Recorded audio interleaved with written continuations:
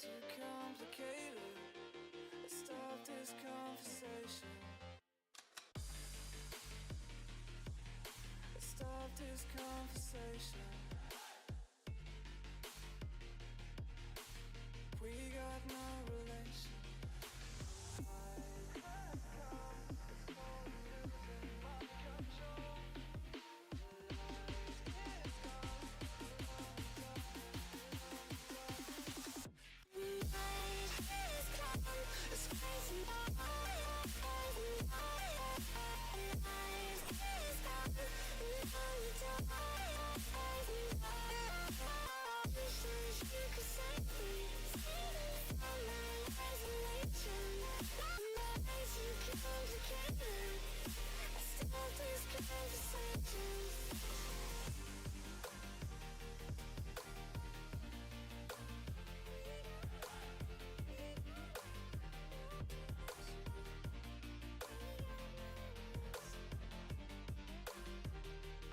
And we are live. Welcome everyone to the AEW All In 2025 watch long. I've got 0 hour on right now. Let me get my mic up. There we go. Ugh. I got 0 hour up, but I mean, do we really care about 0 hour? Darren, welcome to the stream, man. How's your Saturday been so far?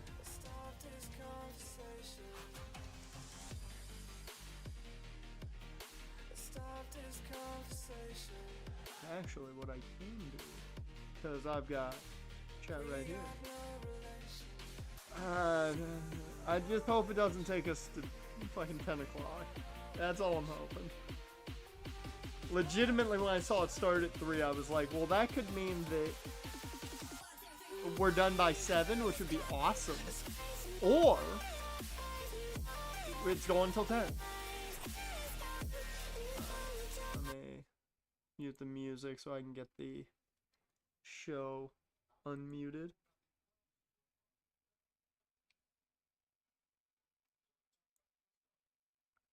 Alright, there we go. See, I have not watched any of the pre-show matches. Like, this little bit of this match is all I'm seeing, and apparently they're having issues. TV-wise. Yep, I was making sure it wasn't on my end.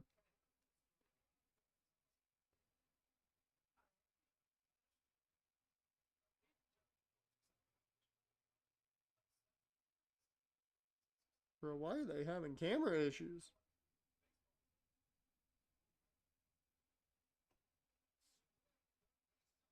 I mean, it could be my stream that's having problems.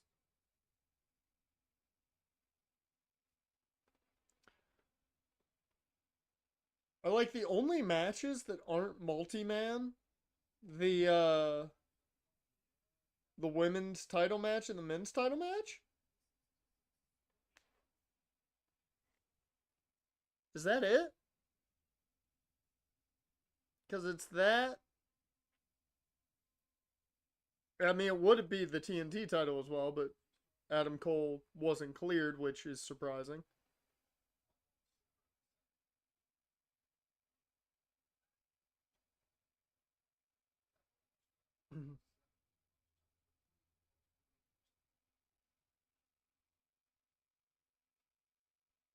Is this going to be a heel turn?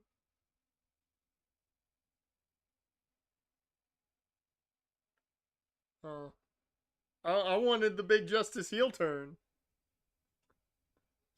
Oh yeah, Omega and Okada. I forgot about Omega and Okada for a second.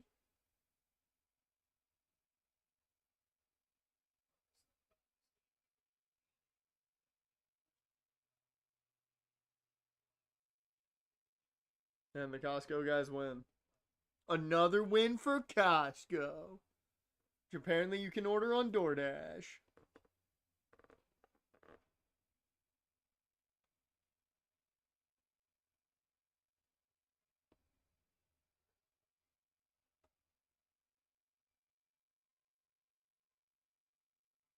I will say Kyle O'Reilly being part of the conglomeration is the weirdest thing.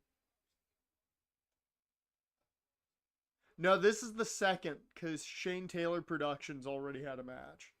That one I saw the entrances for. I didn't pay attention to the match, though. I believe they got one more pre-show match. Which the only reason I started 30 minutes early was just to give us some time to get comfortable until the main show, but yeah, the 8-man tag match already happened because Kevin Von Erich did the claw and all that. I just saw that on Twitter. I didn't really pay attention to the match. I was busy doing other stuff.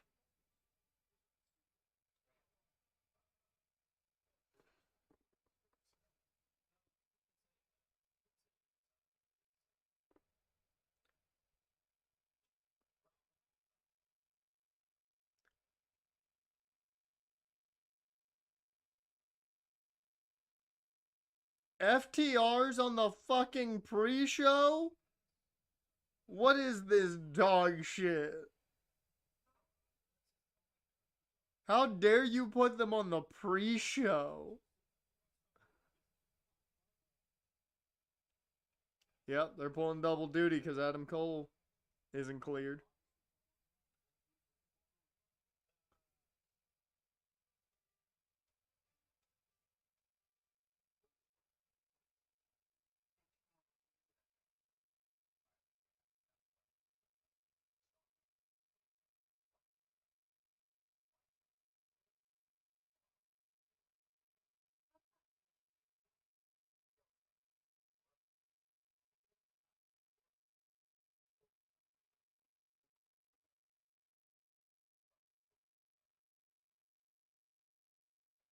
I will say though, all the multi-man matches shows just how many people are on the roster that they have to find room for.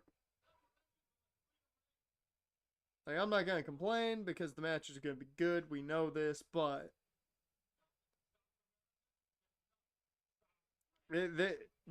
almost every company's in at that point. What's my timer at? 4209, 40 or 2406, 2405, 2404, 2403, 2402, 2401, 24.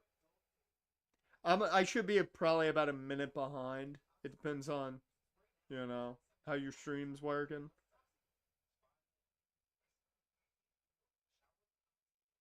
Because I seem to be about a minute behind.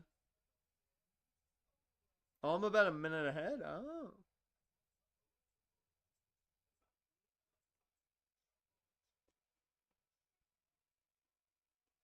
Well, that means you'll get my reaction to crazy shit. You're on the total legal side. Yeah, so totally am I. I'm doing the same thing. I mean, why wouldn't we?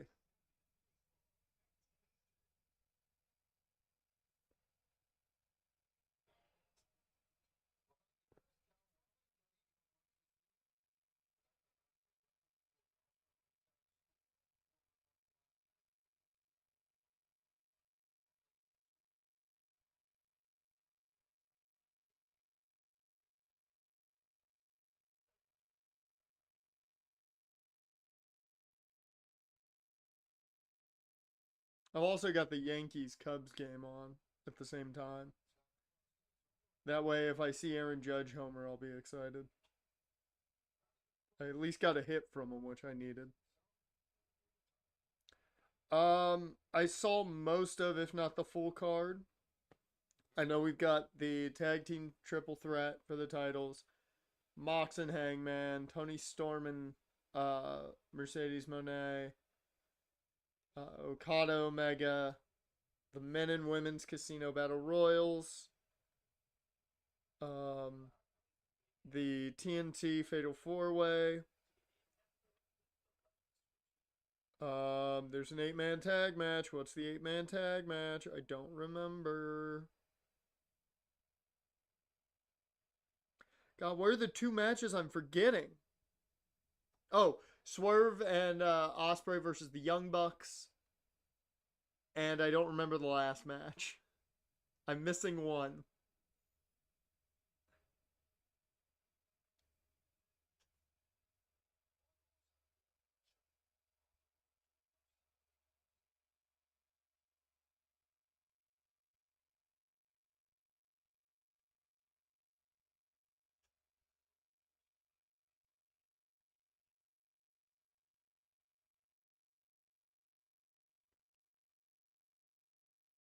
Oh my god, a $10 Prime Video credit? That's insane. What are you gonna buy with all that money?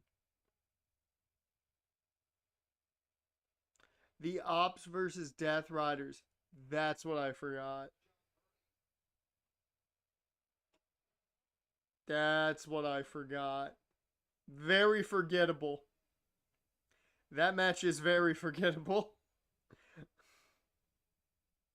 And any person that like overly loves AEW way too much would be yelling at me, but it's the Death Riders. They're very forgettable.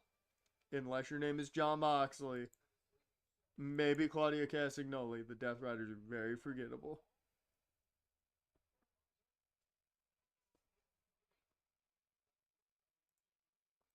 I have to refresh my stream. It bugged out on me.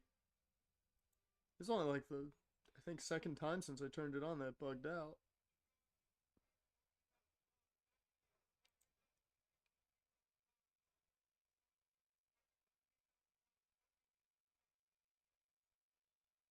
Also, uh, you got homework tomorrow to do for Monday's stream because I think we're gonna do double feature movie night, one good movie and one bad movie. And I want some recommendations because I have at least one bad movie that we could watch. I haven't found many good movies that I like, movies I know are good. I've got movies I'd like to watch. I don't know if they're good or bad, but oh yeah, we get Mystico tonight. I don't know if we'll see any botches. He's grown out of the botch Kara line of things. He still botches every once in a while, but I think he's grown out of being botch Kara. I love that I actually wanted to watch FTR against the Outrunners, and now my stream goes down. The one match on the fucking pre-show that I wanted to watch, and my stream dies on me.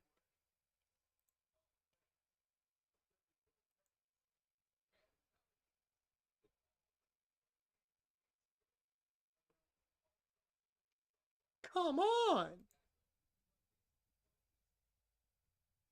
There we go.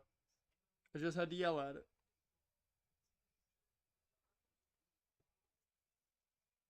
I mean, most people know him best as Botchkara. I'm gonna, I'm gonna fix something. I'm gonna move my shit a bit closer.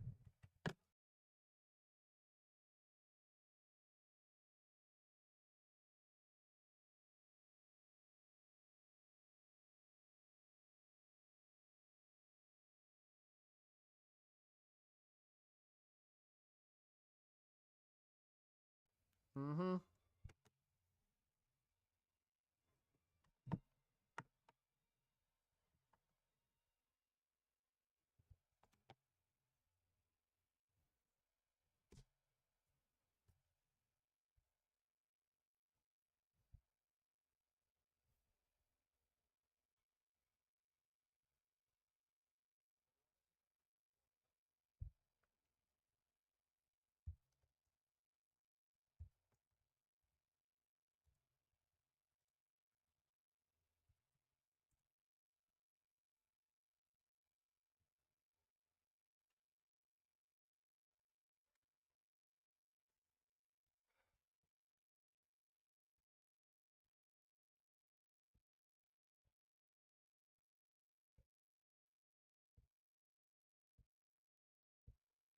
Alright.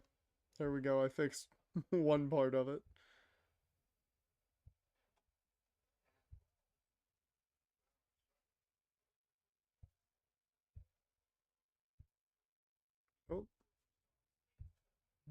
Not what I wanted.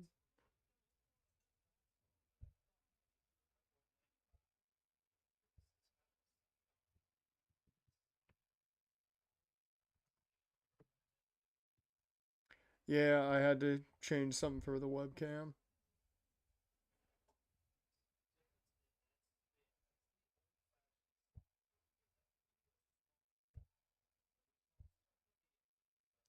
Damn.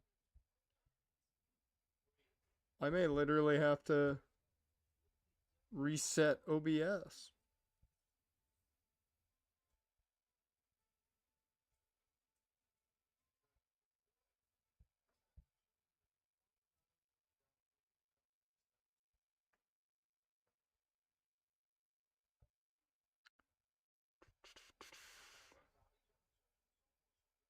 Bam, bam, ba-dum, ba-dum, bam, bam.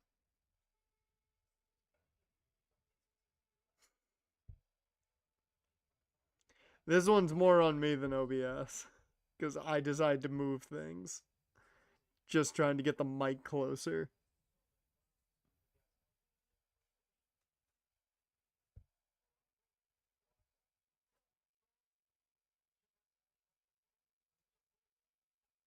Uh, bu- bu- bu-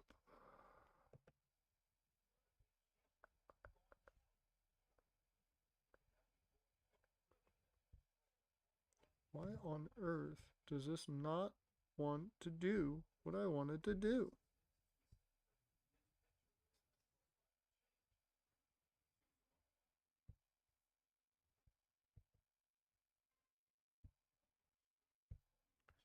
Here, let me.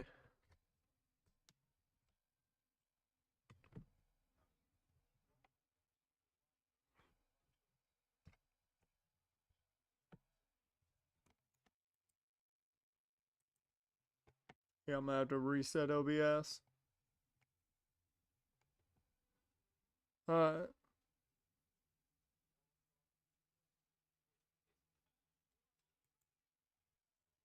Hey, holy shit, I'm back. I materialized. I wasn't even ready for it. There we go.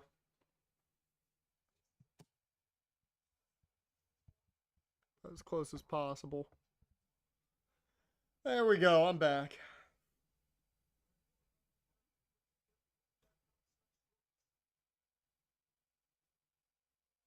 Just took about 10 minutes, but I'm back.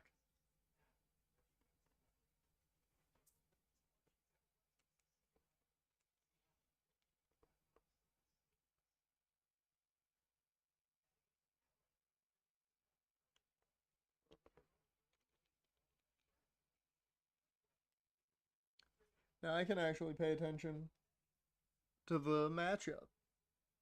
First, the stream wanted to bug out. Then, I tried to move things, and shouldn't have done that.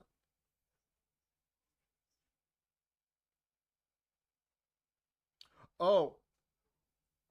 Oh, what's my timer right now? 1311, 1310, 1309, 1308.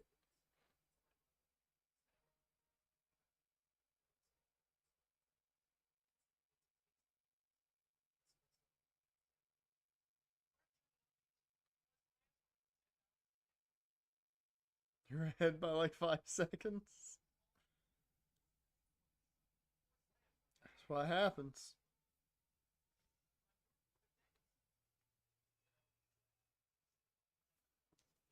All right, Jen, since you weren't in stream early yesterday, uh, the Monday after I come back from vacation, I believe it's the 28th, we're probably going to be doing movie night again. Because a certain movie gets put on Netflix. And I feel like we have to watch that movie. I feel like we have to. We're contractually obligated, I feel, to watch the movie. Because we'll be able to either shit on it entirely if it's terrible, or respect what they did with it if it's good. Well, it's a movie that technically, we we have we've already technically seen the movie on stream years ago.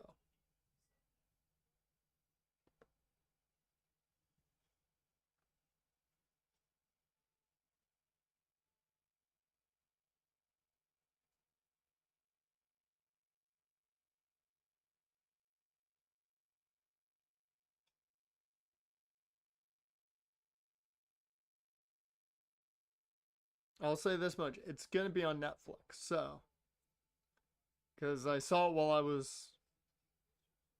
was setting things up to watch Dan to Dan yesterday after editing.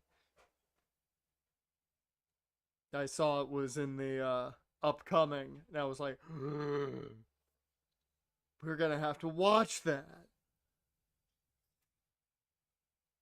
I feel like we're contractually obligated to. Sure, Lord, so many scoop slams.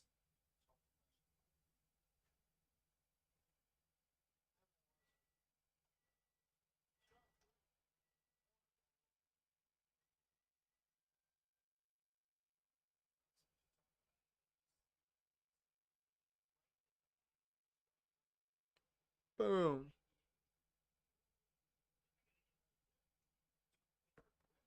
Dash, welcome to the stream, man. You missed all the technical difficulties just a bit ago.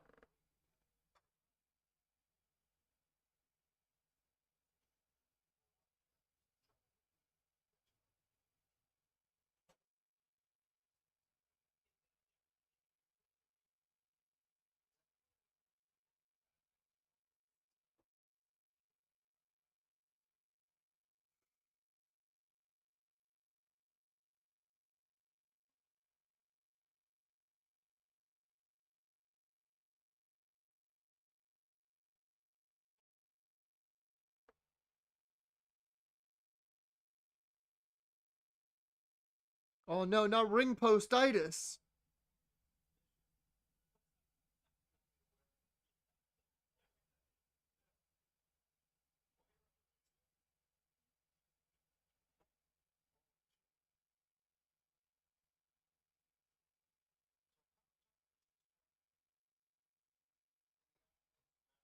I like that there's someone in the crowd with a 2 sign.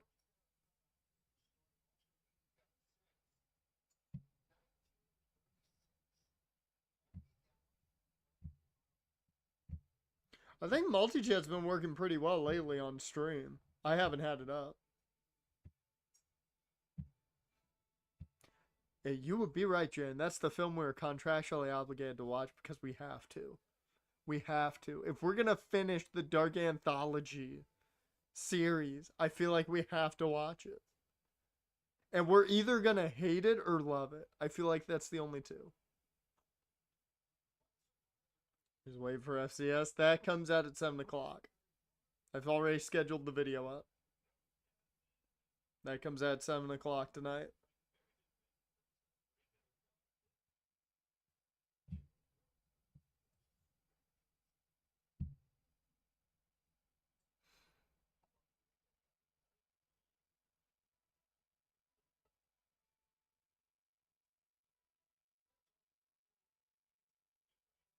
I will say from a like stand perspective, like to watch the event, I think a baseball stadium fits better than most stadiums.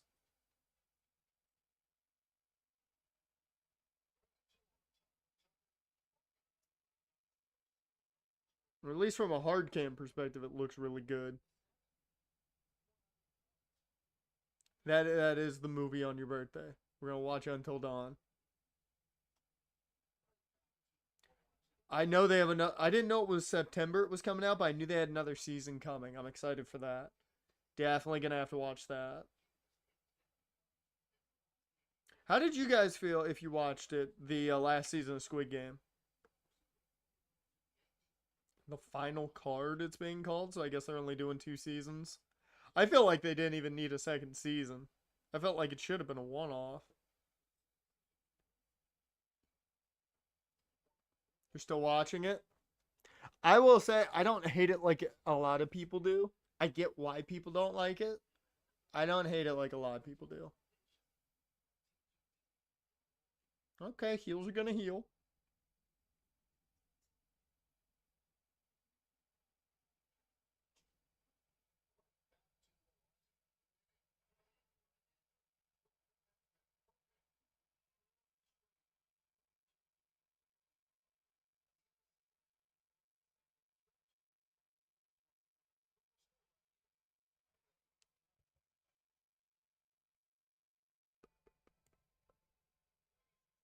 Okay, no need to pop into the stream on your birthday. That's fine, man. That is perfectly fine. As I've said before, if it's your birthday, you probably shouldn't be spending it with me. That's the last thing you should probably be doing.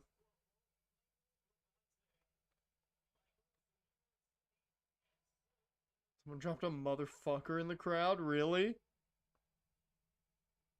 Oh, I wonder, are we gonna see a fan not paying any attention at all at a very important moment in a match on the hard cam?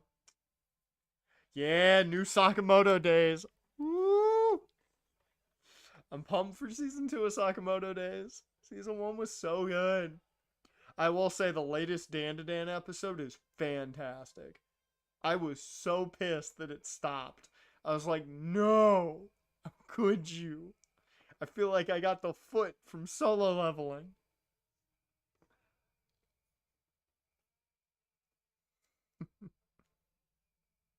Yeah, because you guys won't see me. You guys won't see me for a week after Friday, and I'm gonna be so relaxed, so calm that next Monday, unless I have to record like an ungodly amount.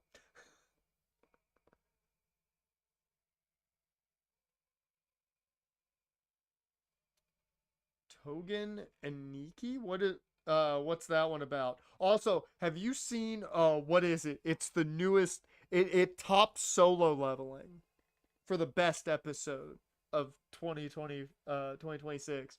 I don't remember the name of the anime now, and I hate that I don't remember it. But oh my god, it looks so good. That people are saying it is rough emotionally, like so damn rough, but it looks so good. So come to the Angels collapse. What do you mean the Angels collapse? I don't expect the Angels to do good. The fact that they are having maybe the best season I've seen them have in like 3 years, maybe four, is unbelievable. As an assassin kills the main character's adoptive father, but he must now control uh his Oni blood. Oh, okay. So it's Batman with a demon. I'm down.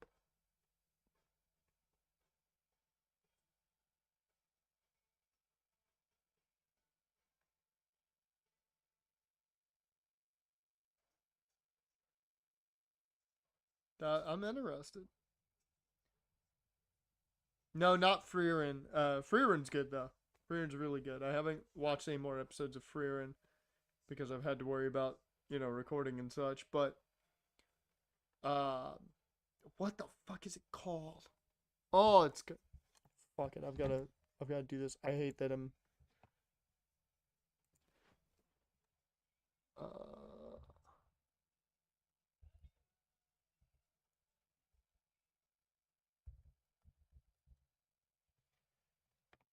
no, that's not it. Uh, list anime. Uh,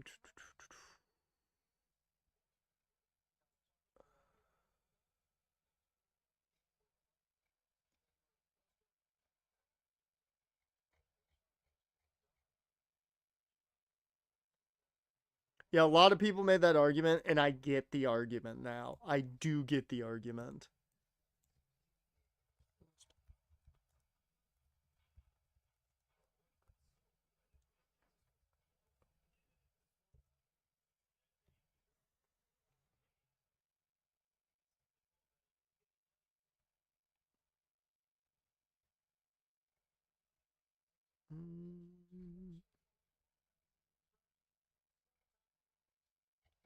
Where the fuck is it?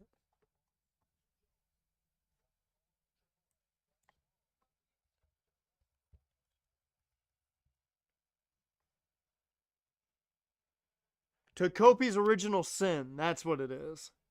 That's what it is. Apparently, it's not for the faint of heart. Do not watch it if you can't handle um, certain subjects.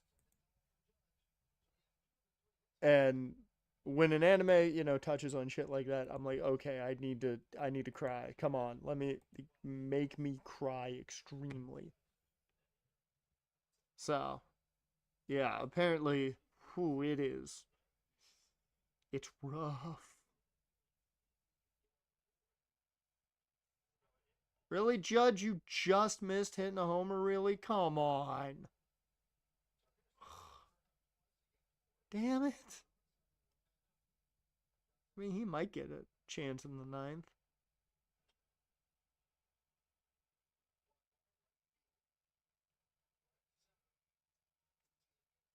Come on.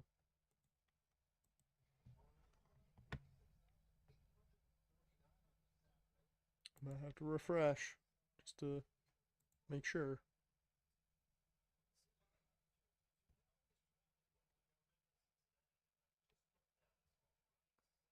I'm not. Oh, oh, it's buffering. Nope.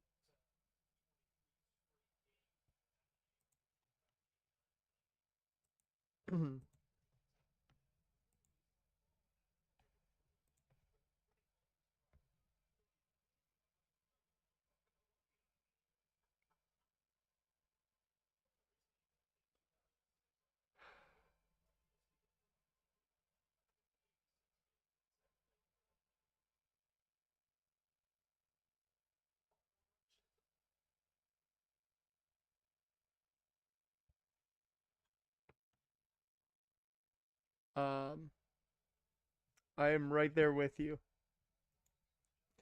I'm right there with you, Jaren.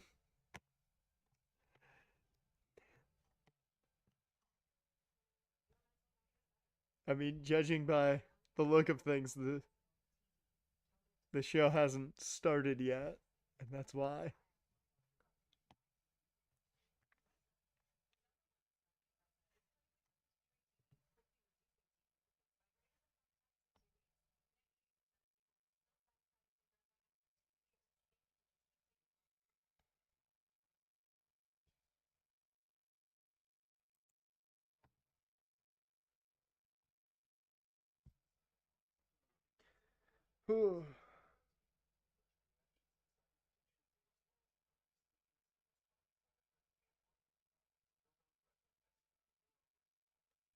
Mm-hmm.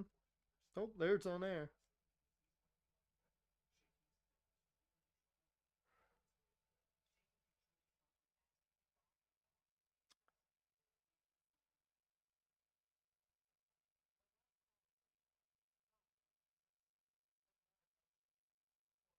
All right, there we go. There we go.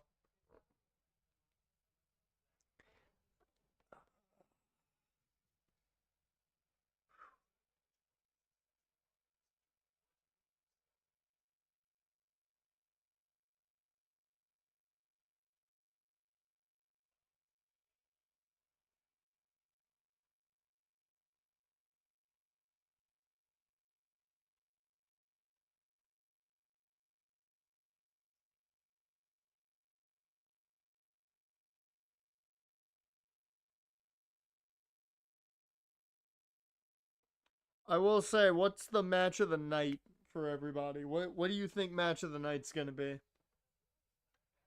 I'm thinking either one of the gauntlets. I think it definitely could be one of the gauntlets.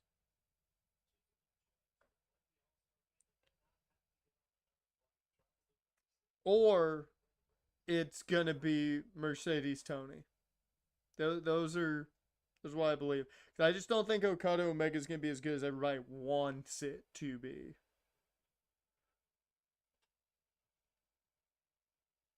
That's the only reason I'm not gonna say Okada Omega.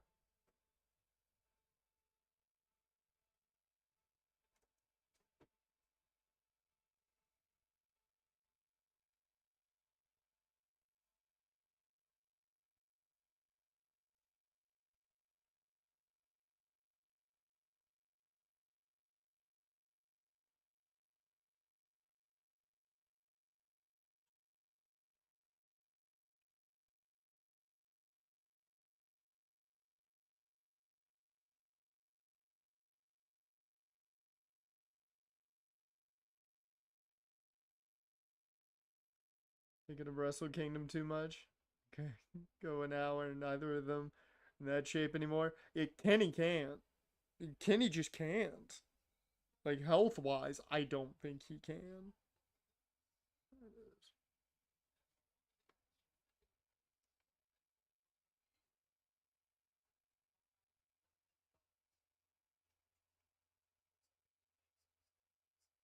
Just don't have Jim Ross on for Okada Omega. That seems like the wrong match for him.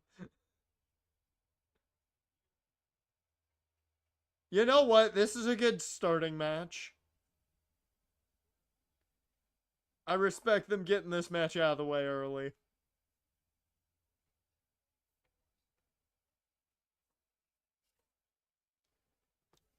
I definitely respect them getting this match out of the way early.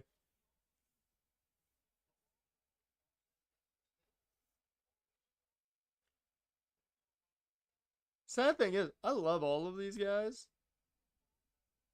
It's just the Death Riders gimmick is so bad.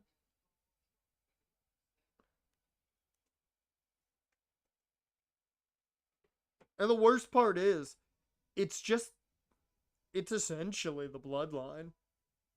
It's just a bad version of the Bloodline.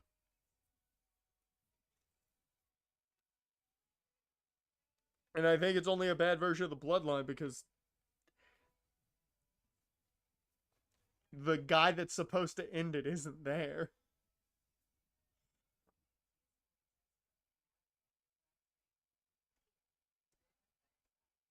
I mean, the Blackpool Combat Club was fine. Even without Regal, it was fine. Like, my big issue with this is just the one dude who is the whole catalyst, essentially, for the Death Riders story isn't there right now because he had to go to Everest. Like, Darby was the Cody Rhodes to Mox's Roman. That was the whole story point. And you didn't have him for forever, so it was boring as hell.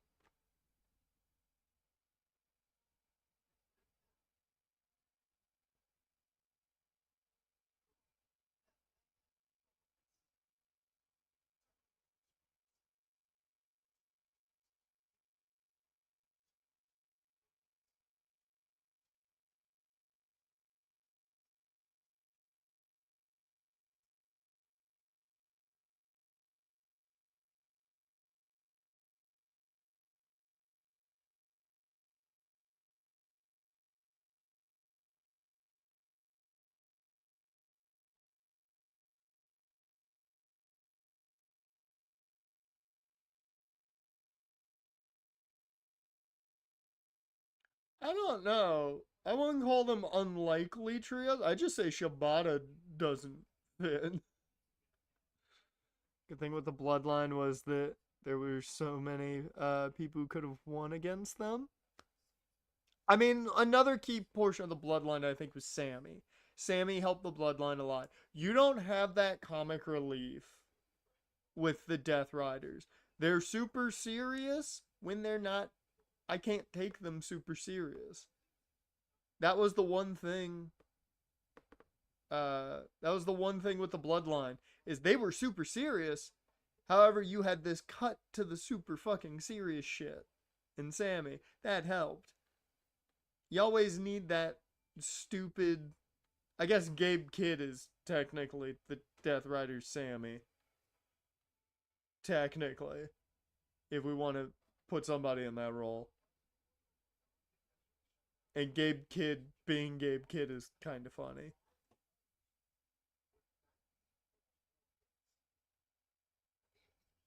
Yeah, I'm happy for Hobbs and Joe. Like, it is great that they're being utilized well. Shibata. You can do whatever the fuck you want with Shibata, and Shibata's gonna make it work because he's Shibata. Too serious to be taken seriously. Exactly.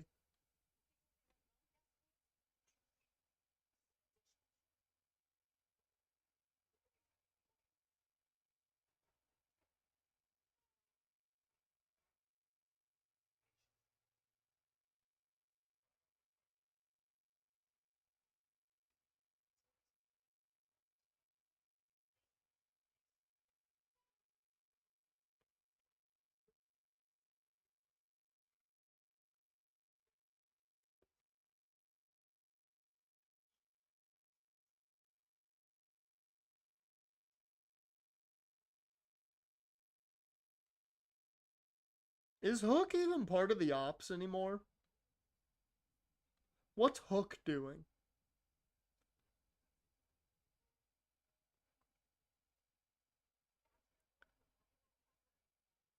Sammy the Bloodline, you knew the story was getting good. Well, with Sammy, it just added that levity that the Bloodline needed.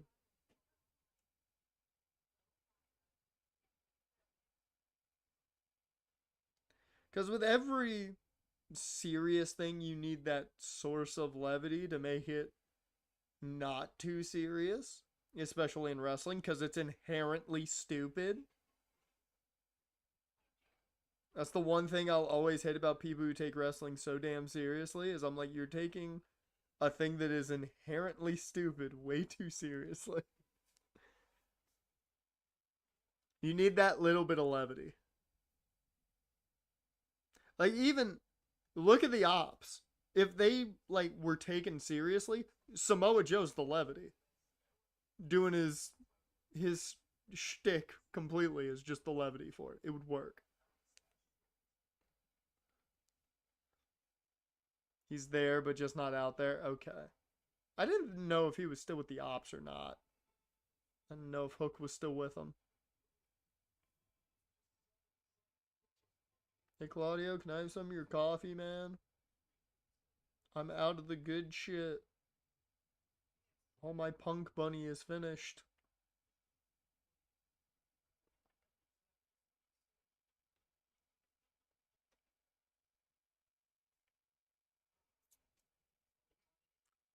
Very true. Jim Cornette and Vince Russo.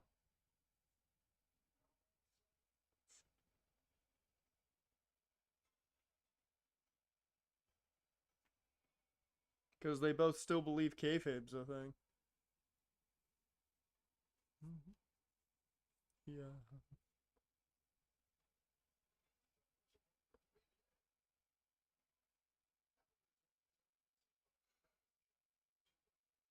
Alright, so Judge should get one more at bat.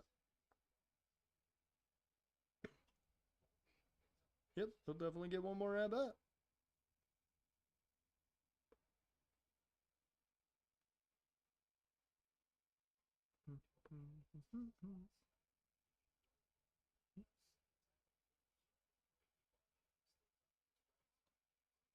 When it comes crashing down and it hurts inside,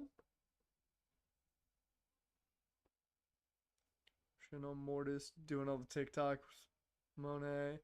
People were like, can't take him seriously anymore. Yeah, it's. I don't care what you do on social media because that 9 times out of 10 that doesn't matter. That doesn't matter.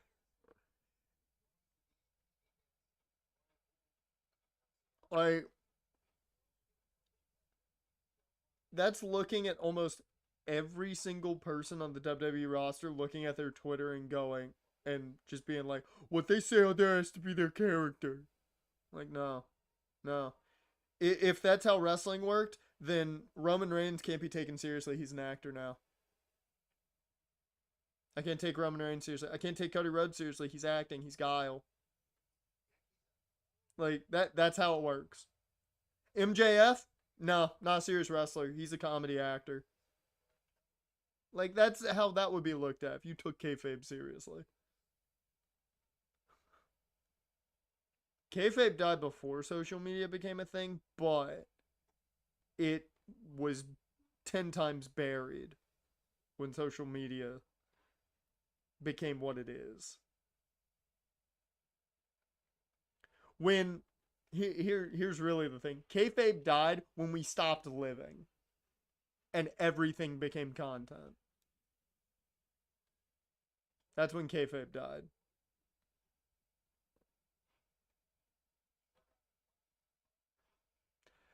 Drew is very good at utilizing social media in character. Drew is very good at that.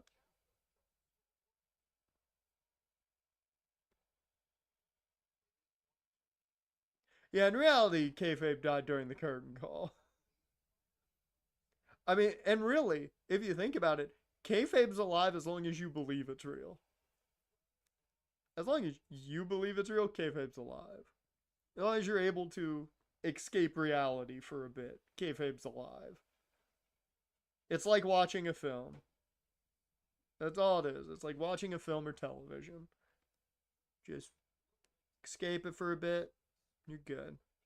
The bored at work tweet is so good. It's so good.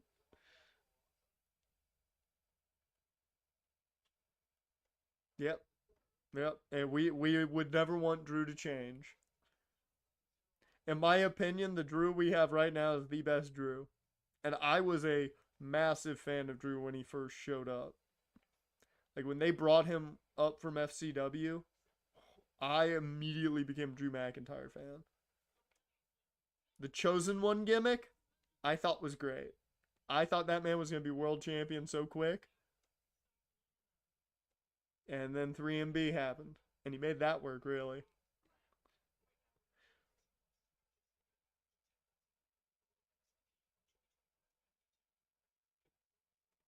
What? What? What, Nigel?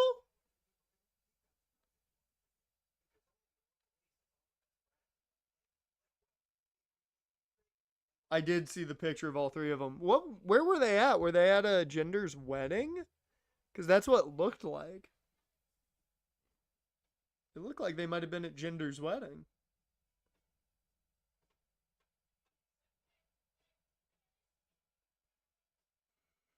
We need Broken Dreams back and the perfection.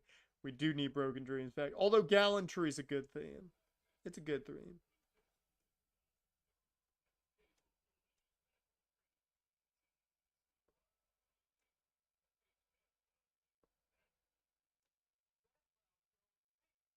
Whoa! What a drop kick! Nice job, Claudio.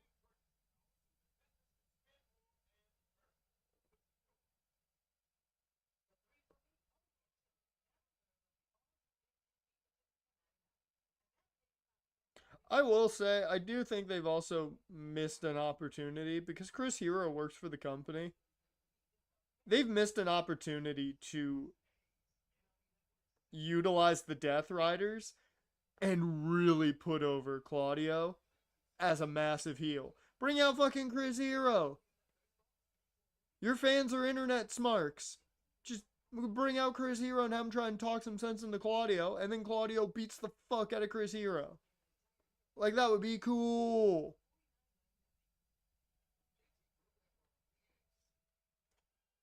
Oh, Broken Dreams is goated. Imagine Mania and Drew comes out to Broken Dreams. Oh yeah, bro, if he comes out to Broken Dreams at any point, the roof, if it exists on a stadium, will be blown off immediately from the pop.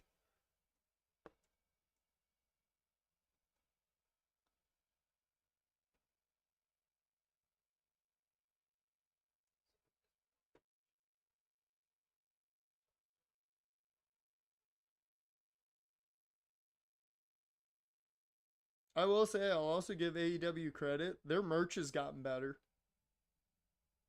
Their merch is getting a lot better. It used to be like their merch was kind of dog shit, and Aleister Black had whoever did his own merch.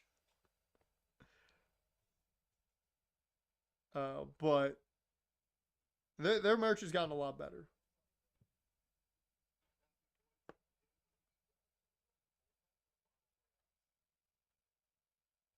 I will say, am I the only one who gets annoyed sometimes by people singing the themes?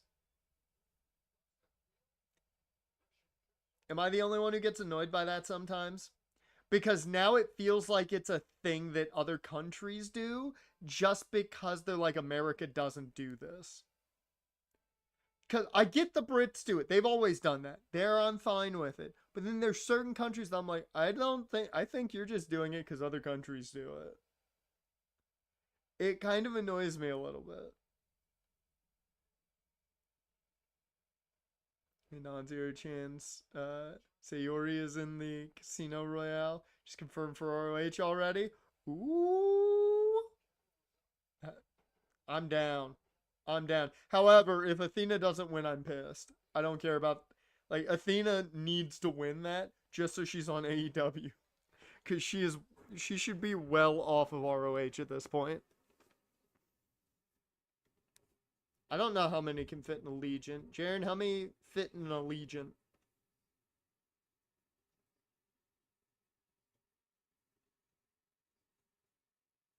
Woo! Love the PK.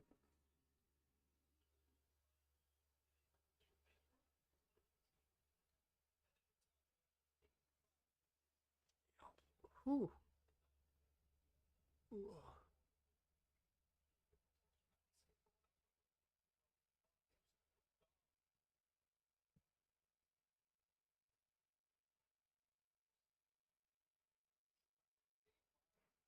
I will say one thing I do hate is the "This is awesome" chant for every goddamn match.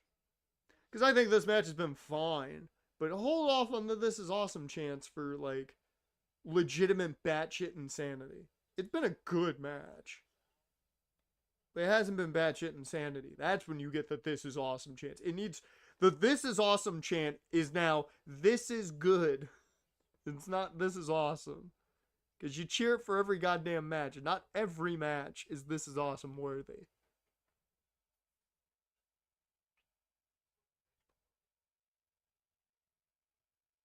Even some of the best matches aren't "This is awesome" worthy.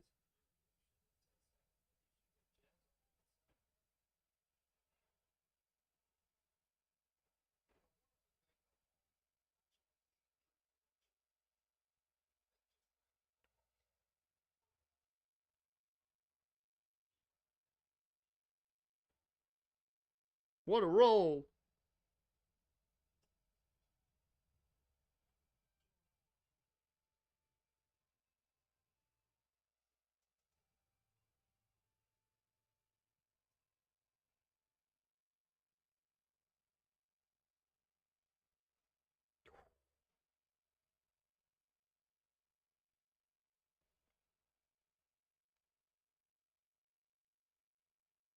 Ordered some Chick-fil-A.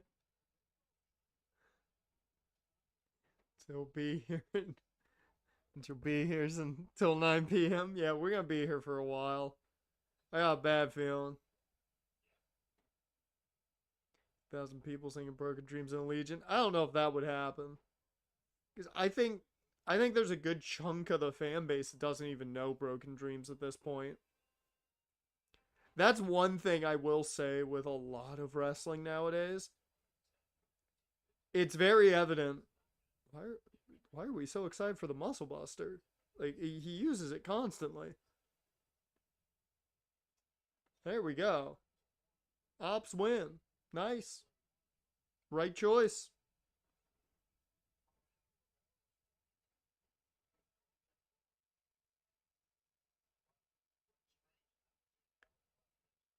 He only started popping off again more recently. The people that know will sing, but the newer fans probably never even heard it before. Probably not unless they're on Spotify. Look at all the wrestling music because it's on Spotify.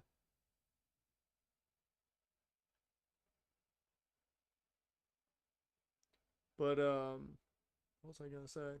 But yeah, I've seen people put like their favorite wrestlers of all time, and they're putting Roman, and I saw somebody put Rhea, and I was like, of all time?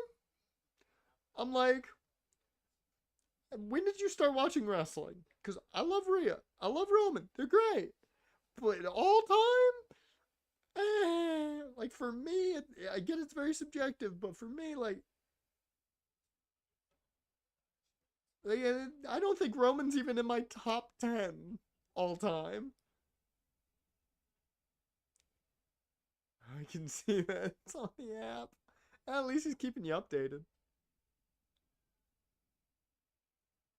No, you gotta do it the other way, man. You wrap it around the neck the other way, and then you step on it. It looks deadlier that way. Then they pop the blood capsule to make it look real rough.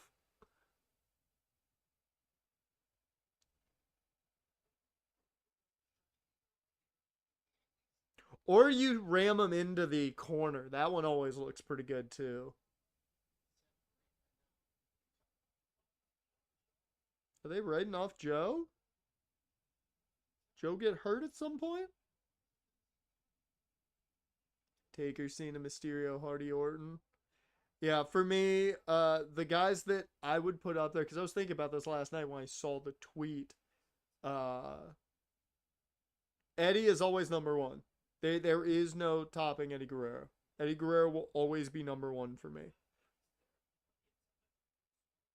And then thinking about it, I was like probably AJ Styles at number two because him, Joe, and Daniels were the main reasons I got really into TNA at a point. And then you can play around from three to five, but Randy's probably in there somewhere because fun fact, he was in the first ever match that I watched. And it was his re-debut as the Legend Killer. He faced the Hurricane on Monday Night Raw. Yeah. Like I have guys that are up there that can kind of maneuver around, but there's a handful that you're never gonna pass. Yeah, I watched a lot of Eddie. I watched a lot of Eddie because I came in when Los Guerreros were feuding with Team Angle at the time. So I got like the tail end of Eddie's tag career into the build up for his title win at No Way Out, and at that point I was the biggest Eddie Guerrero fan. And I think I've told the story before where as a kid watching the tribute SmackDown, I didn't believe it. I thought Eddie was gonna be there. I didn't believe he was dead. I didn't believe it. It took me about half the show to realize it was real. Yeah, that hurt. Only thing that's countered that has been Bray. That's the only thing that's countered that emotion for me. Bray Wyatt's probably up there too somewhere. Him and Taker probably fighting in the top five or around it.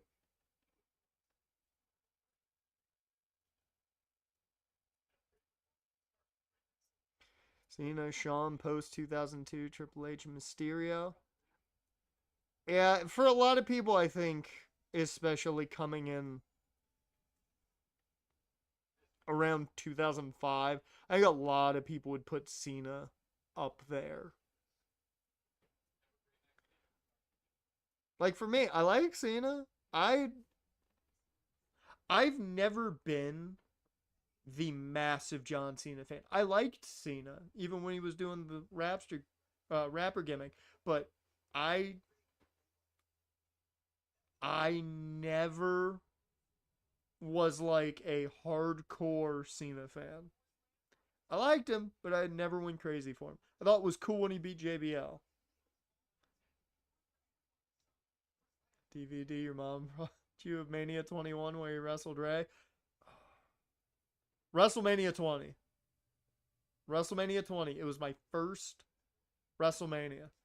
Happened the day after my birthday. On my mom's birthday.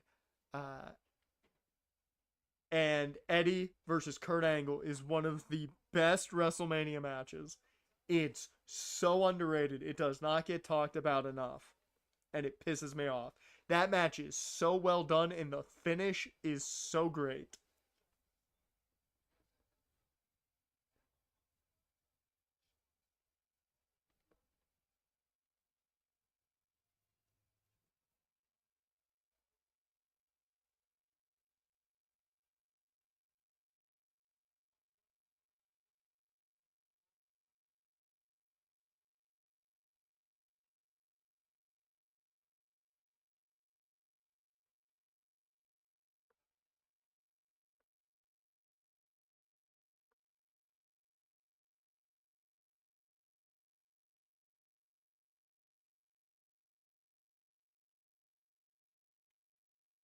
Yeah, that. Oh, that. Yeah, yeah, that's a choice. That's a choice of promo choice there. That'll get you heel heat, all right. That'll get you heel heat. Izaki Bono. Oh Lord.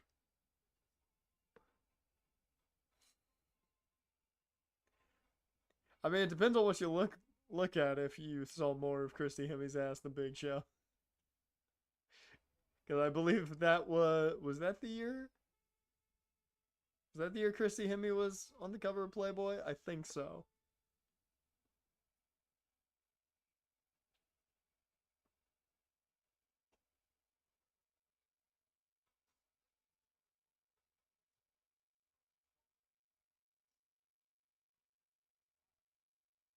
That was the Playboy feud with Stratus. Okay. Yes. So one more chance. One more chance. Come on, Judge. 2-run shot right here. Do it. Please, for the love of God. 2-run shot right here.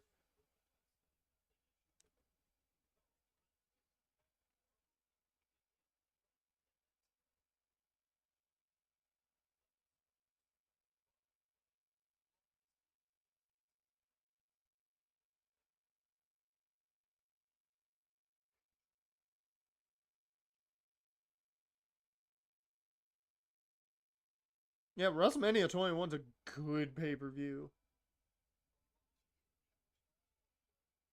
I still love the story of Randy was supposed to end the streak and he just was like, no, I'm not doing it. I'm not going to be the guy to do it. I'm not doing it. Angle versus Michaels is really good. And of course, Cena versus JBL and then Batista and Triple H. You know, the crowning of two guys who, topped their generation. Yes! Aaron Judge Homer! The power of MJF, I tell you. MJF just created that home run. MJF did it. Oh, I needed that. I needed that. Thank you, Judge.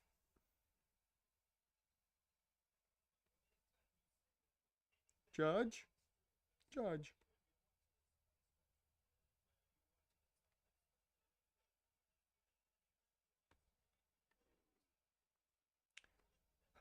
Next up, I need Matt Olson and Riley Green.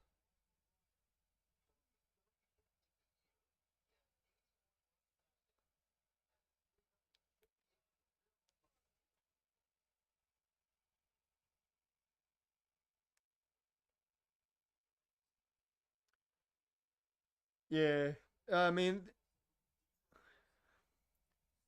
I will say there are very few guys I believed should have beaten the streak. CM Punk at the time I thought would have been an okay idea. Um,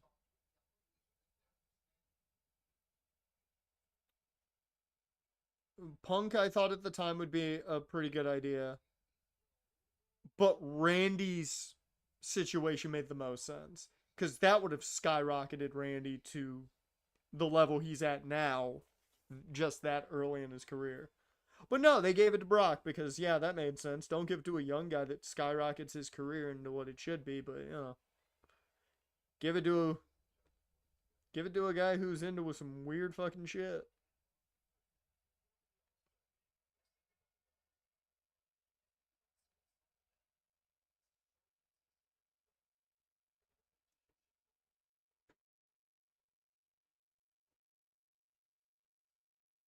Where Vladimir Kozlov ends the streak. In a world where Vince McMahon still is in control of WWE, yes. Yes, I can see it. Ooh. God. Stan got hit on the fucking hand, it looked like.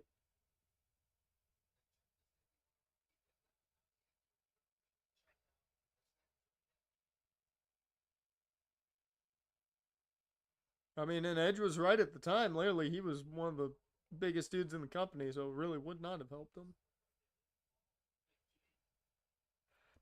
Bray made sense too. If they had had Bray versus Taker before 30, it would have made sense. But of course, at 31, it didn't make sense because the streak was already broken. But Bray made all the sense in the world to end the streak.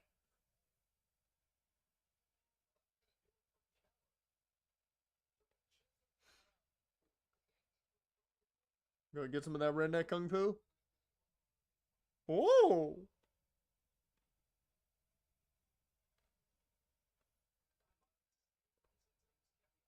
waiting on a major pay per view, and Vince would cause the apocalypse for allowing that. He did allow that at one point. Bray won the WWE title.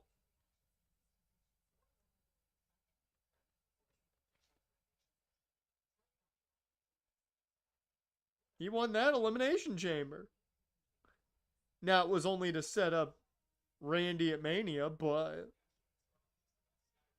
Oh, here comes Ricochet.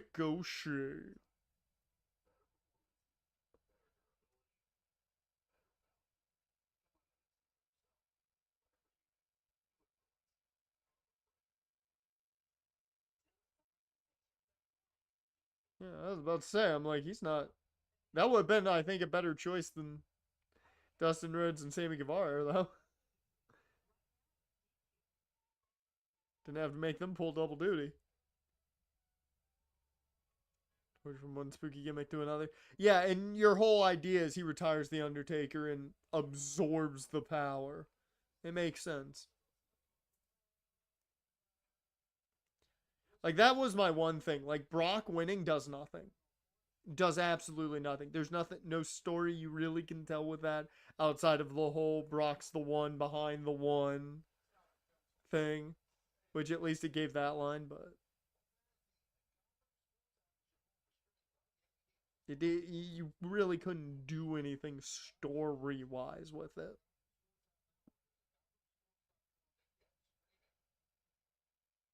Bray Wyatt pay per view wins. So you beat Ryback at Payback 2015 and you were there.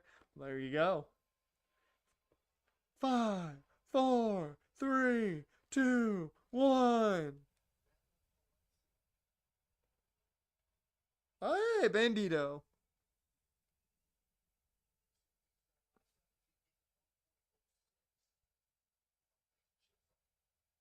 You think Bandito's a fan of the University of Texarkana Bandits?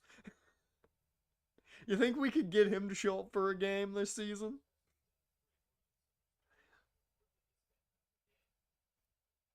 I saw a Tamina pay-per-view win at the same time. There you go.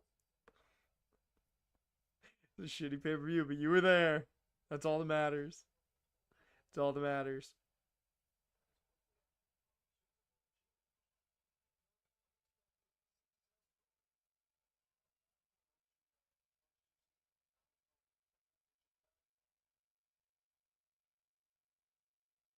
Mania 31 was Bray wanting to absorb the powers of The Undertaker. Exactly. So the story there worked if he had been able to beat the streak. Like, if the streak was intact and you let him win, it would have been perfect. Story tells itself. And then they have a good enough match that probably Taker just calls it there and doesn't have to have the shit match against Roman at 32.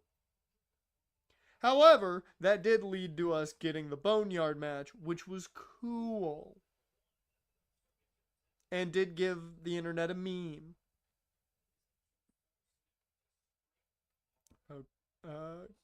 Curse Axelmania and Macho Man down coming in. So the superpowers. I don't know how could you be confused with that? It's just Hulk Hogan and Macho Man Randy Savage. I don't see how you could be confused with that. That's obvious who it was. Nobody else. Oh yeah.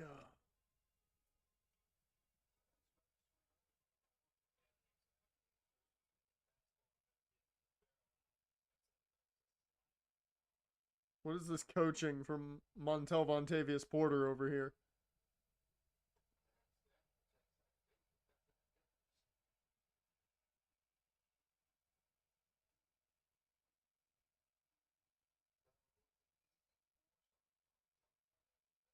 Ooh, Takeshita.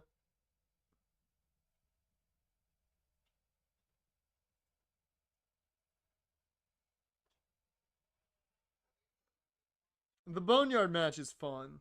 It's very fun.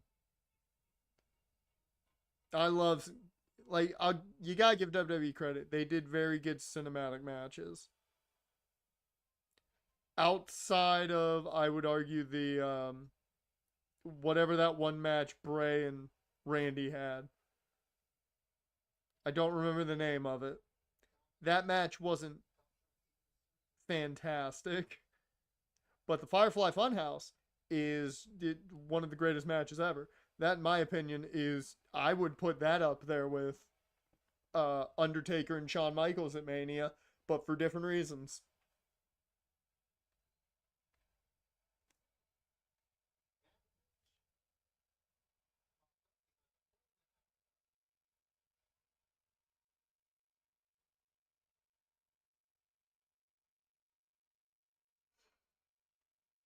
Oh, I don't know what the hell you're talking about. Have you watched a lot of the ROH heavyweight title matches? There have been some really good ones. Although I will say my favorite ROH match is Tyler Black versus Bryan Danielson to a 60-minute, was it a 60-minute? Maybe it was a 30-minute draw. Such a good match.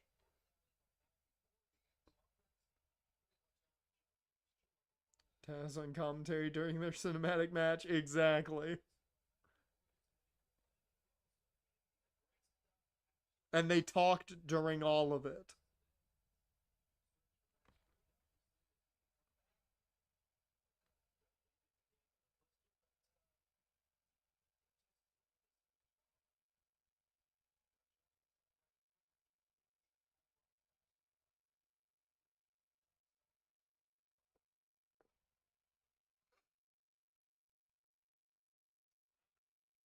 Three, two, one. Oh shit, Mystico's here.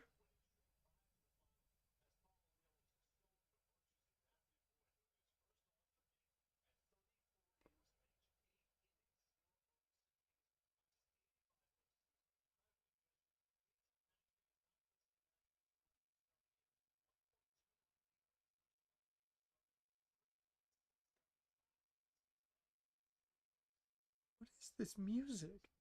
This doesn't sound like an entrance theme type of track.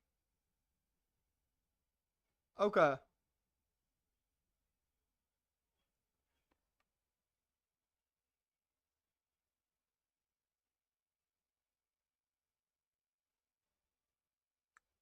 Okay, now it's an entrance theme. It has a build to it. But it's not Minoru Suzuki esque where you sing with that shit.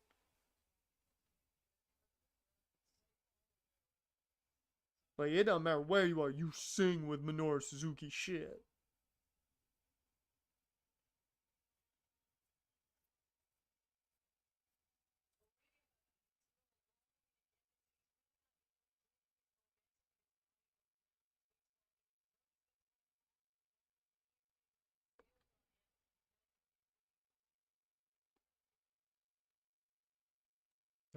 Let's see if we get any Botchkara moments here.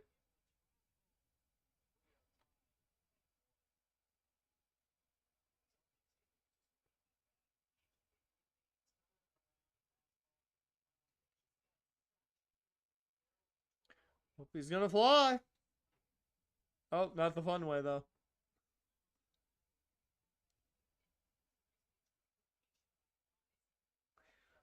Lost his balance.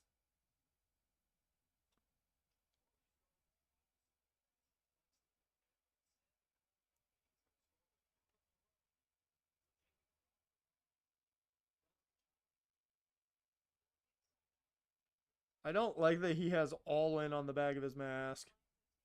Unless you're gonna sell that. Unless like it's gonna be a auctioned item. That's weird. like a major star in CMLL, and I'm like, bruh, I watched you in a match because of her finger. I mean, I remember when WWE signed him, and I was like, oh, this guy's really good. Okay, cool. And then I was very disappointed. They gave him all the style in the world, though. Oh, here comes the walking weapon.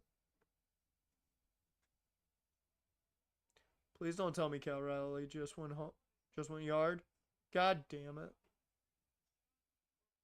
Oh no, that's Rayleigh. Damn.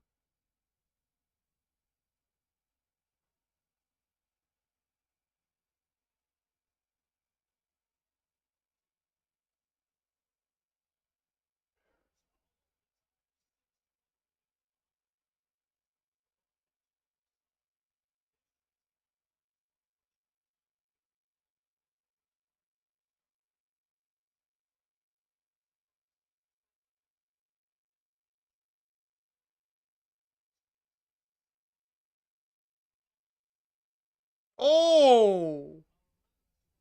On the hardest part of the ring! Those yellow lights during his matches, yep. Yep.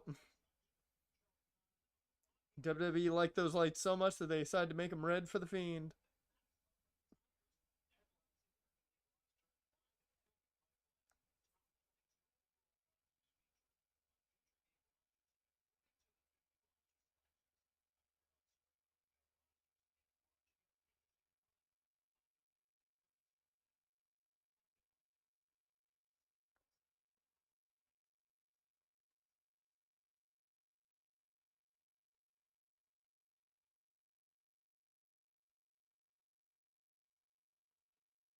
Five, four, three, two, one.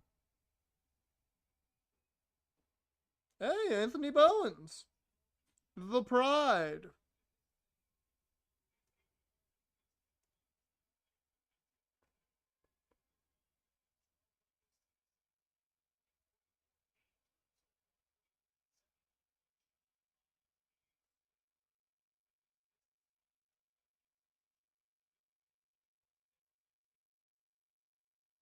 I just, if Riley Green hits, I at least make some money today.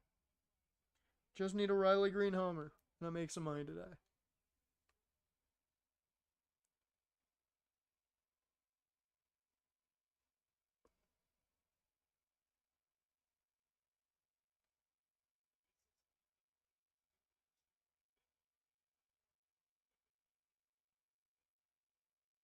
There we go.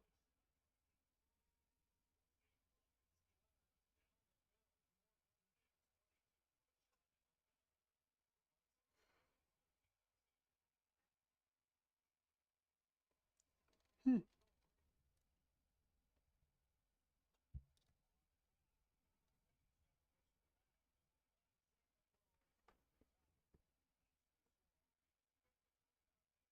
Oh.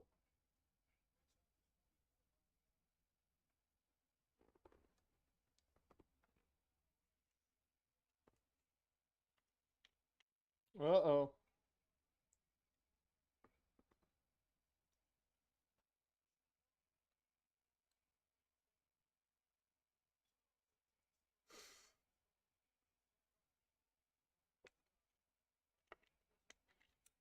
That was a choice.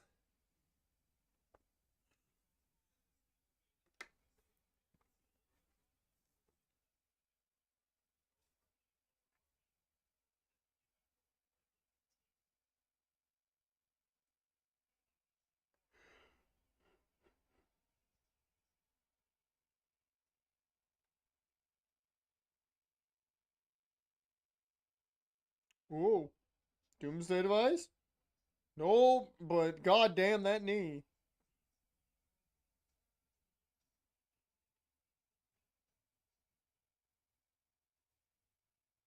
I think Ricochet might have lost a tooth. 4, 3, 2, 1. Hey, Roddy.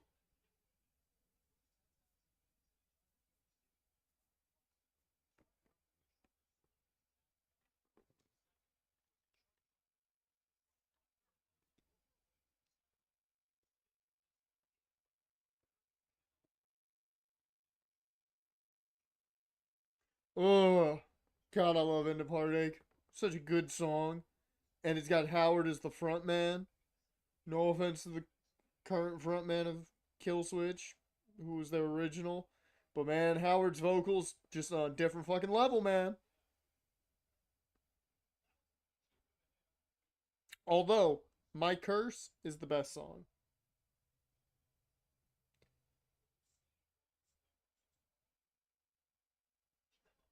Why has he got a t-shirt on? Just curious.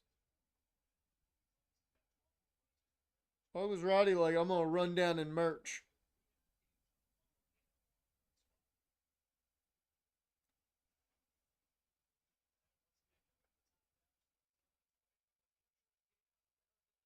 'Also, you know what I hate? No one calls him the Messiah the Backbreaker anymore.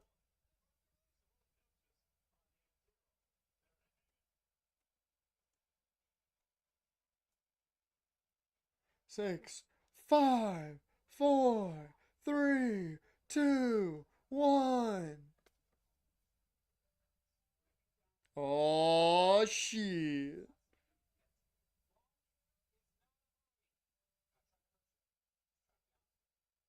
Brody King.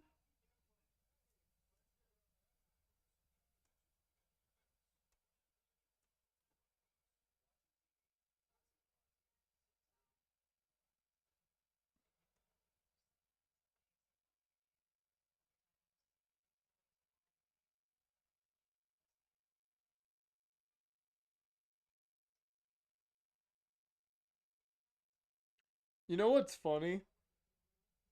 Because just seeing Brody here makes me think of the fact that WWE's already done more with Aleister Black in a singles role as AEW did in his entire tenure.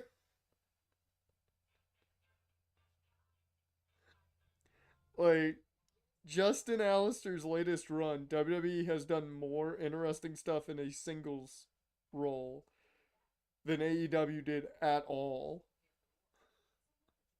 And all he's done is fight R-Truth. Or I'm sorry, Ron Killings. And now feuding with Damian Priest. Damian Priest. Black Hole Slam, damn it!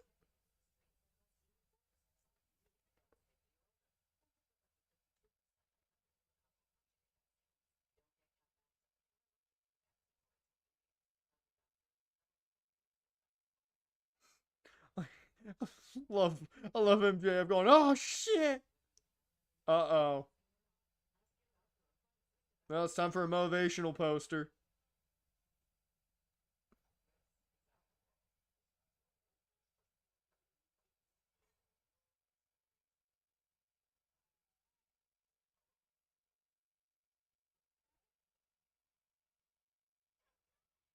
Dear Lord, a lot of cannonballs.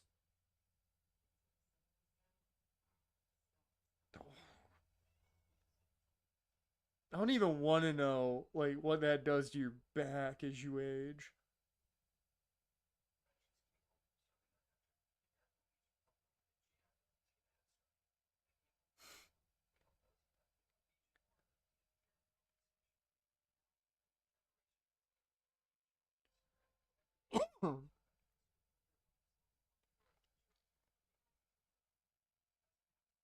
How many people are we up to?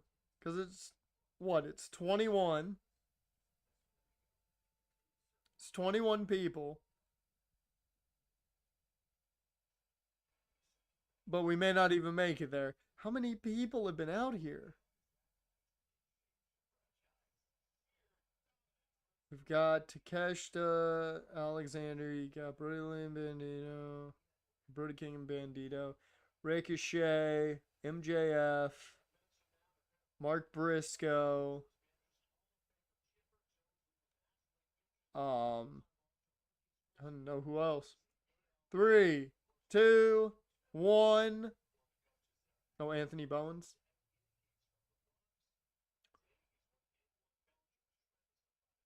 Oh yeah, the crowd will pop for Rock Hard Juice Robinson, that's for sure.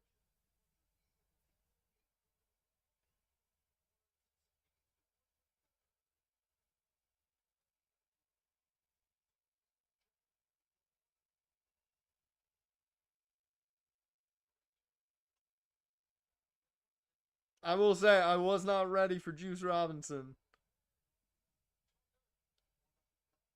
Yeah, no, I don't like clean shaven Juice Robinson. That doesn't have the same aura. That beard he had was fantastic.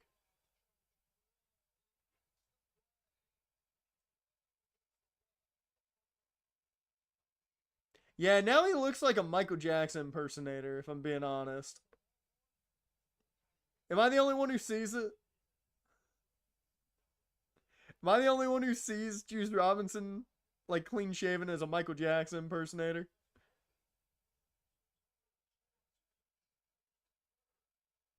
Good full Nelson slam though.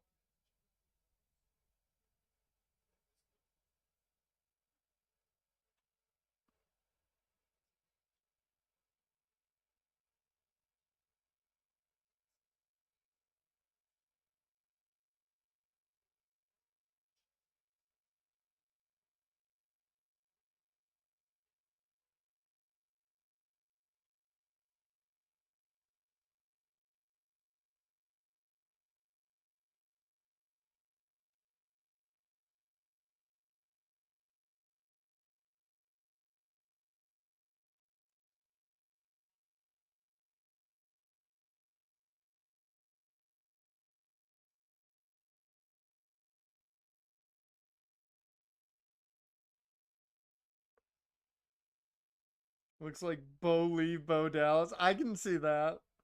I can see that.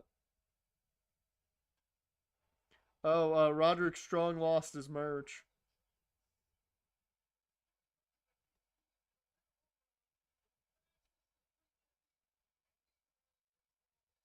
Bullet Club? Oh shit, it's the guns!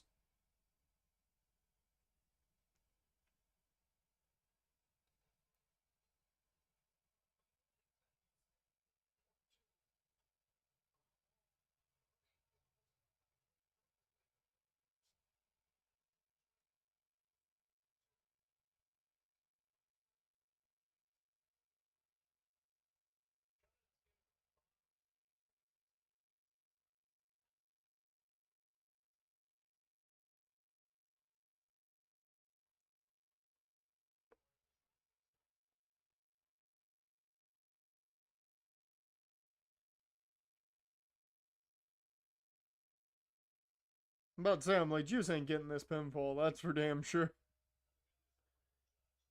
Like, big return, but like, not the guy who's gonna go after the title.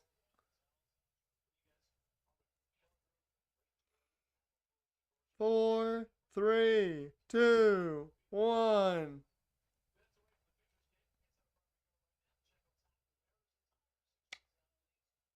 Okay. I didn't realize Coda was in the Casino Gauntlet, but okay.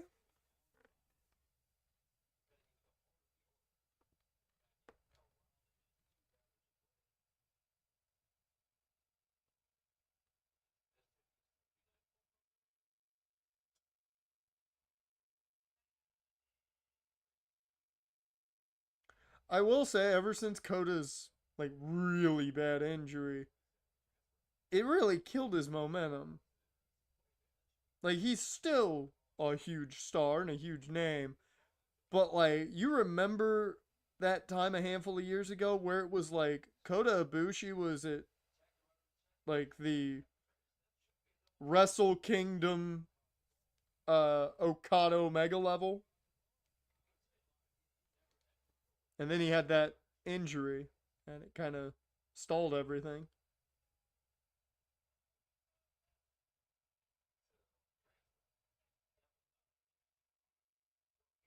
Yeah, Cody, you ain't gonna move Brody much. There you go, bit momentum.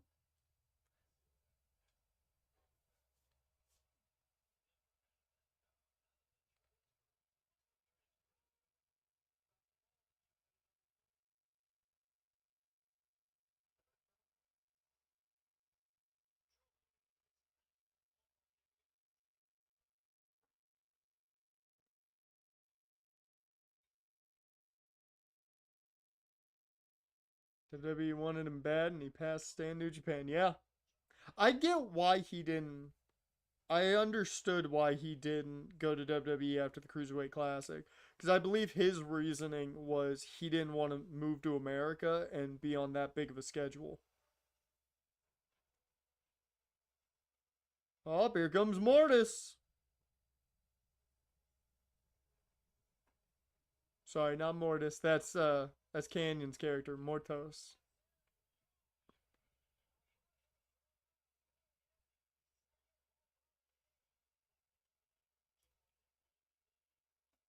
But his character's ruined. Oh my god, if he wins, bruh, the internet is gonna have a fucking field day. Like, I don't think he's winning. Right now, there are two guys that I believe make sense here. Maybe three. I could see three guys. There's one I could see three guys. There is a fourth guy that I would like to possibly see win, but I don't think he's going to. Monet, he's not a threat. Yeah. Yeah, he does TikToks. He's not a threat at all. He does TikTok dances.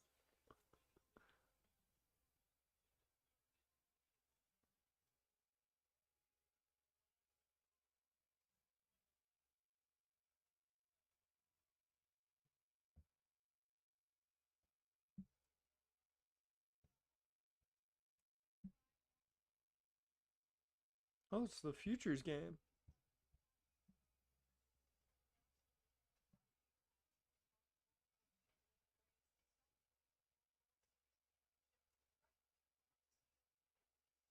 Oh,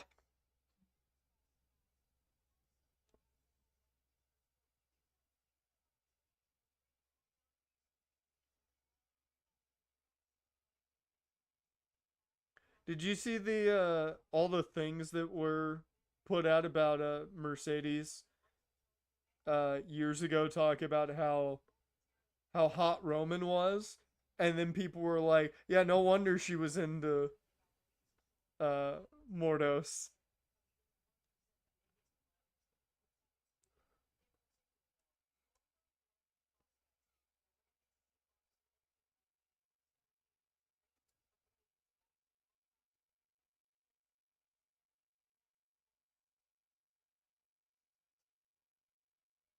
I don't think it's gonna be Glacier.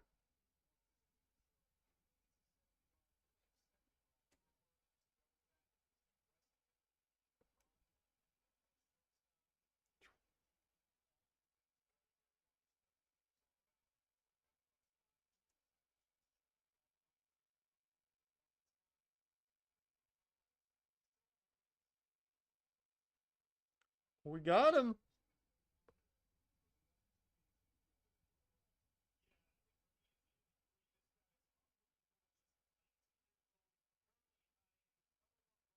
Oh,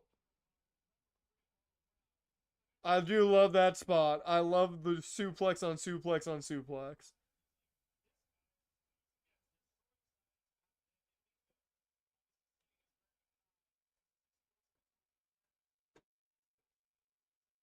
Who doesn't like a good Tiger Driver?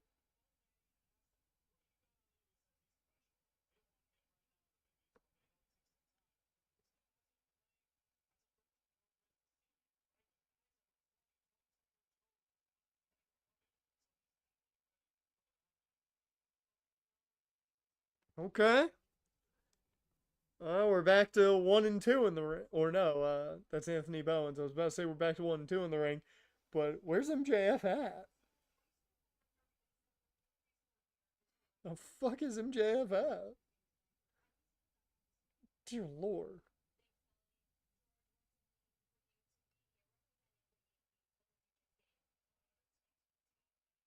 I mean, how many people are out there?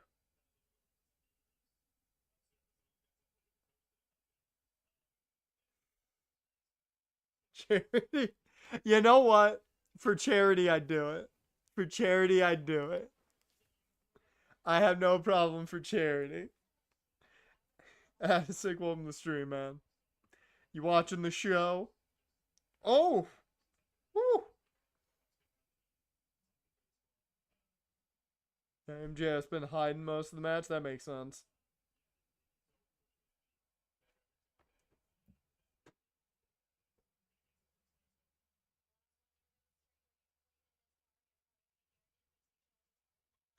He's without a beard. Not it. I agree. I thought he looked like a Michael Jackson impersonator. Jaren said, Bo leave, Bo Dallas.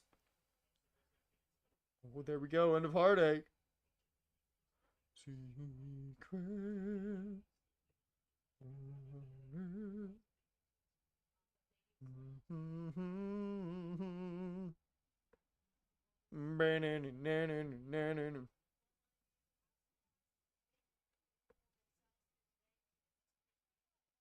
Alabama Slam.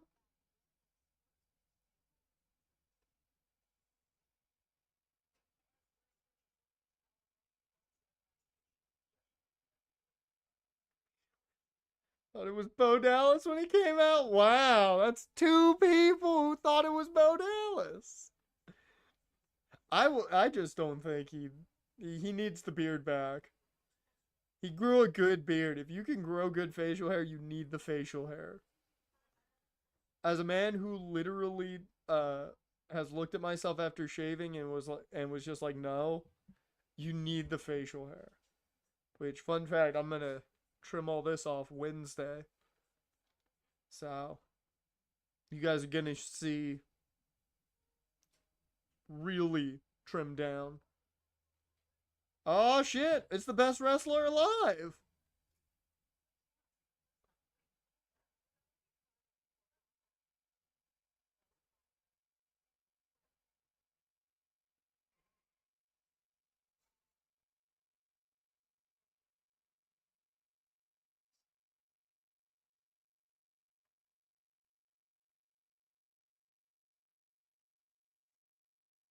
Maximaniacs.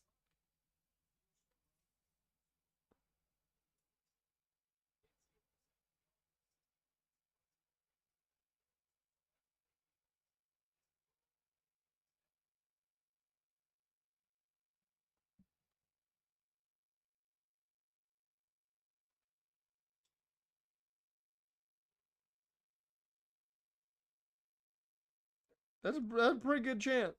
That's a good chant.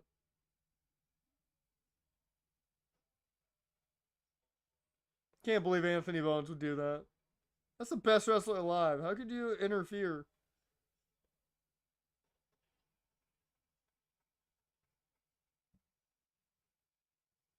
I want to point out it has been an hour and we are on the second match.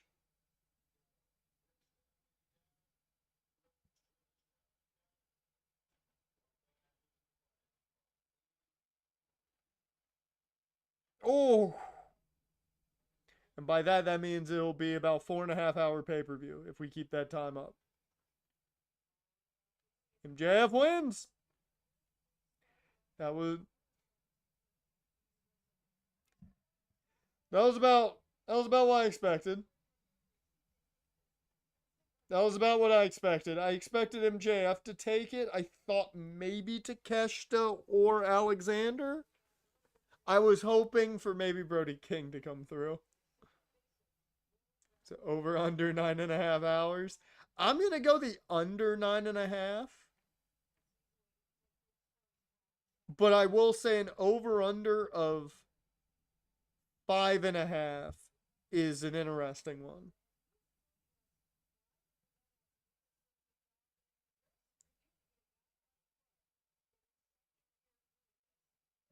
That was good.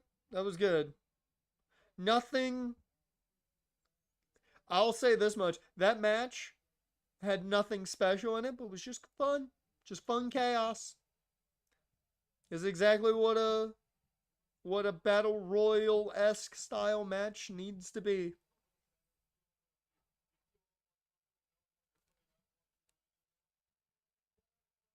MJF does not hurt people.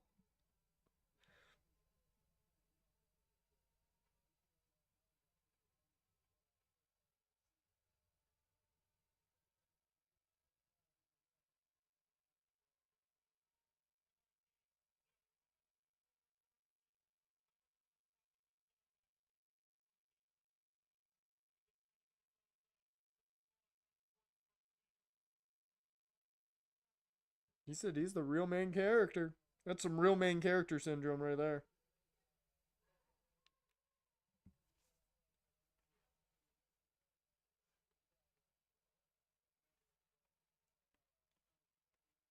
Okay, what do we think the next match is?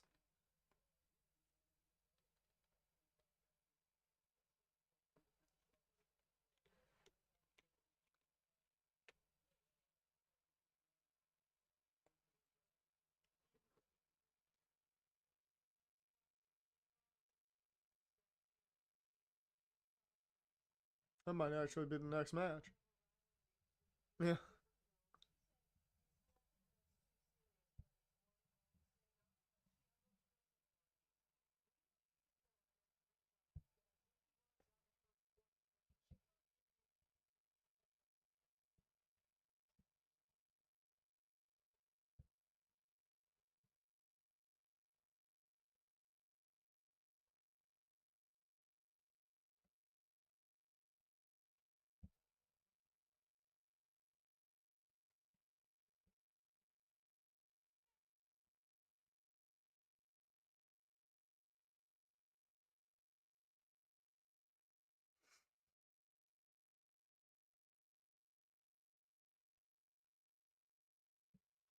Like Tony just being like, yeah, fuck him.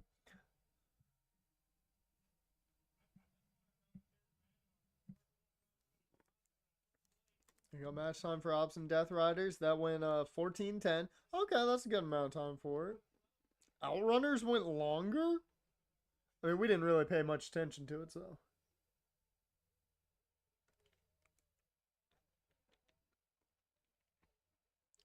Okay, there's two possible winners, and who do we think's winning? I've got Fletcher winning. I've got Fletcher winning it. It looks like he's perpetually drunk these days whenever they show him on commentary. I mean, it might have to be with how much fucking time he works. Like, I feel like this dude, like, works more than most people work in, like, I feel like he works more time in a day for AEW than most people work in, like, 3 weeks. Because the dude's always doing something for the company, and I'm like, bruh. You are not young enough to be doing that anymore, man. I mean, I had Fletcher pot. Oh. Okay, Cole's here, though.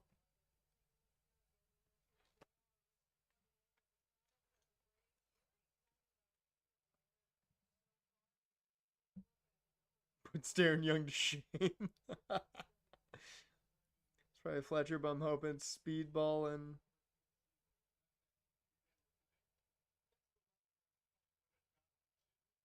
I mean, Fletcher probably wins, but Speedball and Knight are for the tag titles. That confused me for a second. I don't think they're winning it. I think they're keeping the titles on Hurt Syndicate.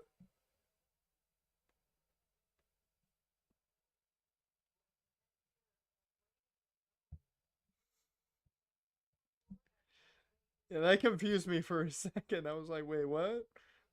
Kevin Knight and Speedball, what? They got put in the match? Hey, Braden Montgomery.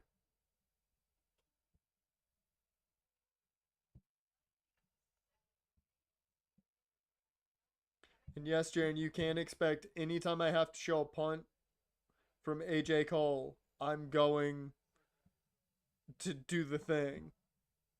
Adam Cole, baby! And Casino went 34-55. Okay. So it felt like it dragged a tiny bit. It was fun. But right at the end, I was like, it feels like it's going a little longer than it needs to. I figured it was getting 30 minutes. So yeah, it went just a tad bit longer than I thought it was going to go. So that explains why I felt like it dragged a tiny bit. Not enough to make me really complain about it dragging. But I was really just like, it felt like they're just at the end. It was like it dragged just a bit too.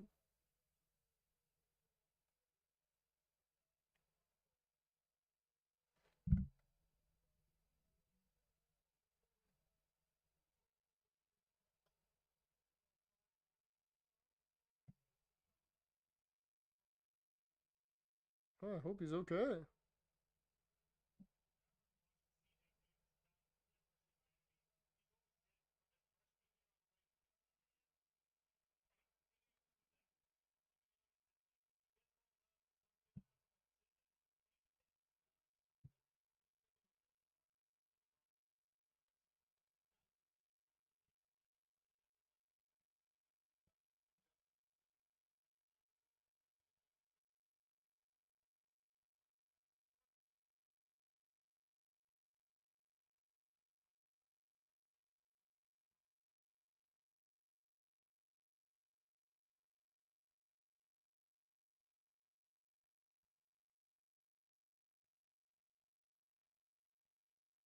I was not ready for emotional things. Conan stopped ducking. Well, I think we found out why he's ducking Chris Danger.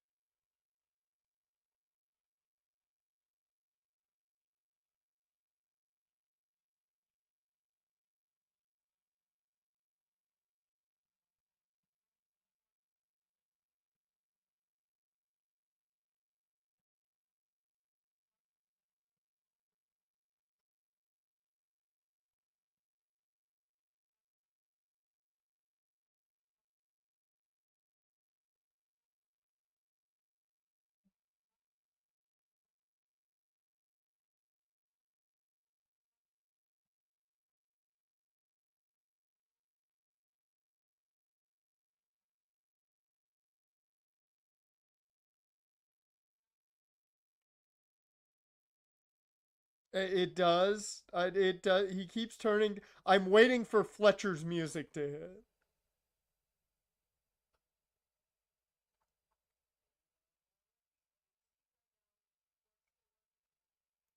But yeah, I don't think there was any work in this. I think this was all legit.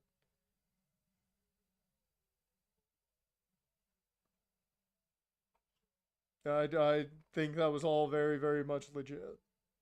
Yeah, no, that's very much legit. If the fucking Undisputed Era is coming out, because they're not Paragon, they're Undisputed Era, goddammit. If they're coming out, this is a little too legit. This is Roman Reigns has leukemia.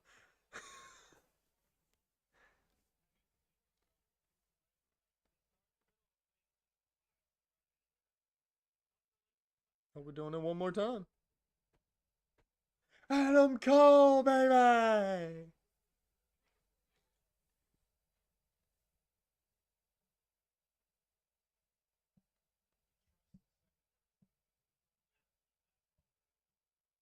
I feel like the dude that has the "We Want Darby" sign should know when to put the sign down.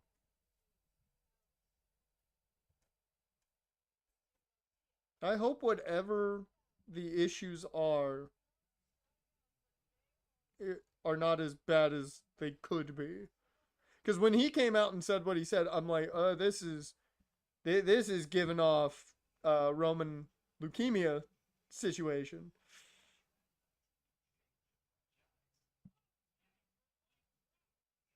He's just trying to get on camera, but you gotta know the moment here. Like I ain't putting up a sign for somebody else when a dude literally just has a tear jerking moment where he might have retired. Boom.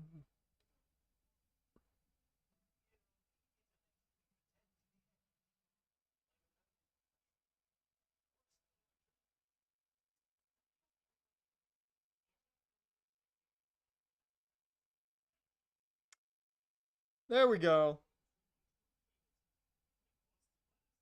Oh no, it's Daniel Garcia. I thought it was gonna be I thought they were gonna go with Fletcher.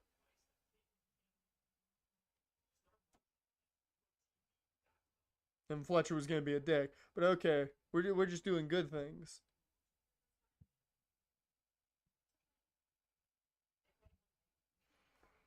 Ooh.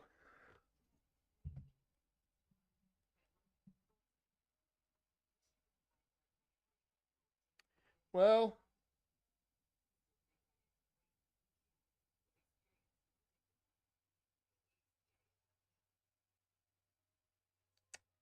well, the we had the emotional, sad moment there with Adam Cole, baby. Also, if you don't know, Adam Cole has a Twitch channel. You should go check it out. He's Chugs. You should go look at it if you haven't. Go do it. Go give it a follow. I'm just gonna throw that out there. Uh,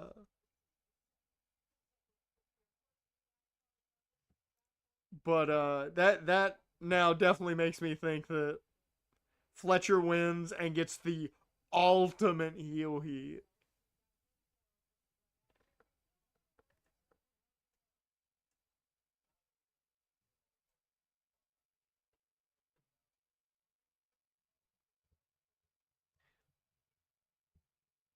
Yeah, it's really bad that like even moments like that where Adam Cole's given the real heartfelt speech, I kept being like, is it a work? Is it a work? Is it a work? And then once O'Reilly and um, Strong got out there, I was like, okay, now I think we're legit. Now I think we're good because it's giving off Roman with leukemia, and I don't like that. I don't like that. That's what he was giving off. I think it was made, especially with the camera guy kept the camera pointed right at the entrance ramp. Yeah, yeah. The entrance just being in the backdrop, I was just like, is Kyle Fletcher gonna come out here and beat the shit out of him? Is that how they're gonna write him off? But I'm very much wondering what the issues are then, because I know his last injury, what was it, a foot? The thing that was it a foot or an ankle? The thing that caused the issue with the Devil storyline. Um, that was real rough. Oh, what'd you miss, Dusk? You missed Adam Cole maybe retiring. It was his ankle. Yeah, I know that injury like did a big number on him, and there was some thought that it might have been bad enough.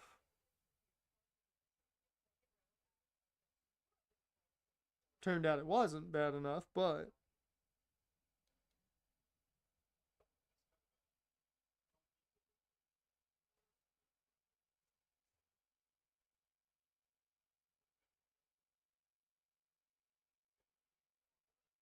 oh, here's the Proto Star. It's a non-contact injury ankle that needed two surgeries. That like the fact that it needed two surgeries, that's the scary stuff when you hear about shit needing more than one. That's when you're worried how bad it was.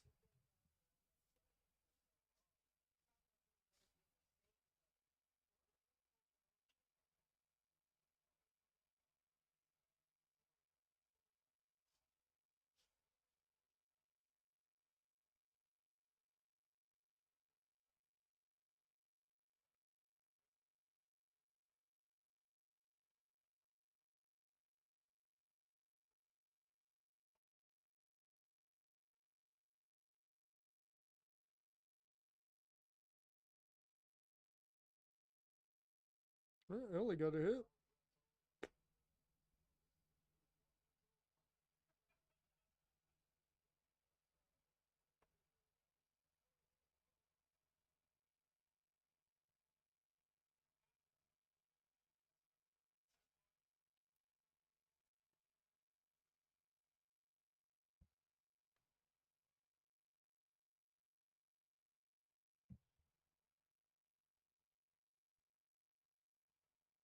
All right, I'm gonna grab something real quick because I want a bit of a snack.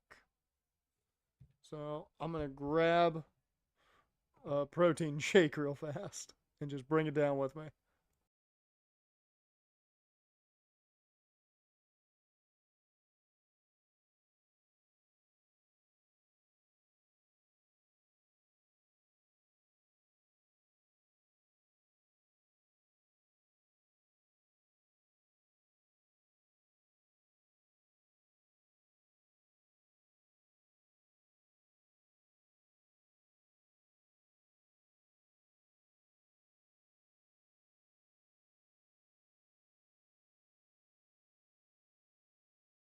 Alright.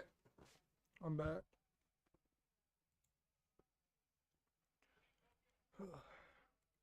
I got me a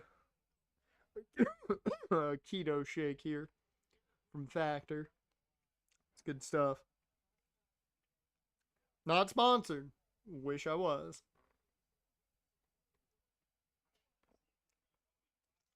Because I would have no problem. But how do they do it without any dairy products?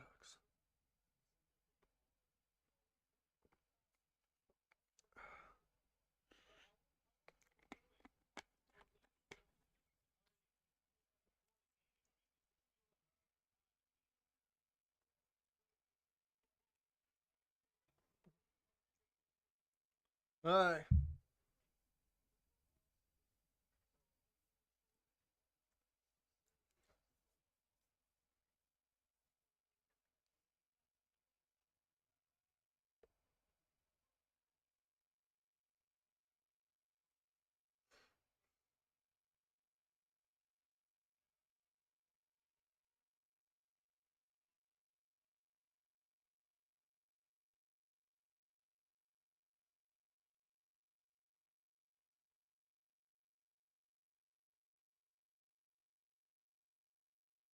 I will say, outside the, emotion from Adam Cole to start all of this, I do not really care about this match. Like, I kind of figured that Fletcher was going to beat Adam Cole anyways. Mainly because you have to capitalize on fucking Kyle Fletcher at some point before he falls off. But, like, just get to the victory. Get to Kyle Fletcher winning.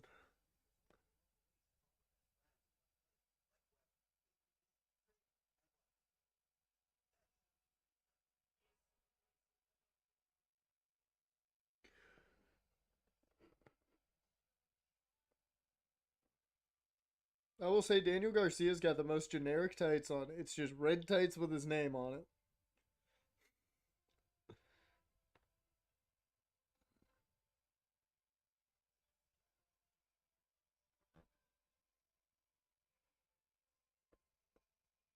Paying more attention to the O's. The Twins are beating the Pirates 10-3. Oh, 11-3. Okay. I got nothing with the Twins or Pirates, so I need Ellie to homer. Let me see. I'm gonna get the I'm gonna get the O's game up because the Futures game is on MLB Network, so might as well have an actual game on. Actually. Since I have nothing in this game, maybe I'll watch the Nats because I've got James Wood. Dear Lord.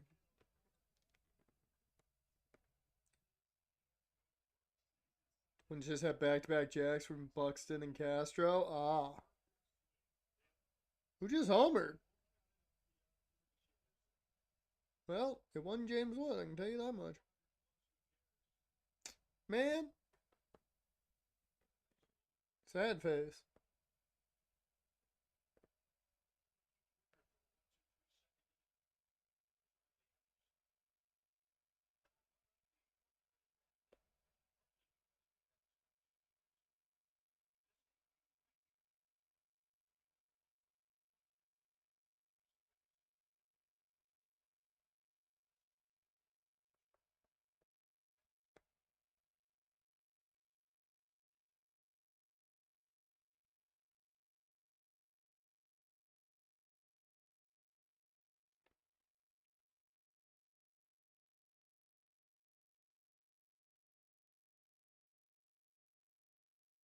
You gotta give AEW credit. They did a great job building Kyle Fletcher.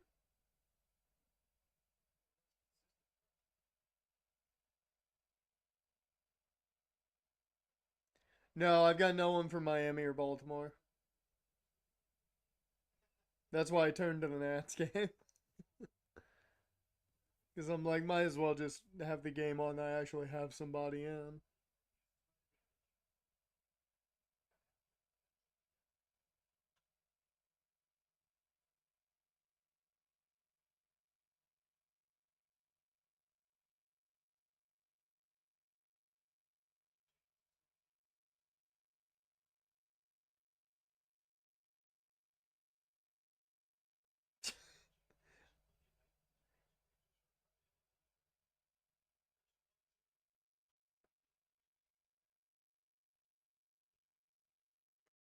It wasn't that I learned my lesson, it's just nobody had them.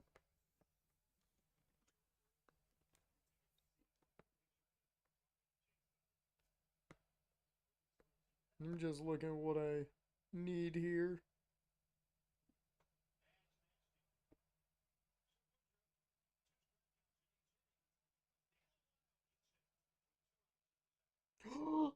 Oh my god, I made profit. Riley Green homered.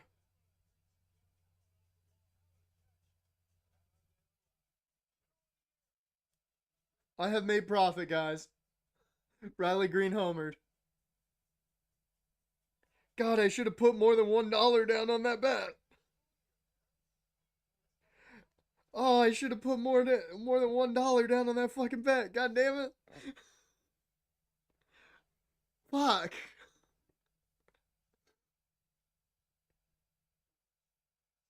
Of course, the time it hits, I decide just to put $1 down. Fuck, I should put like $3 down on that. God damn it. Okay, well, hey, made profit today. I'll take it. I've made an $8 profit already today. And I'll make a little bit extra because I've already got uh, two guys. Actually, that's 3 guys for my hit parlay. I need to check. I need to check real quick. Are you really gonna flip the hips off a superplex? Huh. Okay, a Three Amigos superplex is kind of weird, man.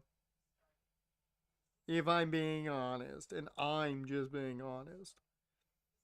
I need a Matt Olson hit, a Ramirez hit, a James Wood hit, and my hit parlay stays alive. Now that I'm only gonna win like $7 if that hits, but because I only put 50 cents on it. But hey, profit's profit. If Matt Olson homers, that's even better.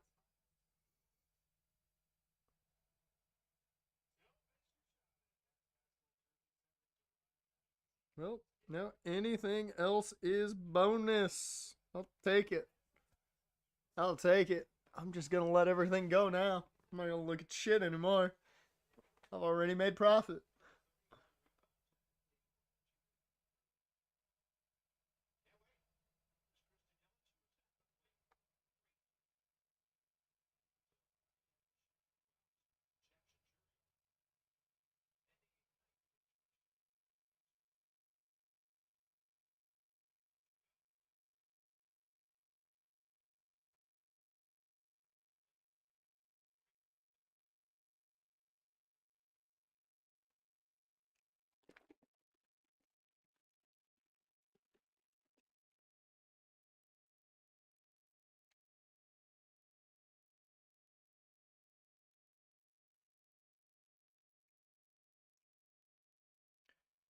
Here, you know what, Jane? I'm gonna do you a solid.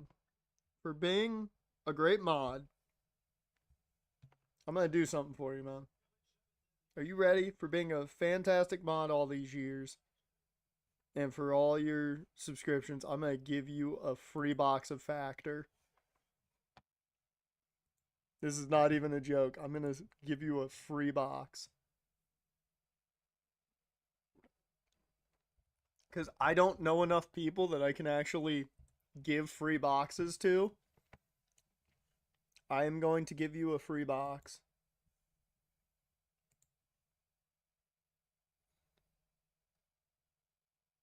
I don't remember what my login was. I think I did this. Had to be.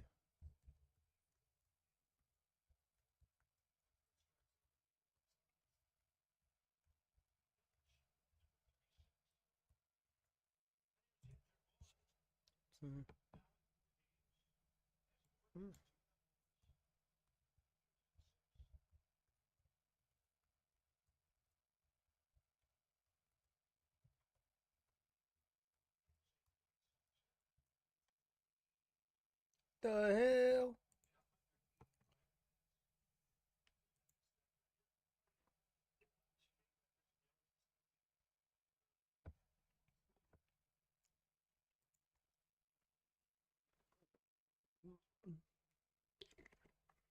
Man, no one wants Dustin to take this kick.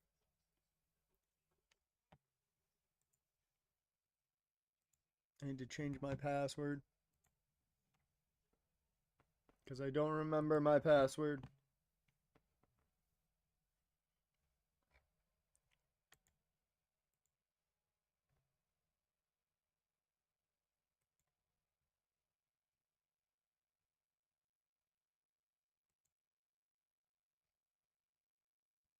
What the hell?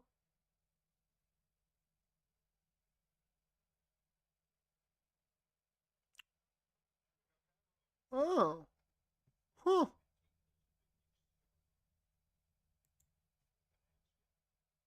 Huh. So it would be.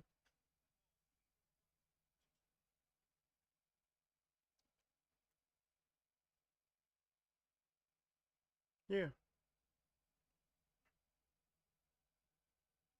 Oh no, never mind. I can't do that. Fuck. Shit. That sucks. I don't get a free hat, guys. Alright.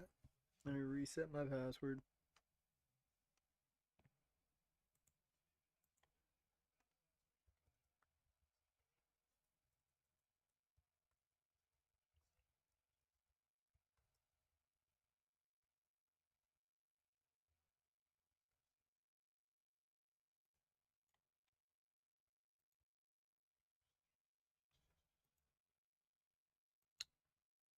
Oh.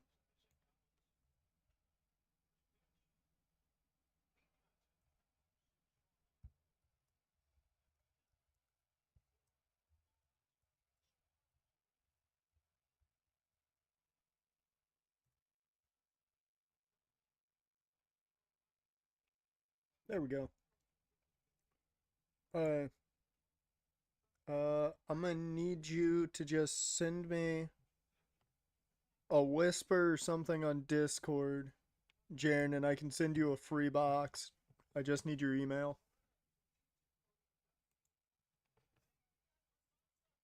You having leftover garlic shrimp for a snack? There you go.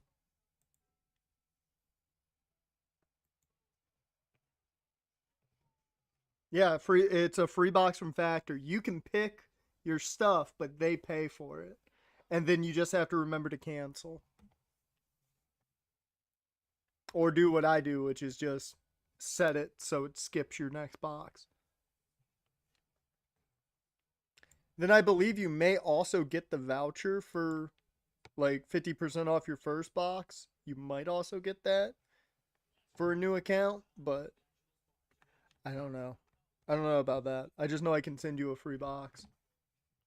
So let me open Discord.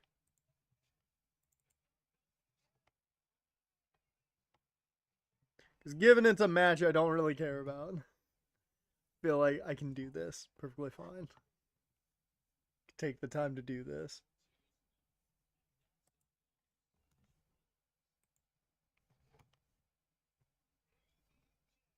Yeah. It'll send you an email once I put your email in here.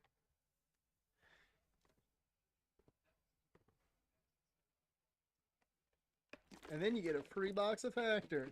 That's gonna show up at your house and you're gonna be like, wait, what? Your parents are gonna be like, what? You're gonna be like, yeah, I'm eating better.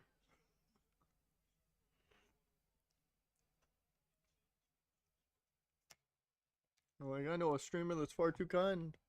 Giving me free boxes. Alright.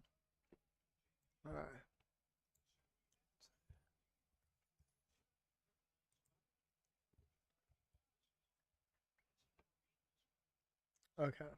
Yep, that's it. Send. There you go. So check your email and you should have it.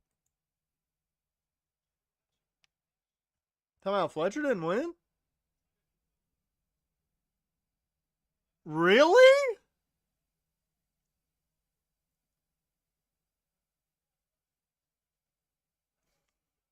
Okay.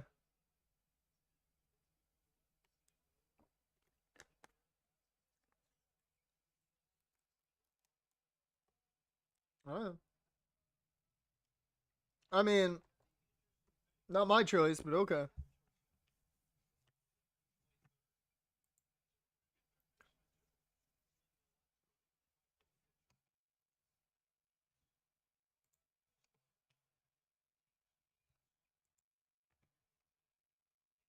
That is pretty crazy.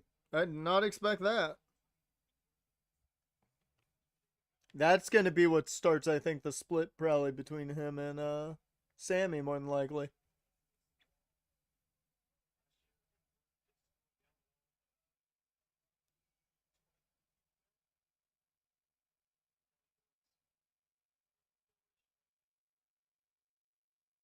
Talk about surprise. Can't say they didn't surprise us.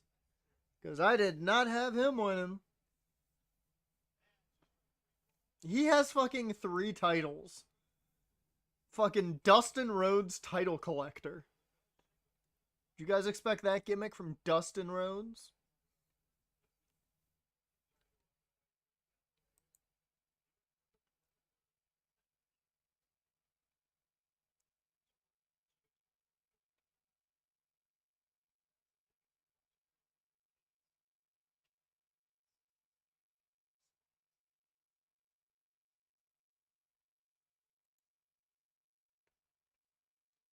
Also, I do have to make sure that my next factor box is skipped because I am not going to be here.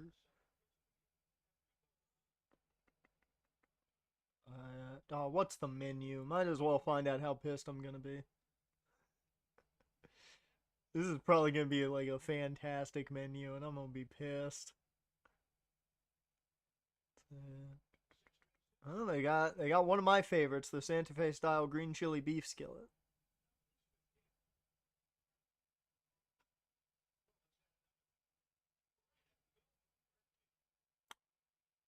Okay, that's gourmet plus, so never mind. I'm not paying extra.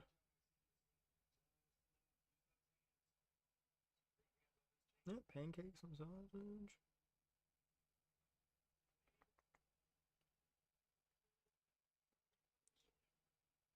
Ooh, that actually sounds really good. The quinoa breakfast bowl. They've got 2 caramel macchiato bottles. Upset is I.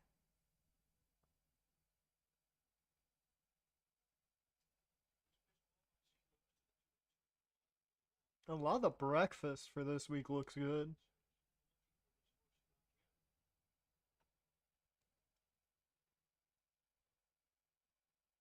Oh, they have the chocolate brownies. Chocolate brownie, that's what I'm having. It's pretty good.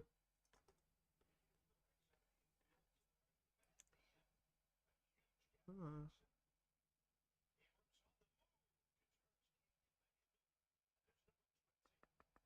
Oh, I'd probably get that shrimp. That's good. Oh, wow. Now we're doing the tag match? With the ancho lime salmon.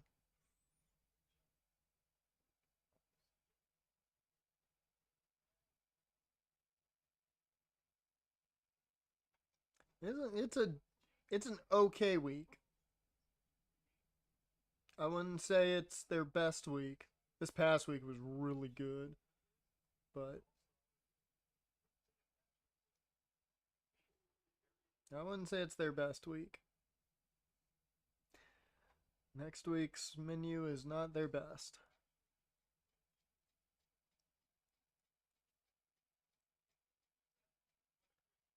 I mean,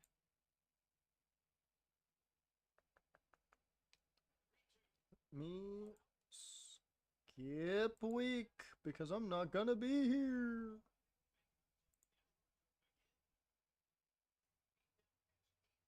I'll be away.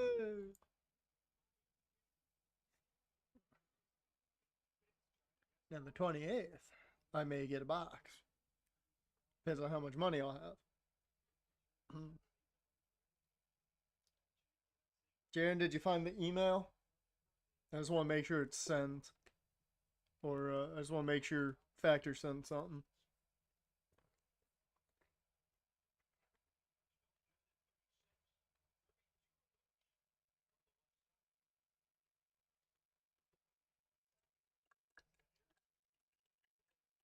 You're looking at the menu?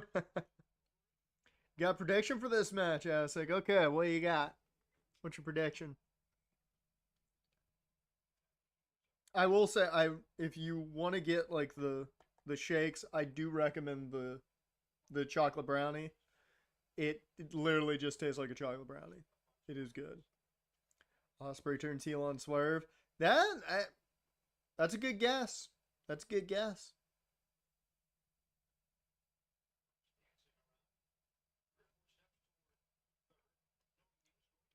That's a good guess. I like that prediction.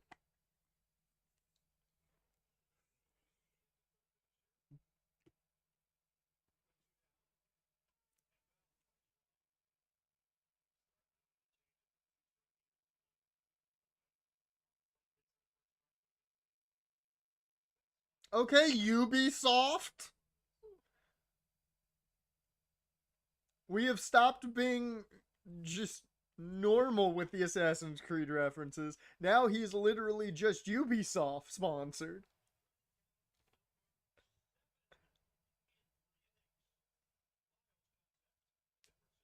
It's not just a reference anymore. He is just Ubisoft.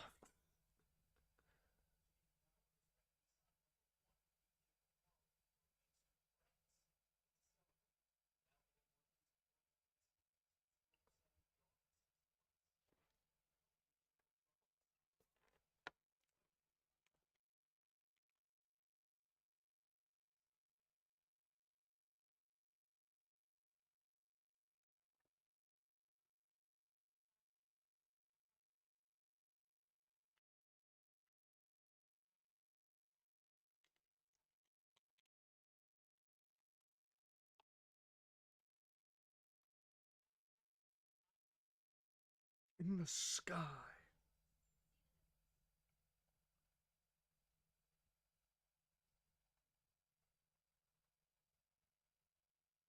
We are assassins.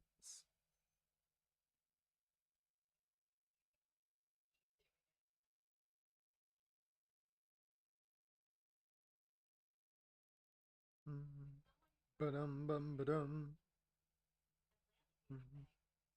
Bum bum ba bum.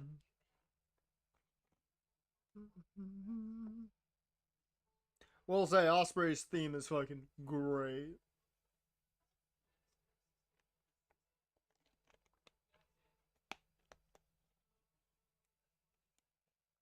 That is some good gear, though. That is some really fucking good gear.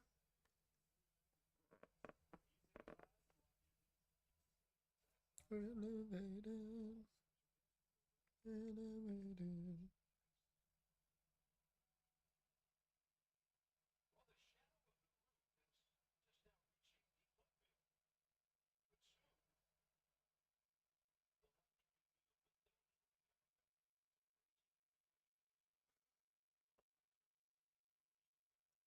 How long before he's just in an Assassin's Creed game? Next game. Next fucking game. I would be dumbfounded if there's at least not like an assassination that's very similar to his Hidden Blade finish.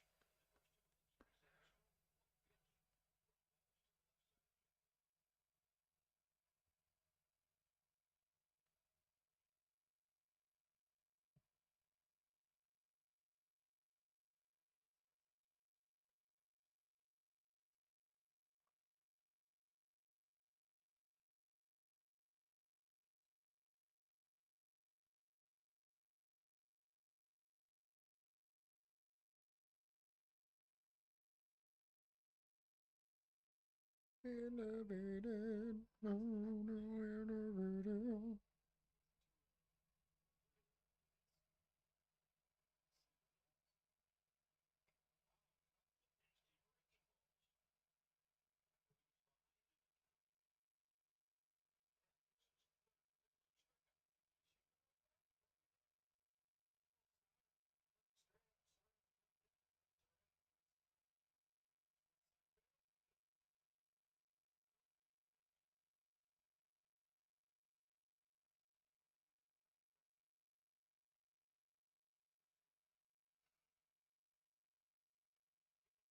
Playing some Supercard. I don't know if you guys can tell.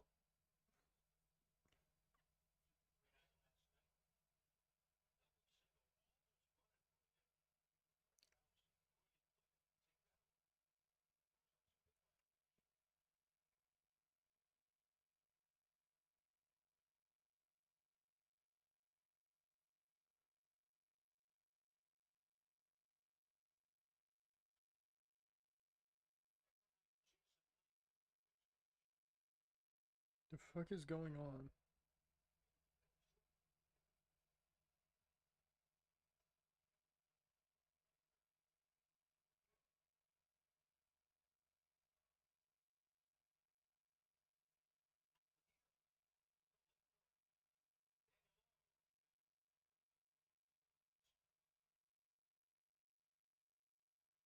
Fucking JoJo?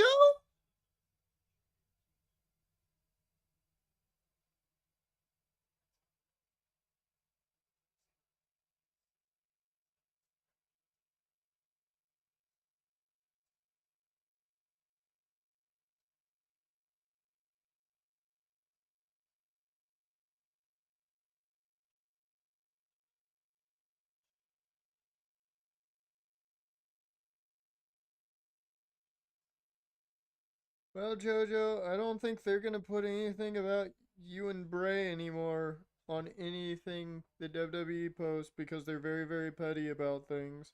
They'll still post good things about Bray, but you're not gonna be involved.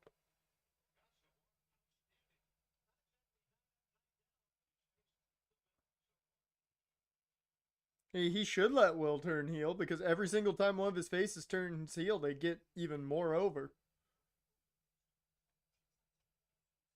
Why the fuck did you do that? Why was that needed? JoJo just sang to sing? I thought that was going to be part of the entrance. And it wasn't. It was pointless. Was that the 7th inning stretch? Because I don't even think we've made it past the 4th inning yet. Like, what the fuck? That, once again, AEW, you were doing great. This show was fantastic, man. You were doing great. It was moving. Like, I haven't complained about anything, really. And then you put something pointless in the middle of the show.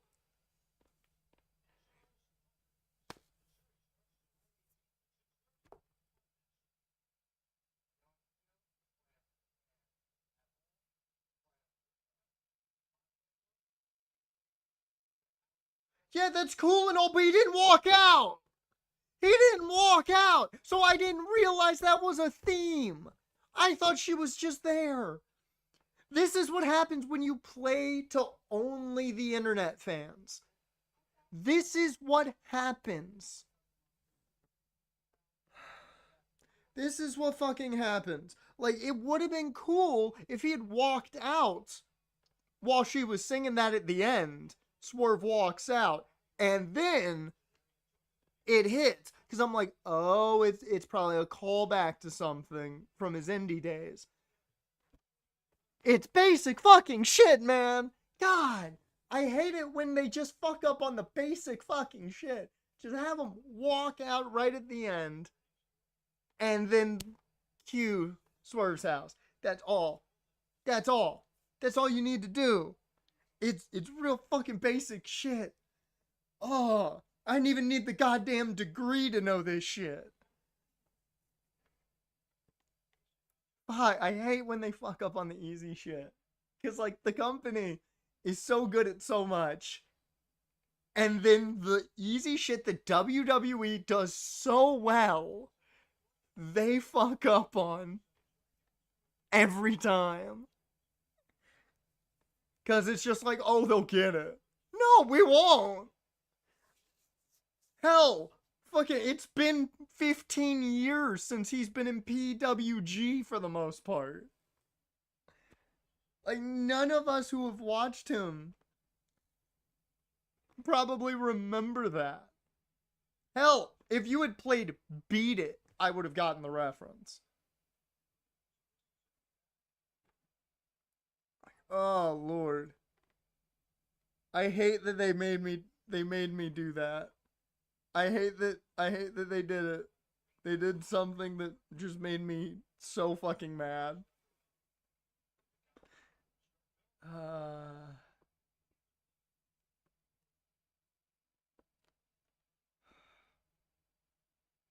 the entire company turn heel, now have a single babyface. I mean, they don't really have heels and baby faces for the most part. Because, once again, it's for the internet fan, not basic fans. So, they're kind of all tweeners.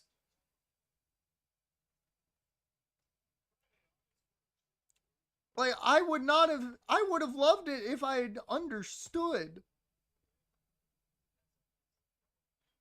Like, all I needed was him to walk out at the end of it. I would have been like, oh, cool, okay. Because, hell, I hate to say it. You remember when CM Punk came out to his ROH theme? They made a point to tell us what it was. They made a point to make sure we understood that. It was his ROH theme, real quick. All you had to do was have the dude walk out, and I would have understood the reference. I didn't get the reference because I didn't watch PWG until he was already in WWE. Mainly because I didn't know PWG was a thing until 2010. And I only knew that because of the Bucks. God.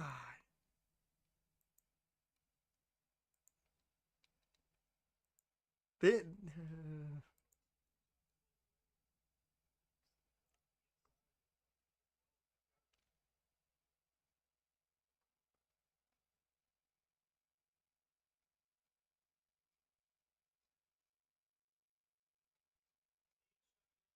like, hell, the only reason I knew CM Punk's ROH theme was because I'm a big enough CM Punk fan.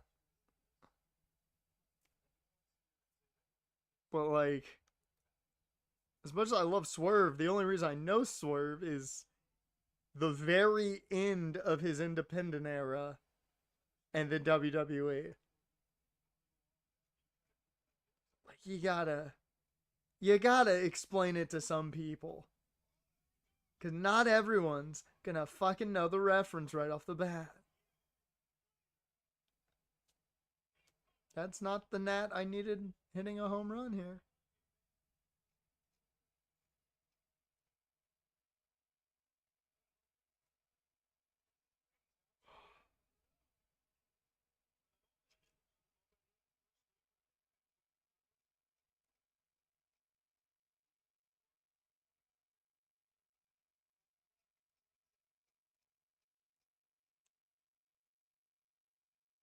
I love people posting about Josh Matthews being at All In on the pre-show. I mean, I will say this. I get people who understand the reference. I never watched him in PWG, so I had no idea. The most I know about his indie days is the Beat It with Will Ospreay. That's all I know. That's all I know of Swerve Strickland outside of WWE and AEW. Outside of a little bit I did research when, he got signed. I saw like some old ROH matches. That's the thing. I didn't know his PWG days at all. So I was not going to get the reference unless you had him come out there at the end of it. That is it.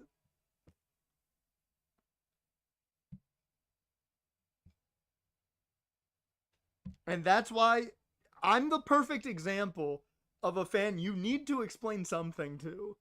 You can't just sit there and go, everyone's gonna know. This child in the front row who has no idea what's going on is gonna know.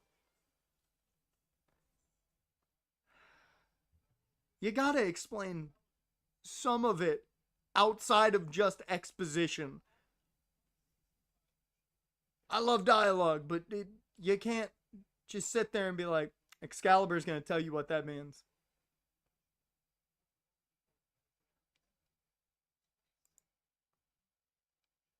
Because if he just would have walked out, I would have gotten it. I would have been like, oh, okay, it's an old entrance theme. Okay. And then you have him walk out there right at the tail end of it. Sets up for the big. Like, I wouldn't have needed any explanation at that point. I would have been like, oh, okay. Not to mention, I didn't know it was Shaka Khan. And yeah, the skin tone should tell you I didn't know that. But that's not even close to any of the complaint I have there. It's only the fact that you could have explained it without explaining it a lot better.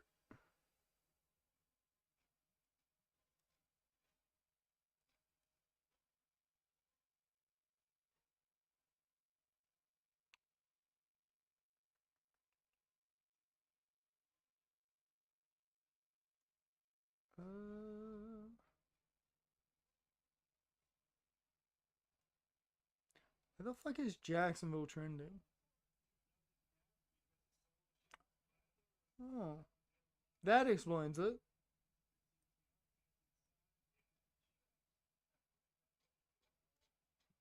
Yep. Yep. So, perfect example of why you need to do just tiny things to explain them. Just tiny things. To have them walk out at the end. Because I just thought they were having JoJo out there to sing. I legitimately was like, this seems like a total waste of like 2 minutes. Swerve could have already been in the ring. This seems like a fucking waste. I got no hate for JoJo. I'm just like, this seems like a waste. I thought, like, it was an entrance thing. I was like, oh, cool. They're doing a thing for Swerve's entrance. Okay. But then he didn't walk out, so I had no idea it had anything to do with his entrance. If he walks out, I'm like, oh. Fucking small shit is all you have to do to make it make sense for people who aren't familiar with it.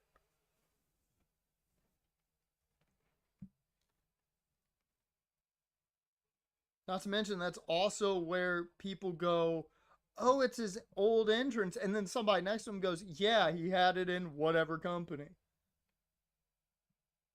That's when you start a conversation. Instead, this is what happens. You didn't get the reference? You don't watch wrestling. That's what happens now because you didn't let me understand it myself. Now somebody is mad because I didn't understand the reference initially. That's exactly what happens in those situations.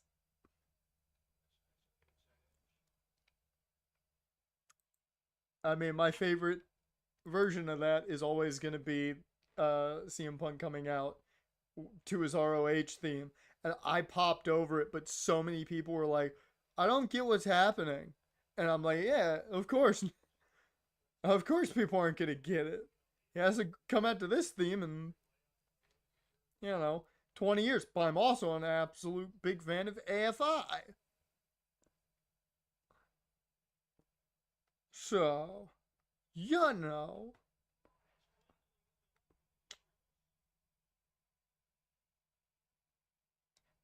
That's just going to bug me now. The fact that they didn't do that one thing, it's just going to bug me the entire show.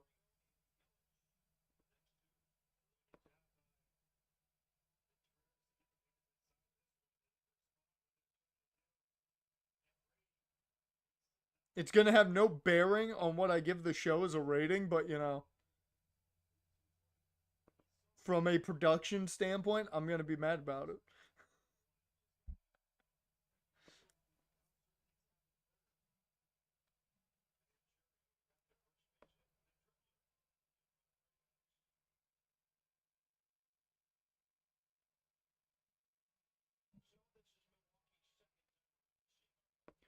Also, like, you know why I also have a problem with it?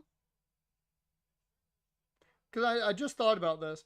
The other reason I have a problem with it now is every time Will Ospreay comes out, you blatantly go, he's an Assassin's Creed fan. All I had to know was like, all you had to do was send him out there a little bit earlier. Let him walk out there right at the tail end.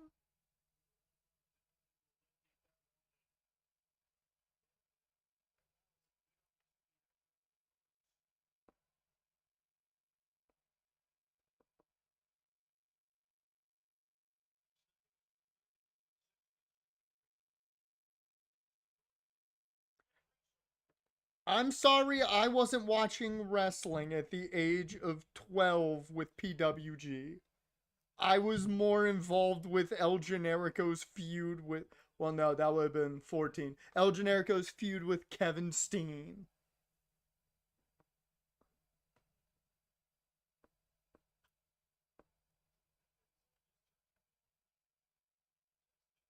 And I didn't know who Swerve Strickland was until the Cruiserweight Classic, essentially. I've never heard it. I've never heard it. Not once. I also don't know like any of Shaka Khan's music. I know who she is. I just have not listened to any of her music. But once again, the skin tone should tell you all you need to know there.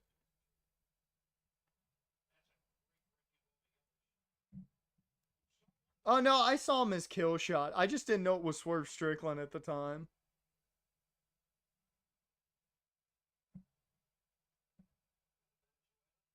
I didn't know Killshot at the time was Swerve.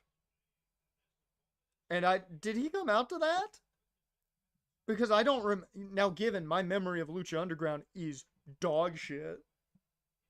I remember like three things, and all of it has to do with Penta breaking arms. But hell, I entirely forgot that Io and Kyrie were fucking in there. Oh, he was in a faction for the. I don't remember him being in a faction. I remember him having singles matches, like one or two singles matches, but I don't remember him being part of a faction. It shows you how much I remember about Lucha Underground. The most I remember is Penta snapping arms and being under control of Vampiro. That's the most I remember about Lucha Underground.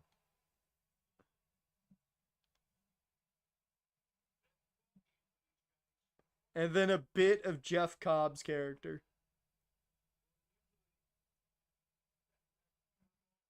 And really, Ricochet is Prince Puma.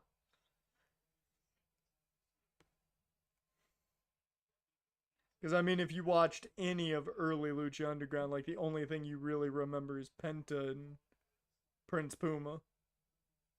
A lot of Johnny Mundo as well. Oh, there's the hot tag.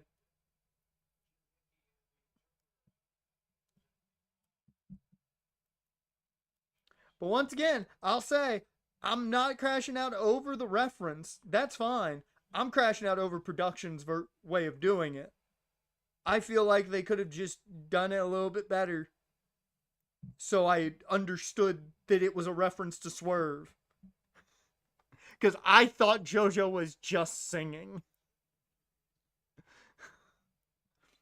I legit thought it was a break. That's why I thought it was weird. I'm like, are we just taking a break before he comes out? So, like, I just want them to explain things without having Excalibur go, okay, well, this is the square root of 25, and this is how you get there. You shouldn't have to do that. You shouldn't have to do it. I'm getting emotional about it. I got a tear in the eye. Because it's something that AEW has done a lot, is made Excalibur explain everything. And I don't like when they do that. It's just like when a film has 95,000 exposition through dialogue and don't let you, understand it yourself by just doing little things so you get it.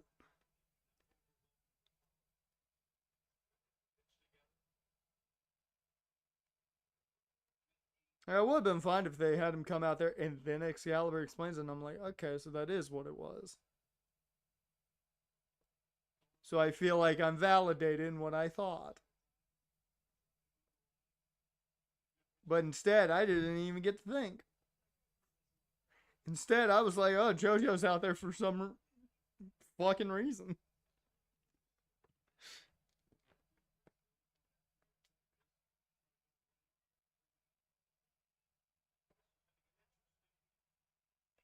That was cool. Okay, I shit on their production. I'll give them that. That was a good job on their angle there. Good job on their angle there. I'll give the production good choice of camera there. I like the other angle better. He teamed with Willie Mack and Big Rick. Then he had a small solo run before joining another faction. I don't even remember him being in a tag team with Big Rick and Willie Mack. I remember Willie Mack and Big Rick being together. I don't remember Killshot being part of it.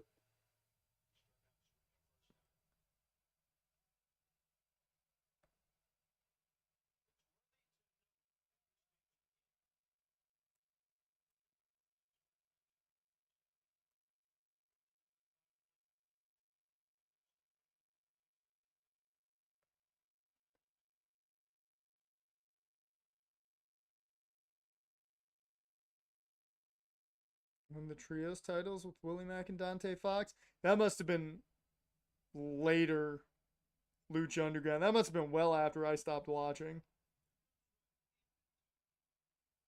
Because I will say, I stopped watching before the Black Lotus Triad showed up.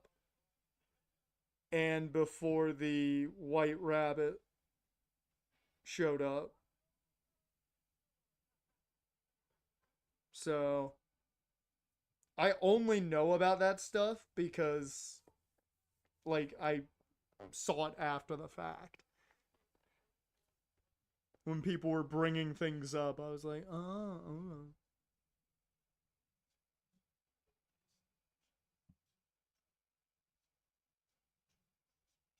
I didn't watch, I don't think, a lick of season 3. I don't think I watched a single episode of season 3. I made a point to watch season 1, and I think I watched some of season 2, but didn't like go crazy to watch it, and I didn't watch any of season 3. Yeah, no, I didn't watch any of that. I didn't watch any of that. Because, like, people were, during the whole White Rabbit QR code thing, people were talking about Cross, and I was like, why the fuck are they talking about Cross? And then I saw the thing with him being the White Rabbit in Lucha Underground. I'm like, oh.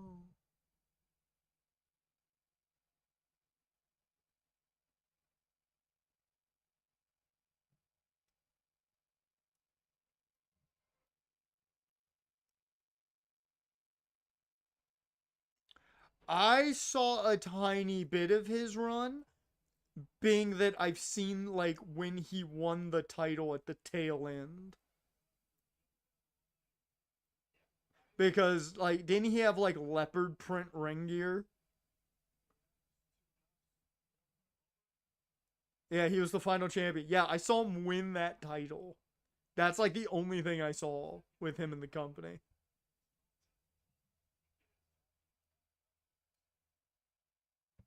That doesn't. This is ADHD, the wrestling match.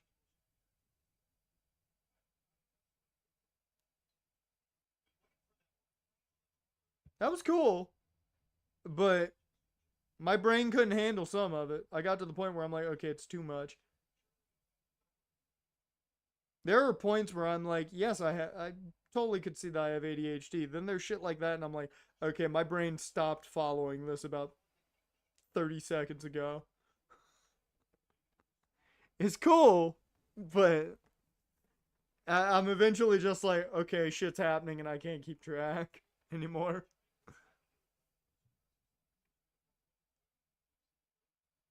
Thunder Rosa, Sammy Callahan, and Daga having the trios title. Yeah, no, I don't remember.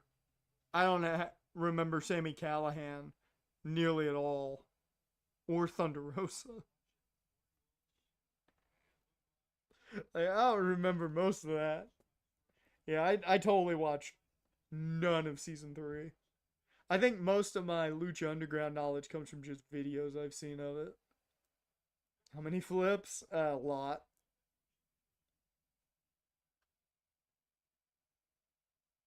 They're both later season editions. That explains it.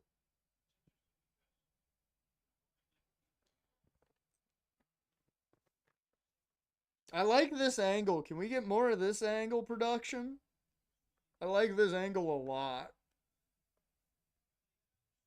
No, don't give me the hard cam. Give me the other angle. That angle's cool too. Anything but the hard cam. I don't like the hard cam angle for this.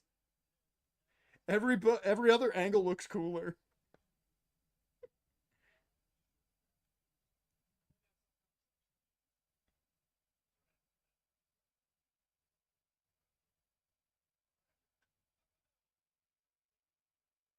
Hey guys, did you know AJ Styles is going to show up in All In?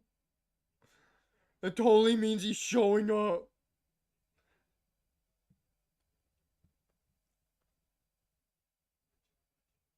Oh, I thought he was going for the Tiger Driver at first.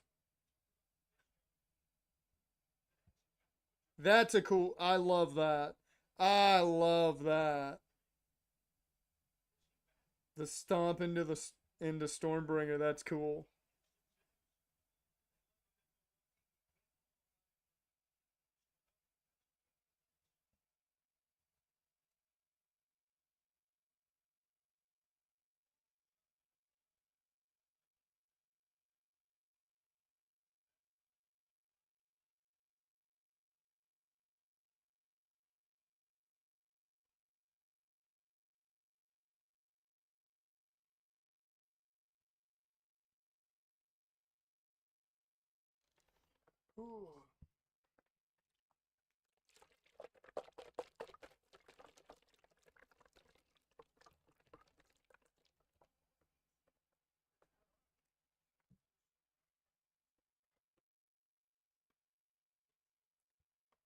You know what I vividly remember from watching the Indies?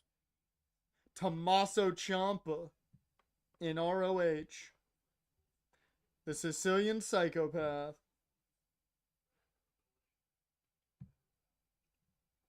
And he was part of the embassy with Jimmy Rave and Prince Nana.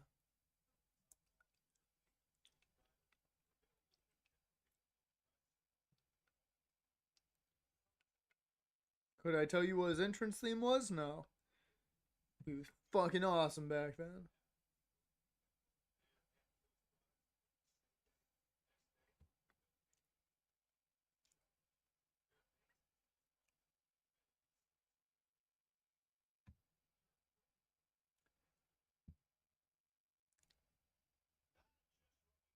I've seen clips of Jesse Goddard's and I've seen clips of Chelsea Green. I never saw them at the time, but I've seen clips of both of them in Lucha Underground. I love that Taz did the thing. Watch out, watch out, watch out! Oh, I love that he did the thing.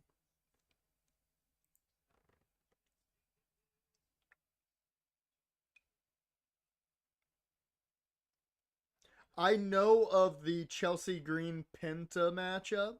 I know of that, but I only know of that because everybody wants the rematch in WWE. Oh, I did not know Shaw Guerrero was there too.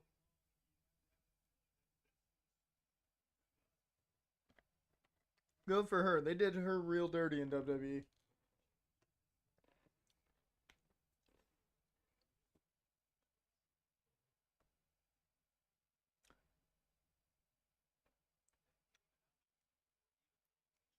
I just want to point out I got so confused why they were chanting Olay because we've been talking about like when I was watching the Indies and my brain went to El Generico.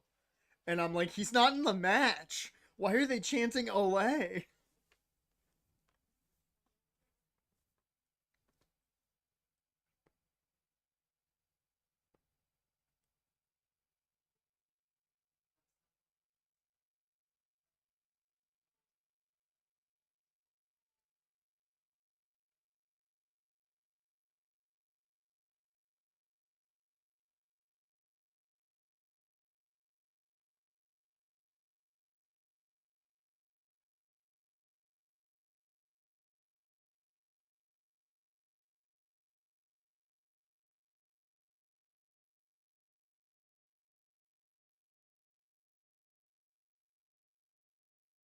Yeah, you know we're a good ways into the show when my brain is like more focused on camera work. Cause like I've enjoyed the match, but my brain is so much more focused on where the cameramen are and what camera they're cutting to. I've gone into production mode.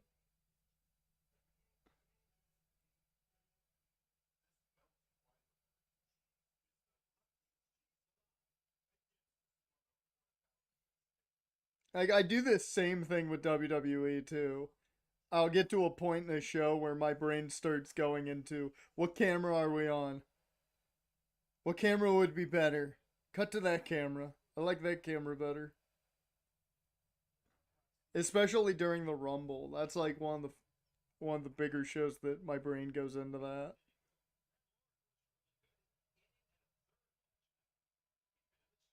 Dear Lord, how many times are we gonna hit these moves? Bro, what's the point of using that move anymore? It does not finish anyone.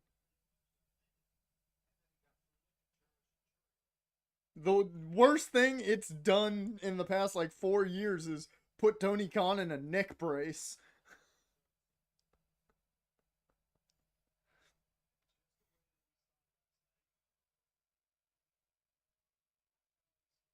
Really, what it's proving is that Dave Meltzer is a lot deadlier than Tony Khan. Because when they renamed it the TK driver, it has not finished anybody. The Meltzer driver was a finish. No, I did not see any of Paul London in Lucha Underground. I only know he was there because he was part of the White Rabbit faction, and I've seen clips of it. I saw none of Paul London at the time in Lucha Underground.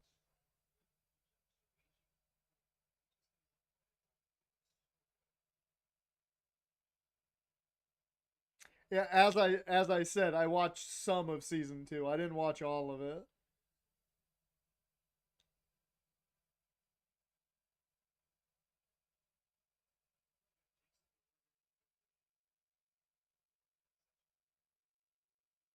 That's cool. I like that they let him crawl into frame.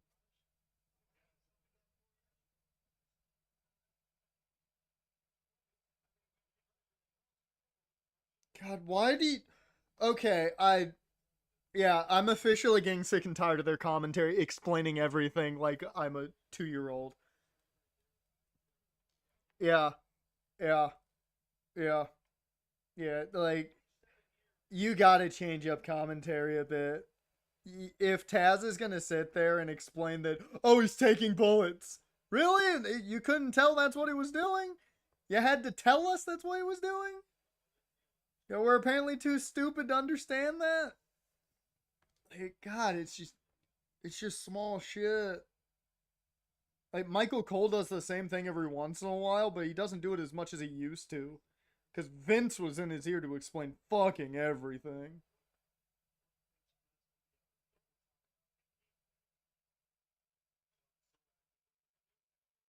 Dude, I didn't even know Luchasaurus was in Lucha Underground.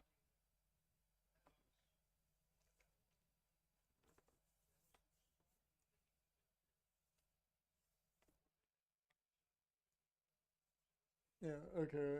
I was about to say, I'm like, that's not gonna be the finish. They're gonna do the.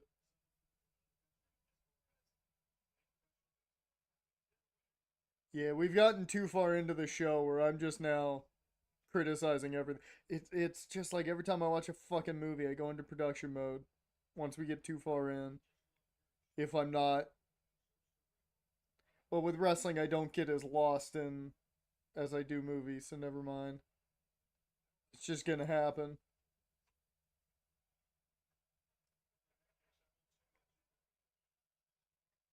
This is the perfect point. If a turn's gonna happen, okay, no turn.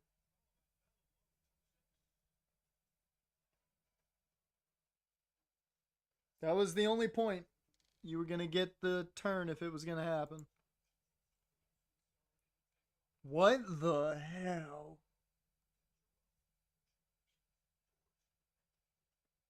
He looks a lot slimmer there from this image. He looks slimmer. That's a that's quite an evolution there.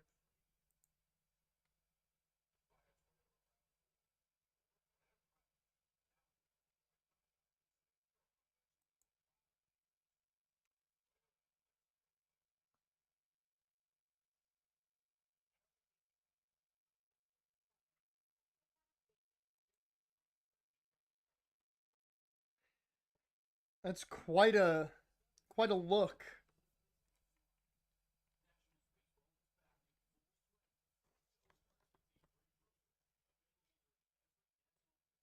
Jeremiah Snake, which is Callahan, Daga, Drago, and Cobra Moon. Wow, that I will say from a talent perspective, that's a hell of a faction. Sammy Callahan, Thunder Rosa, Daga, and Drago. Like that's fucking crazy. Adding Luchasaurus to that? Holy shit. That's a hell of a faction.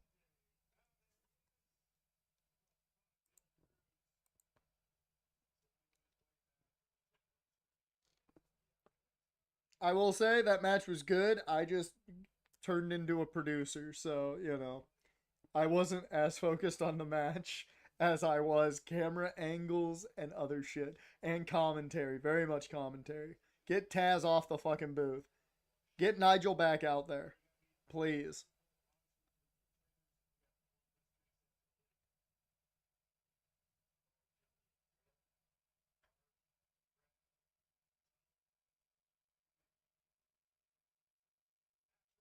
Hey, James Woods up.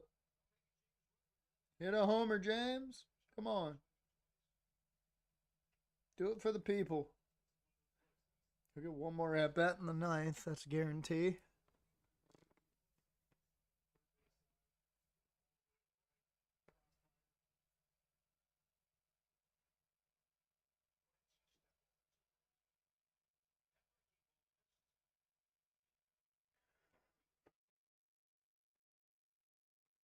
Ugh. This is the first break we've gotten.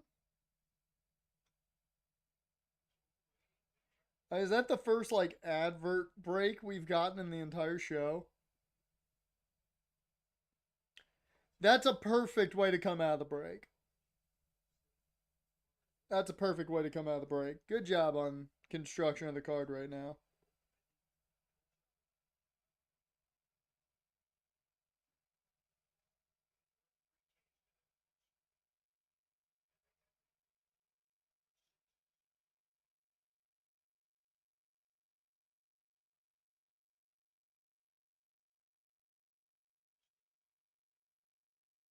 Man, Matt Olson didn't hit a homer.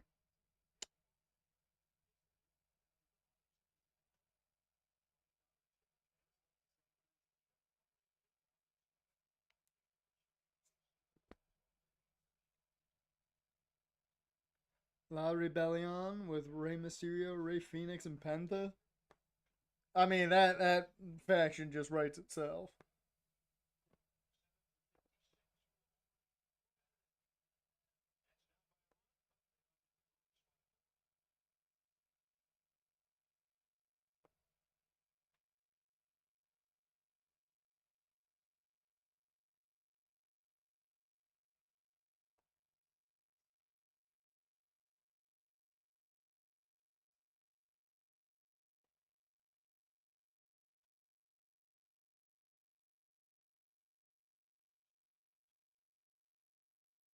Kind of miss when Chris Statlander was an alien.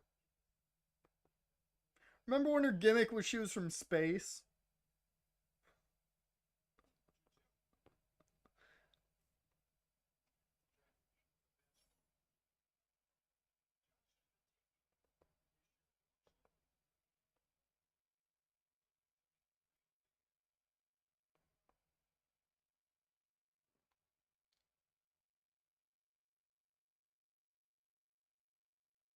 And she got the half sleeve and went heel.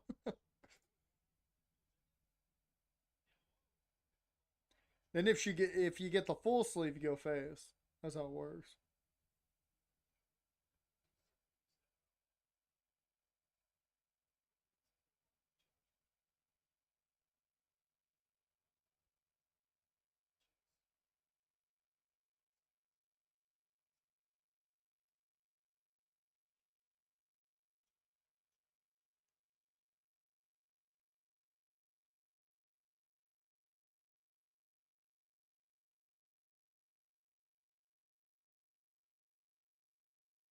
She's rocking the Shawn Michaels look, Jaren. That's why she's wearing the chaps.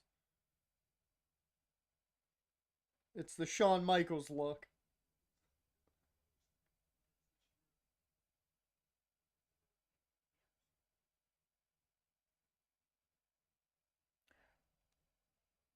Oh, Jaren, did you pick your amount of meals? Because I don't know. I assume they pay for the whole box no matter the meals. Did they limit you to how much you could get when you were looking at the menu?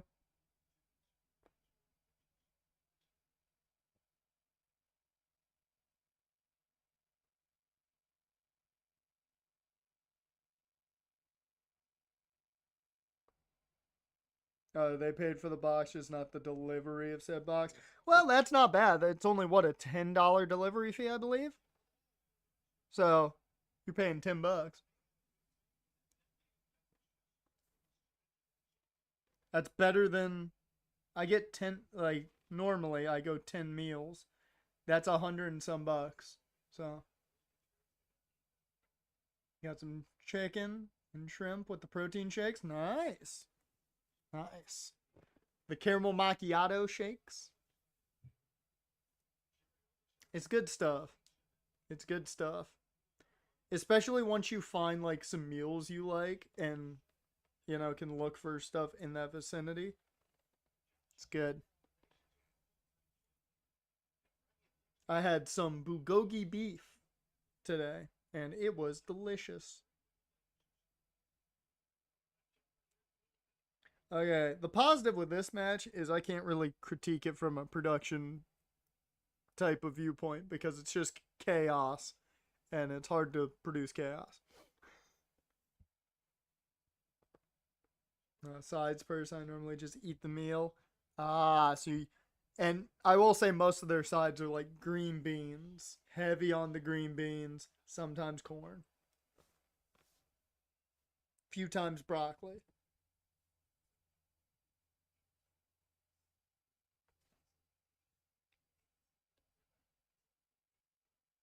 That was cool. I don't really understand why you needed to do that, but that was cool. Yeah. Yeah, pretty hard to find something without the potatoes or green beans. It is very much tough to find something without green beans or potatoes.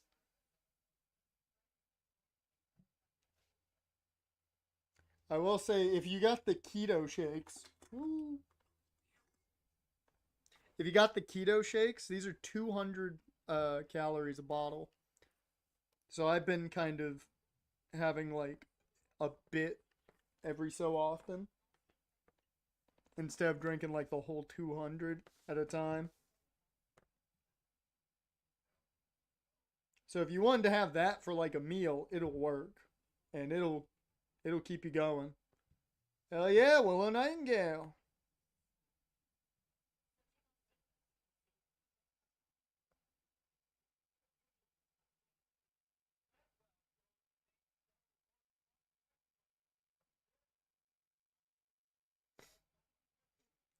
I just like she's run down to the ring. Nothing matters in the background.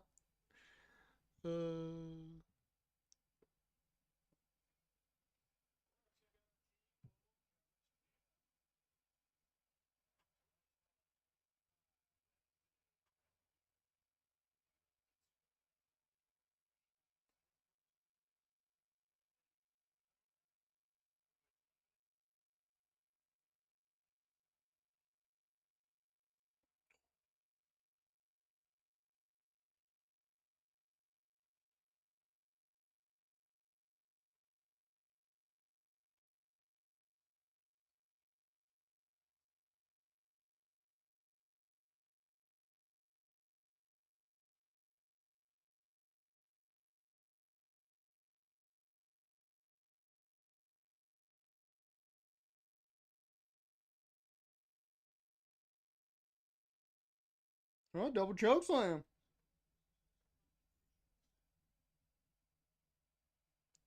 Four, three, two, one.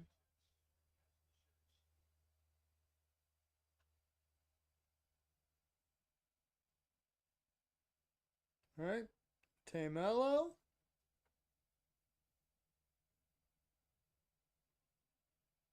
And Anna Jay's just going to be at ringside. She's not part of it.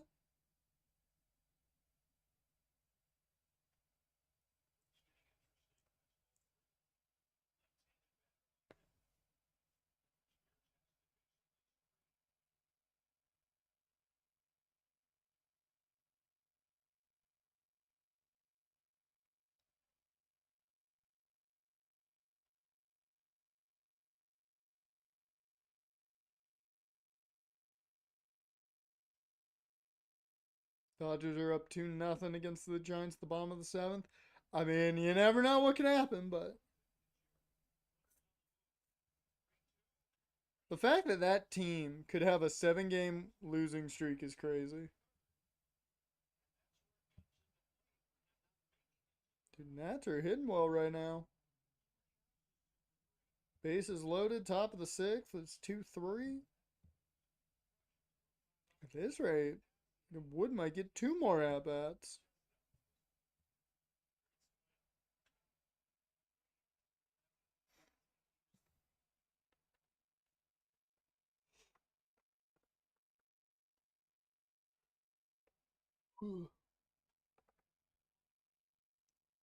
Hey, Harley Cameron's back.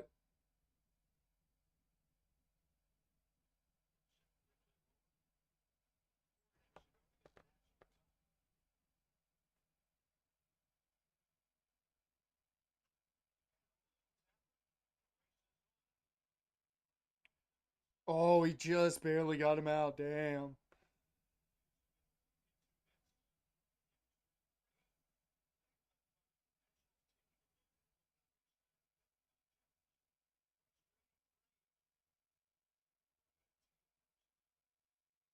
You bitch.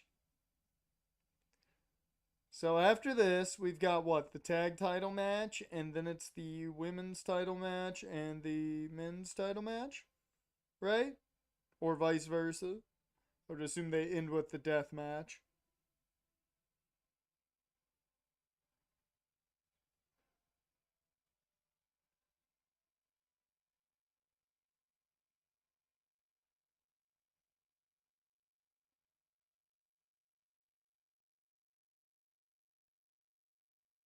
Now, I have not seen a lot of Tekla.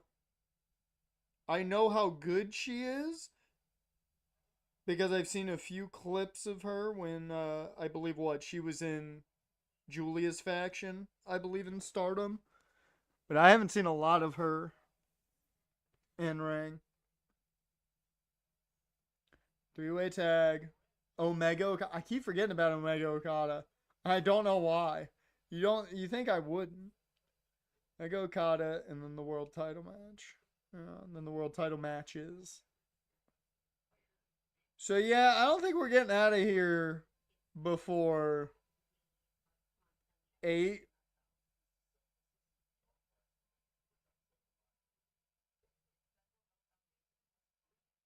It's at least going to be a 5-hour show, if not longer.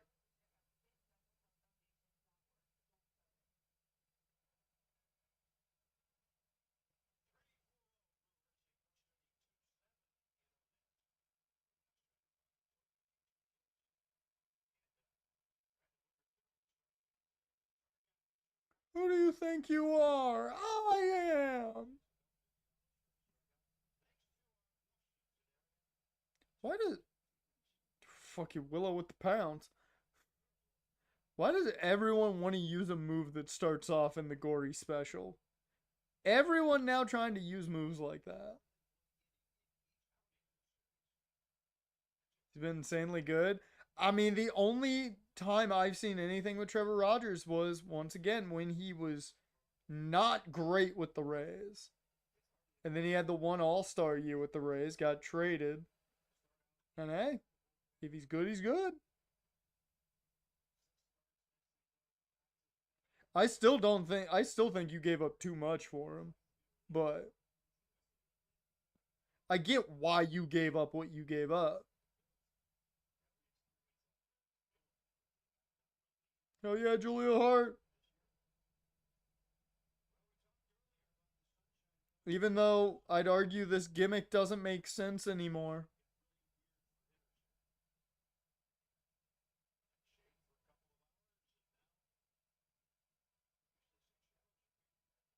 But the theme is great.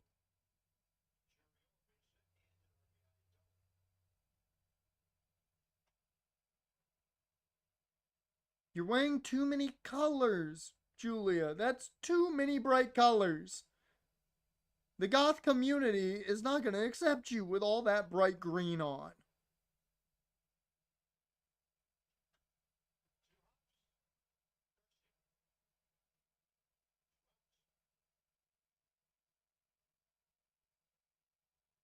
Sky Blue just chilling in the corner. She just hit some old school.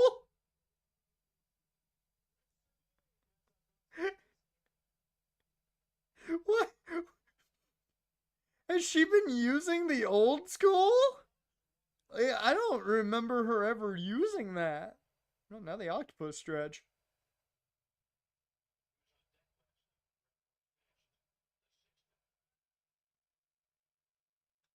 Fucking cradle pile driver? Hello, Jerry Lynn.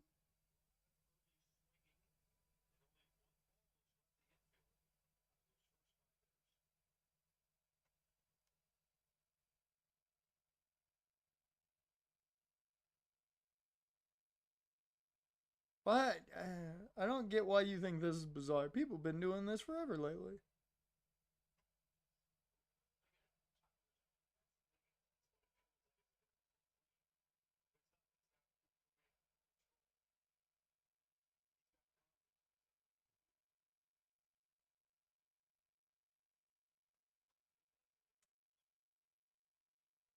Have they been having matches on TV? I don't remember seeing clips on YouTube of it. Yeah, there's a lot of bright green. I don't know why bright green. You are in the Rangers Stadium. Their color scheme's red, white, and blue. So, like, are they feuding? Okay.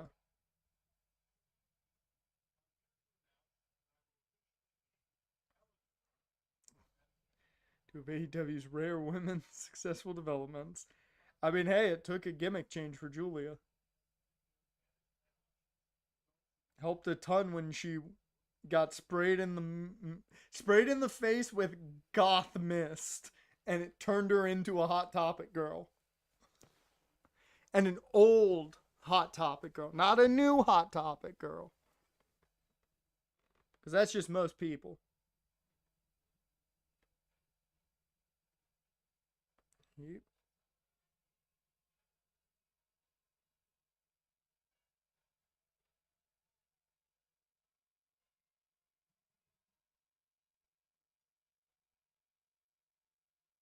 I should point out we're not gonna react to Evolution because your boy's got to record a shit ton tomorrow. I got to record at least probably 3 episodes tomorrow. Hey, Sky Blue's just like, I'm coming in and I'm gonna beat the shit out of people. You can't stop me.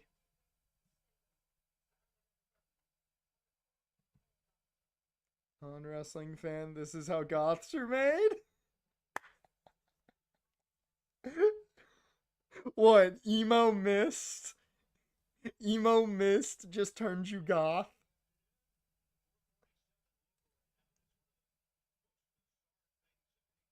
I don't know what you're talking about here, Taz.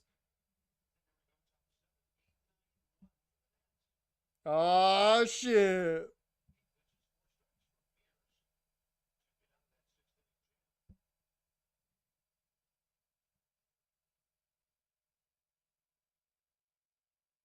Oh. I was wondering who won that.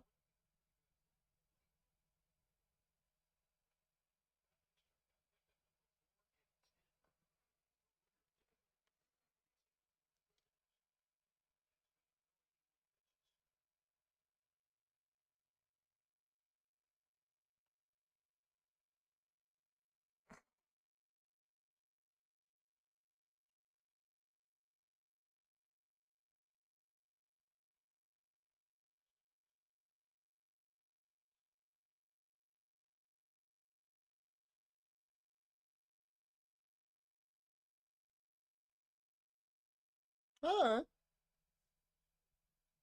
Have an Indian deathlock into a DDT. Sky, you're not part of the match. Like, I get it. Mina is new hot topic and you're old hot topic. I understand. But that's not how this works. You're not in the match. You can't just get in the match just because somebody is a hot topic persona that you don't like. I get it. She's much more pop culture. There's a lot of memes you don't understand. And the band t shirts are all the way in the back.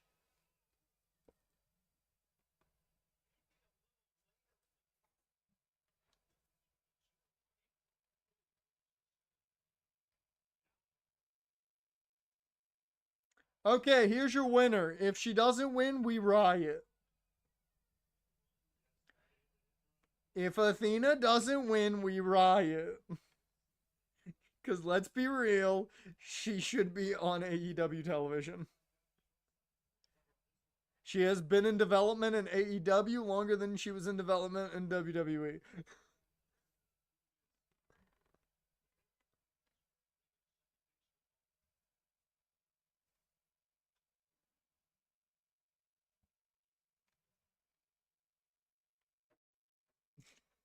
You'll accept Athena or Mina because Mina reasons. Understandable. Very much understandable. Legitimately, if you ask me who makes the most sense, outside of Athena, I couldn't name a single one. Like, I could not think of a single reason to pick anyone else.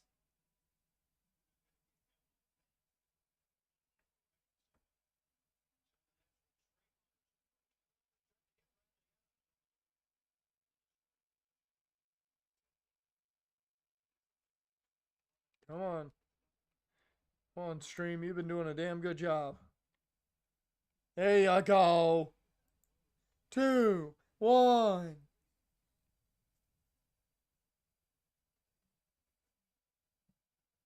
Hey, Thunder Rosa.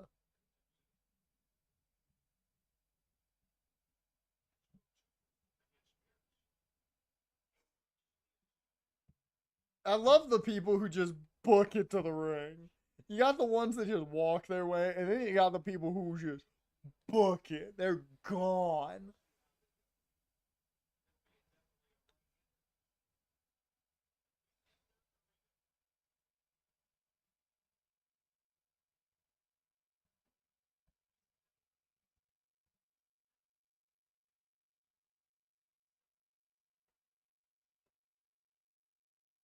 So we got what? 1, 2, 3, 4, 5. Let's see. Megan Bain, Chris Allen, Will Nightingale, Tekla, Athena, Julia Hart, Timeout. We're only at about, I think we're only about 10, maybe 11. So there should still be plenty of people.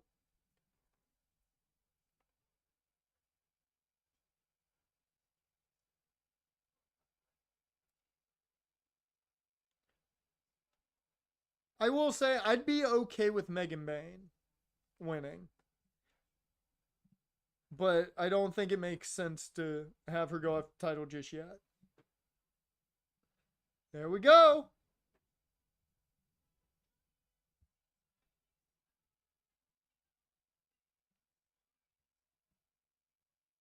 There we go.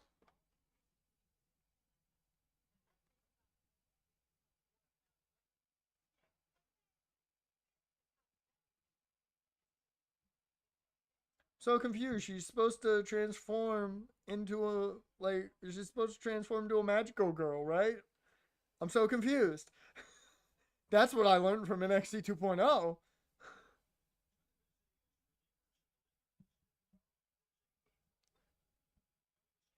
Dude, this is the match right here.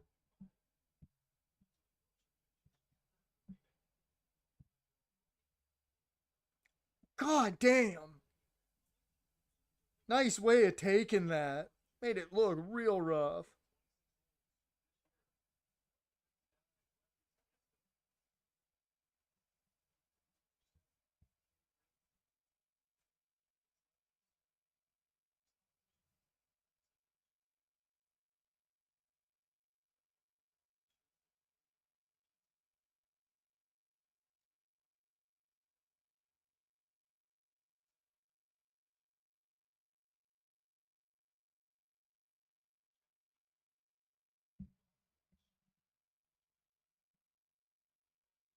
5, 4, 3, 2, 1.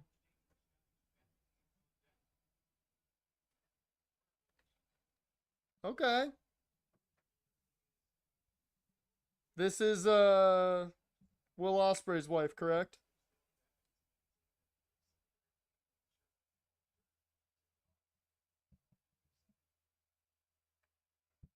I know very little of her stuff. I've not seen like any of Alex Windsor's stuff. Okay, Abrams got on base. James Wood gonna be up to plate.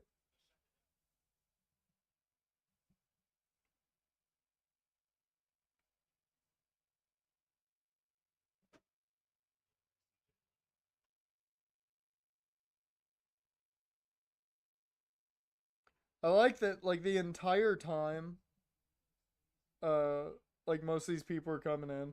There's multiple points where I'm like, man, if this was like 10 years ago, all you would hear people say on the internet is, "Oh, it's Sammy Guevara's wife in the match. Oh, it's are they married? Lee Moriarty and Julia Hart married now? I think so." But they'd be like, "Oh, that's Lee Moriarty's wife. Oh, that's Will Ospreay's wife."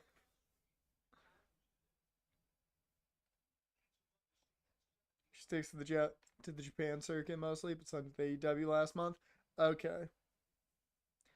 So she be mainly sticking to being a gaijin most of the time. I got it.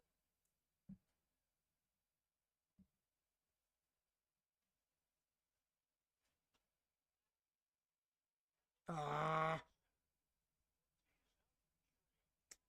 damn. Unless they hit around a bit, I don't think Wood's gonna see another at bat.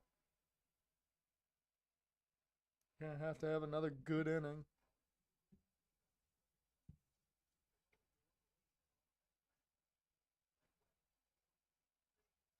All right, I'll check on the O's game. Just see what's going on.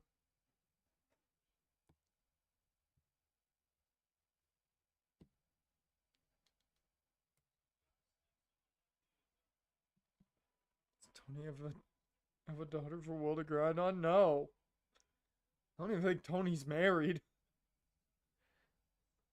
I think Tony's single. I knew that. I heard about that. That she was trained by Soraya's mom. I heard about that. That means she got the brutal training. Because those knights don't train softly.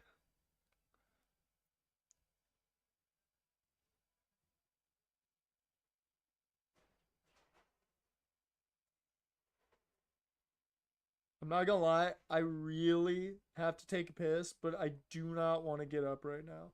I want to wait till the match is over. Because given the tag title match is probably next. I mean, it's either that or it's Omega Okada, I would think. And I don't think you're doing Omega Okada after this. Tarantula? Yeah!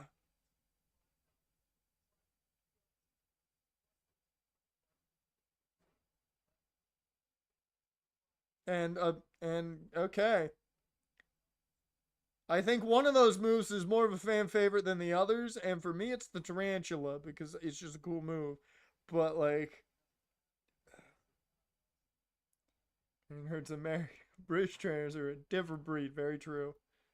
Very true. Also, the hearts. Heart training.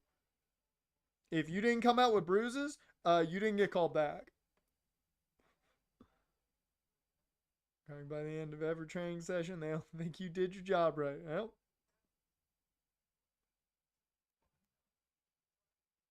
oh! That at first scared me for just a second. She landed perfectly fine, but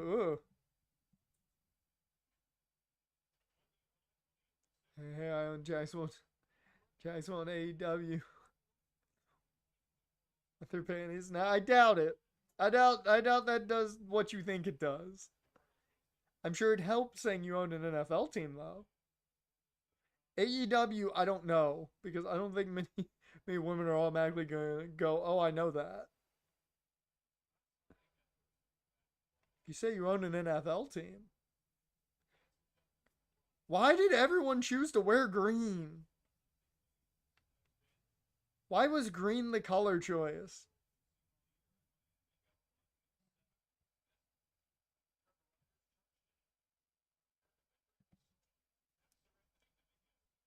Like, and a couple of them were just like, not green. We're going neon. Hey, Sir Anthony Dominguez in.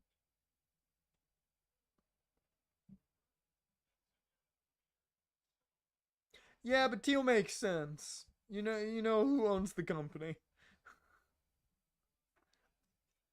I would understand you wearing teal over a neon.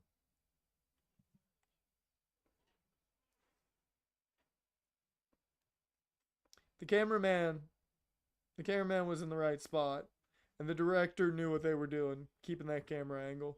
Just gonna say it.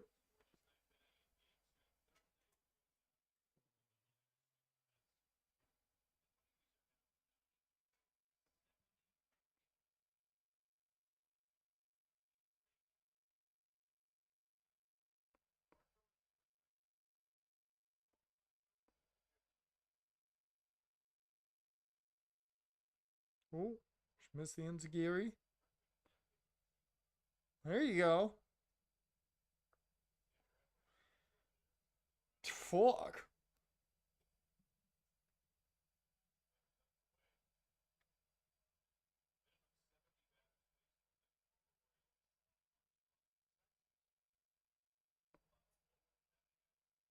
You know damn well she does not cover people immediately.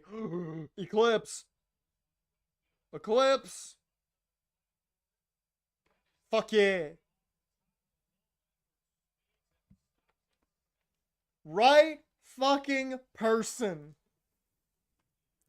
Thank you. There was no other choice in that battle royal. Gauntlet, whatever you want to call it. Mariners Tigers game is 15-7. I saw it was 11-7.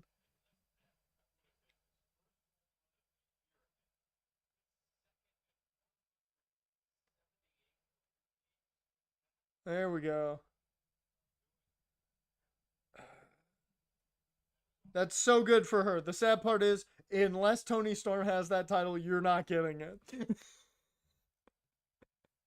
unless Timeless Tony Storm somehow defends tonight, you're not getting it. Cause let's be real. Let's be real. We know if Mercedes wins that title today, no one's taking it from her. She'll probably drop the TBS title. I could see that. But she ain't gonna drop the women's title.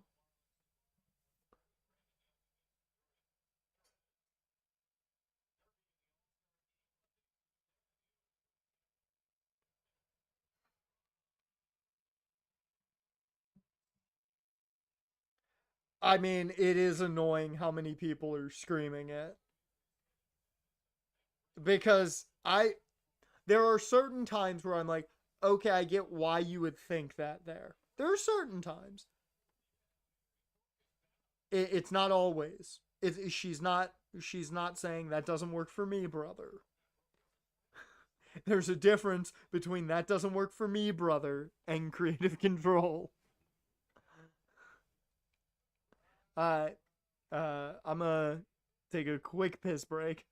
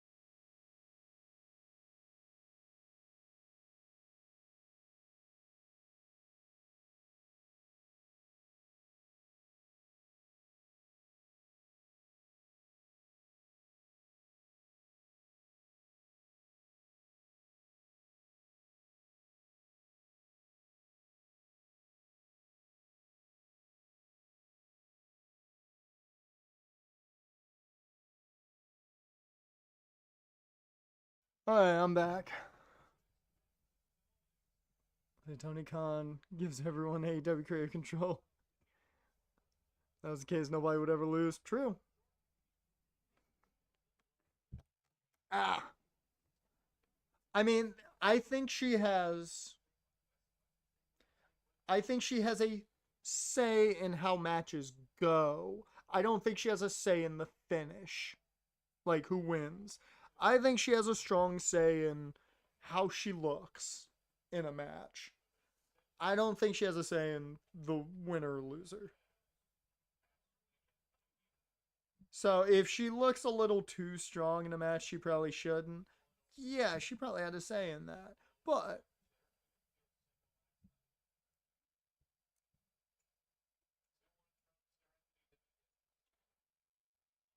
mm-hmm. Yeah. And creative control can mean anything from that doesn't work for me, brother, to, they have a good say about how their matches go. Doesn't mean they're being booked one way. It's Gauntlet time, his second longest match at 26:55. Okay.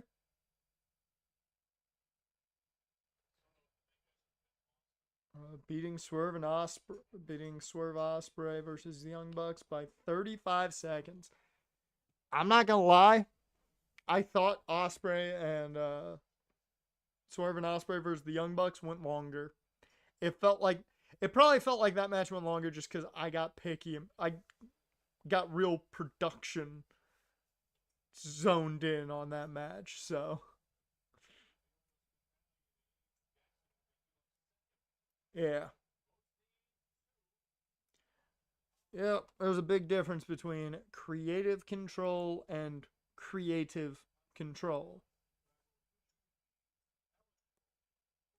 Dear Lord. I'm gonna have to refresh. Stream's having problems. It's not buffering, it's just going in and out. I'd rather do it during the entrances.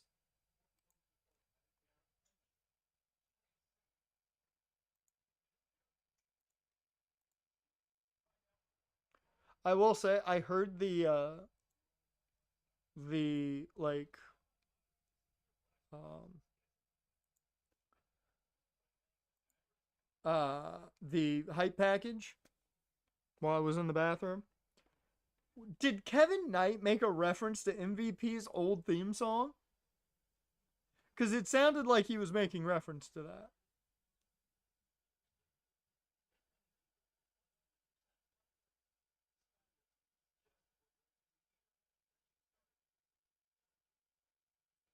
I don't know who you are, so I'm not gonna say anything. I don't know. I don't know these two. Yeah, because I heard him say TikTok and then we're coming, and I'm like, did he just throw a reference to I'm coming? No time to stop me, no time. Now I'm coming. It's a good theme.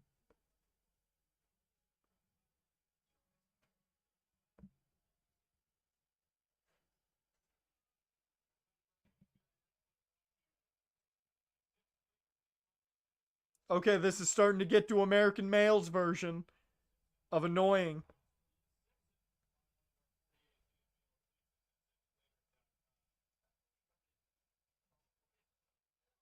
Okay, good. MVP's hitting it apparently. But man, that was starting to get to American Male's version of annoying. If you guys have ever heard the American Males theme, you know what I mean by that. And I'm not telling you to go listen to it if you haven't, because if you haven't, count yourself lucky. Because every so often when I'm just sitting alone, I'll just hear it in my head and it'll continue. And I'm like, no. When Brock was dancing to that song, it's a good track. No, I will say that's bad. The American Males theme is just constantly American males, American males, American males, American males, American males, American males, American males, American males. That's like the entire track. And it is the most. Stop it. I will be sitting here just doing nothing. And every once in a while, I'll catch myself going, American males, American males, American males. I'm like, why?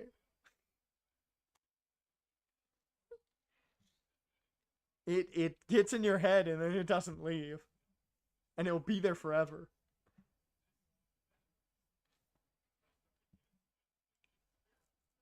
Oh, hey, look, somebody decided to wear the actual colors of the team that plays in the stadium.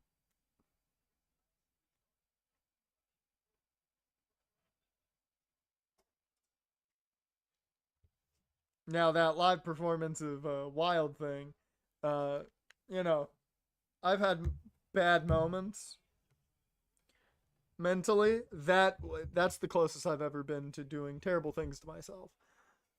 Was then. And it was solely because I wanted it to stop.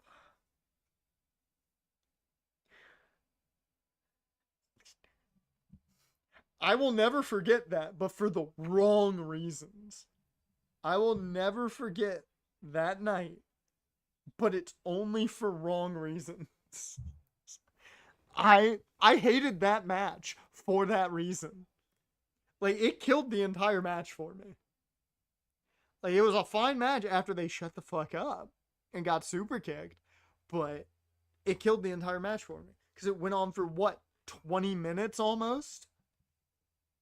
It was at least 10 minutes, I know that, but oh my god. Oh, and also, I'm putting my money on the father and son because AEW has father and son tag team titles ready. I almost forgot about that.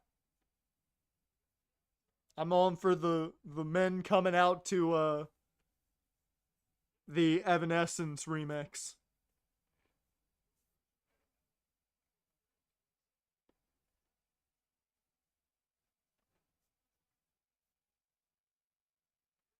Yeah, it was a decent match.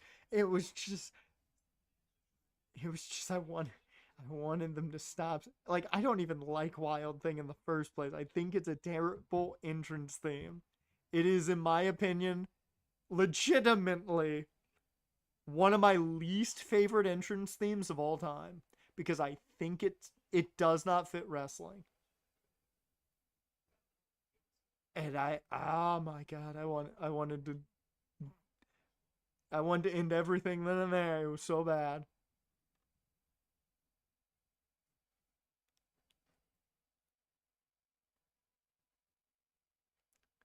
Because now that's apparently the thing. That's apparently their thing now with Anarchy in the Arena. Dear Lord, House just hit his second homer. Fuck. They now apparently have to play music during the match, and I'm just like, bruh. The world we live in, where ADHD has taken over so much that you need music during a wrestling match? No.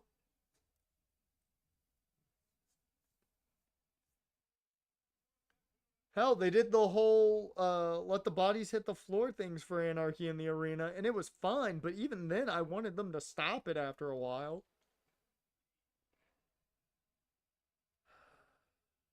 Oh, it was terrible as a full entrance. Ugh. Like here, if they had done what JoJo did and it was just that a little section and they randomly did that, I would have been like, okay, this is going to be Mox's like build up to the entrance. Okay. But like that would have been fine. That would have been fine. I would have hated it still. But at least we wouldn't have had to absolutely want to jump through the TV to destroy them. Apparently Sting's in the front row.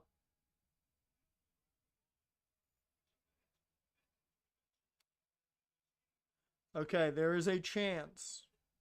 There's a chance James Wood gets a chance in the ninth. And they could go to extras because they just tied it up.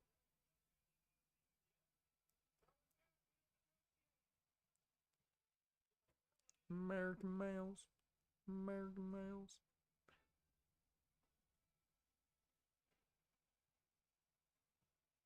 I will say, big fan of the color scheme of Hurt Business's gear tonight. Big fan. Good color scheme choice.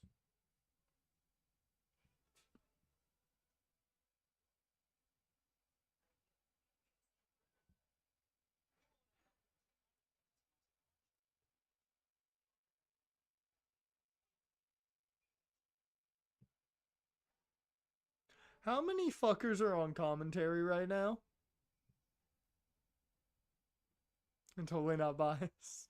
I mean, it's a darker blue than I use. It's more of a navy, but yeah, I know. Little bit of bias there, but I like the navy and silver. It's a good combo.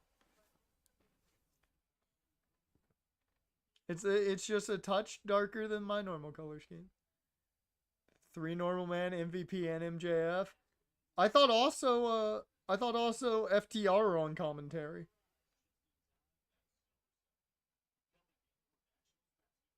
Yeah, FTR's on commentary too. God. Yeah, MVP's not on commentary. He's just standing around the ring. Either way, it's too many guys. I can't tell who's talking at points. However, I have to do talking as well, so maybe that's the problem.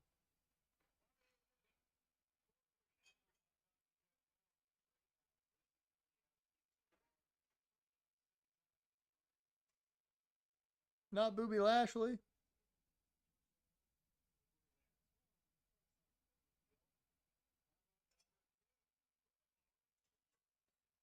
What you need to do is you need to go to a two-man box with a good color commentator and a good announcer. That's it. That's all you need. That's all you fucking need. Three-man box is fine as long as you have the right combination. And the fact that JR is not out here yet makes me think JR is going to do Okada Omega. And I'm not happy about that. I'm not happy about that. He's either doing that or the Texas Death Match, which Texas Death Match will be fine. But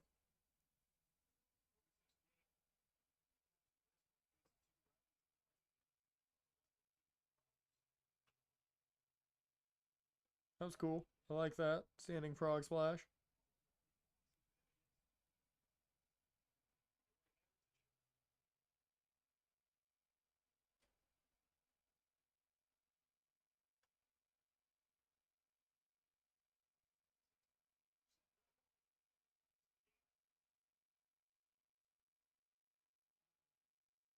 I will say I do prefer if somebody's going to be on commentary. I prefer heels that can at least bring some humor to it, and I give credit to FTR. They can do that.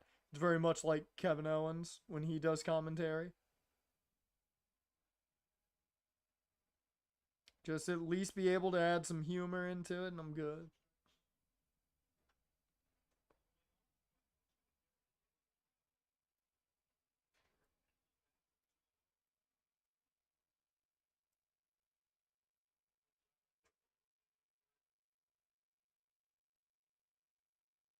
I didn't know that. I didn't know that MVP was a big fan of the show Heels. He's got a hat.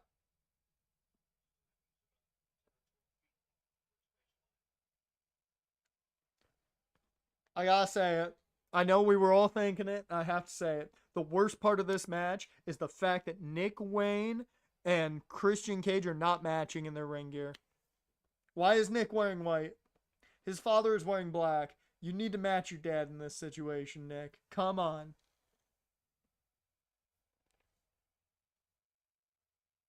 Dash, how dare you? How dare you? How dare you? There's no reason to bring up the American males, American males, American males, American males, American males, American males, American males, American males, American males. Oh, I hate it. Oh, it's 4-3. Never mind. It was a two-run homer. thought it was just solo shot. Oh, there you go.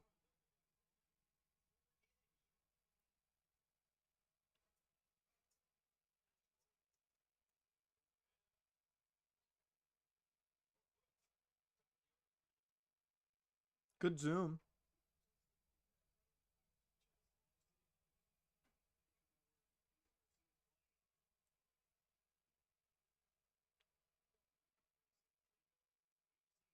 Nice job on that camera work and sticking to one camera and letting that guy handle things.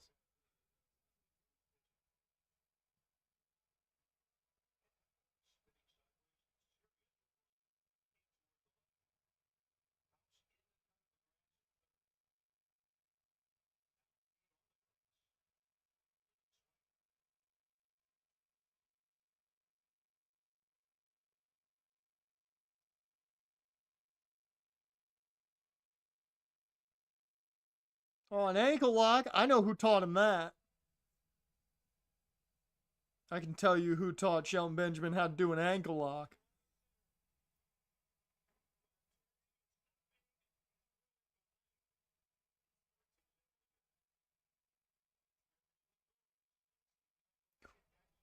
Ooh!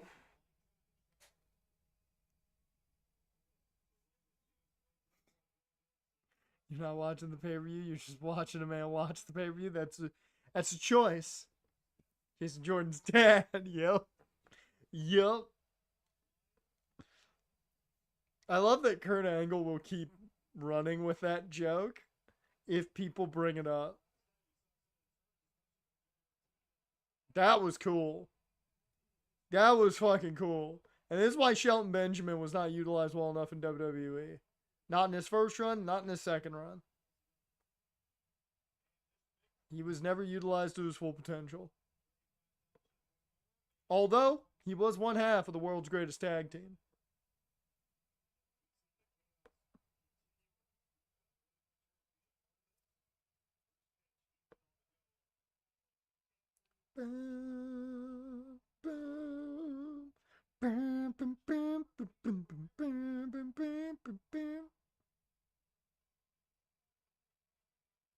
Person uses Angle's son. Dressed like him, use the ankle lock, Olympian, annoying heel. Yeah, Jason Jordan. It's always the. I will say though, looking back at that storyline, it is what makes that storyline funnier and better because of it. Is the fact of you should have just used Chad Gable and we would have all been ecstatic about it, but you chose not to, and now it's just a fucking joke.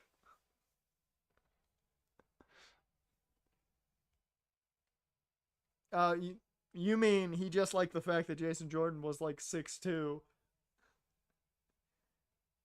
Because isn't Chad Gable like 6 foot? Maybe even shorter? He's probably like 5'10" actually. He's not as short as I am, I know that much.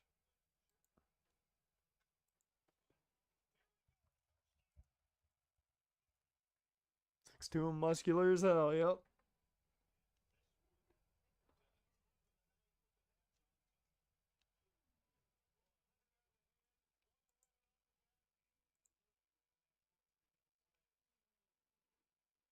Yep, 6'3". Yep, that's about right. He's 5'8". Oh, he's about my size. I didn't realize he was my size. Because I'm in that 5'6", 5'8" range where I don't know if I'm giving myself like not enough inches or give myself too many inches. I normally say I'm 5'7" just to keep myself in the middle.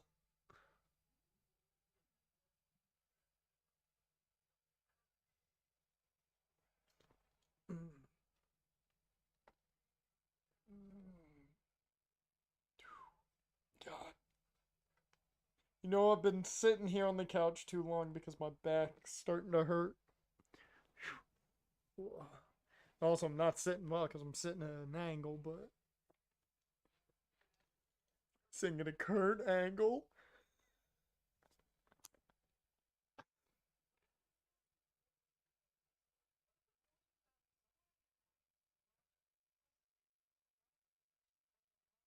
That's why you only own Jordans.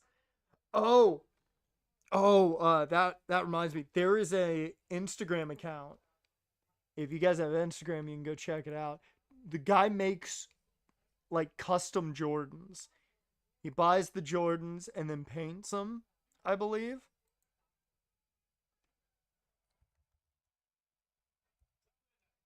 I want to see if I can find the channel. I don't remember the name of the fucking channel. But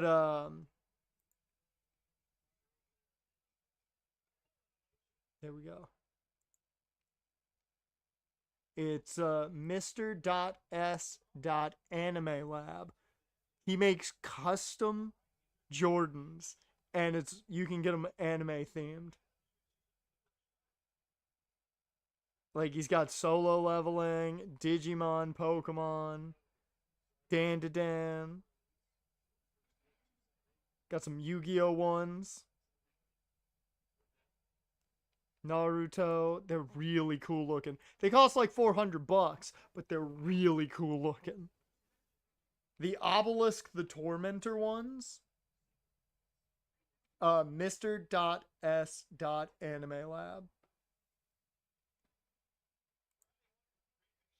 I'll double check because I got out of the tab real quick.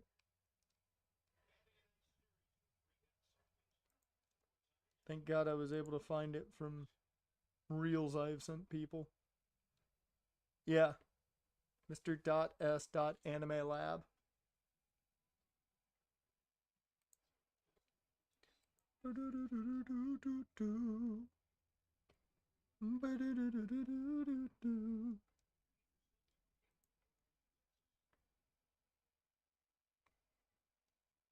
Yeah, I found them and I was like, okay, I gotta check the site just to make sure this is legit. And it's legit. It's legit. And they are cool as shit. The Obelisk the Tormentor ones are fucking so cool. So are the Slifer the Sky Dragon ones. It's too much money for Jordans, but if I had money to spend, if I had that kind of money to spend, I would.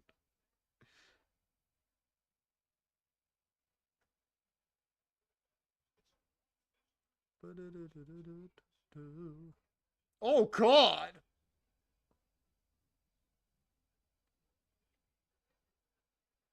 Good reverse stun gun there.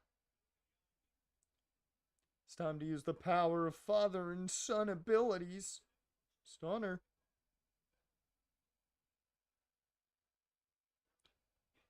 Cutter. Oh God!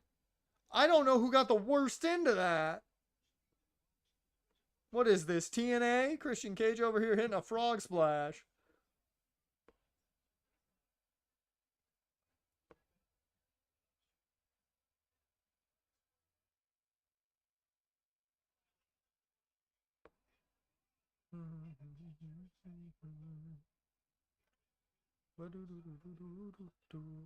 Well, that guarantees James Wood is gonna get a chance.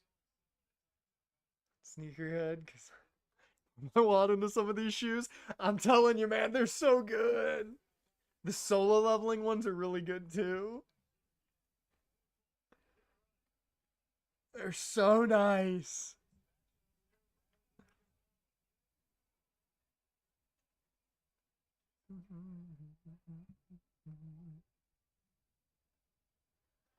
I will say the Evil Eye Dan ones look really good as well. Purple! The purple color with things just looks really good. The deep purple with some black tints.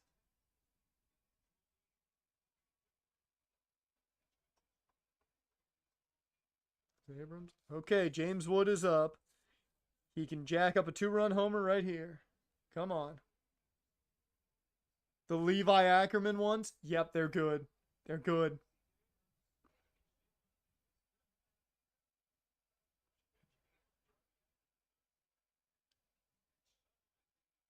The Obelisk the Tormentors are my favorite.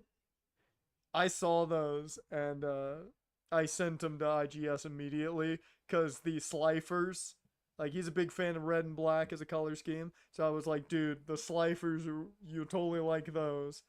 And I was like, those obelisks are so good.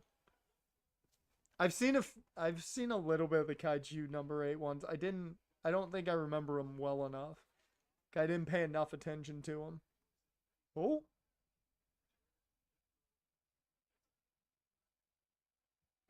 Can they win it here?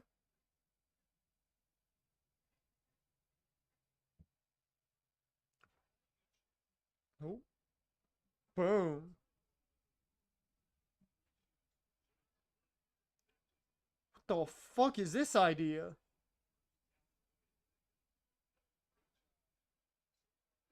Okay, that's cool as shit. But that could have ended real bad. It was cool as shit, but it could have ended real bad for Nick Wayne. I hope he's okay. Yeah.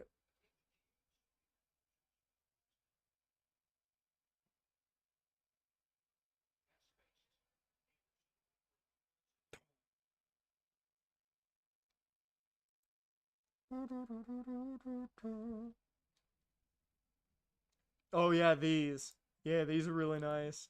You can see all of them if you go to his website.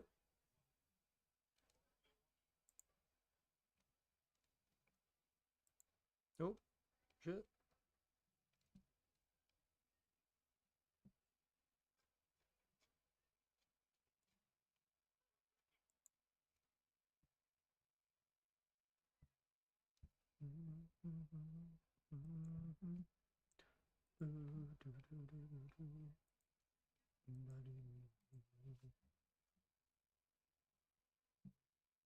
Oh shit, they retained. I thought maybe they were not going to retain. I think that's a smart choice. I just did not think they were actually going to retain. Dude, how the fuck did they make crypto Jordans? What? $75 off on the summer sale.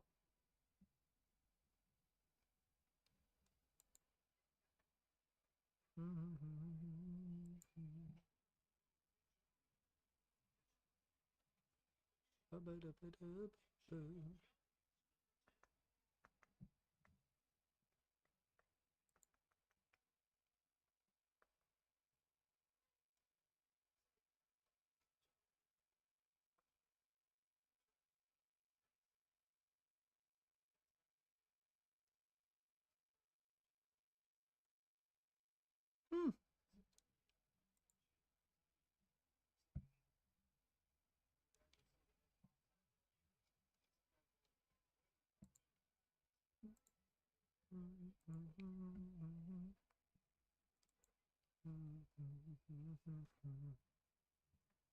Yeah, he has a few WWE ones.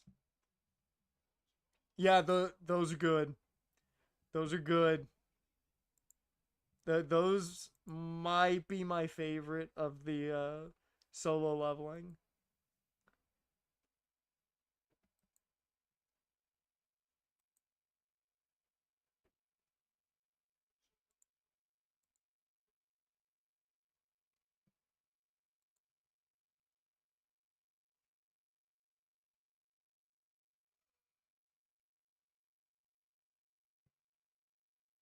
Forgot that they had Ultraman.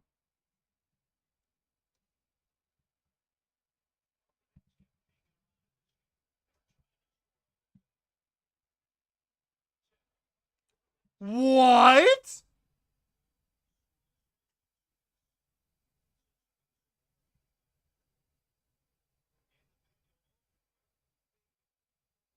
Oh my god, he kill switched Christian.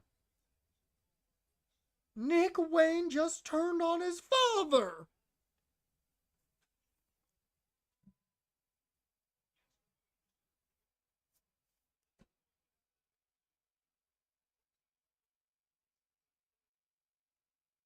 I didn't see that coming. I did not see that coming.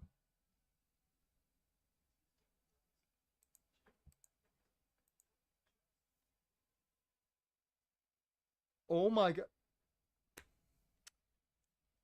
The entire patriarchy turned on him. Well, let's wait for the song because a certain track's probably gonna play, or it's gonna happen on Dynamite. One of the two. We know what this is leading to. We know what this is leading to. It's NFL bets. They're about 400 and some bucks a piece on the shoes.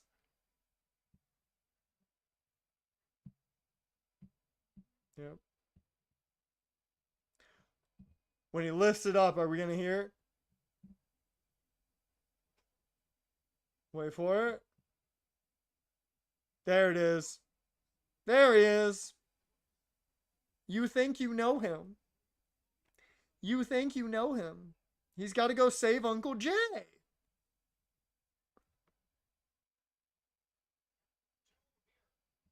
Yep, because this was always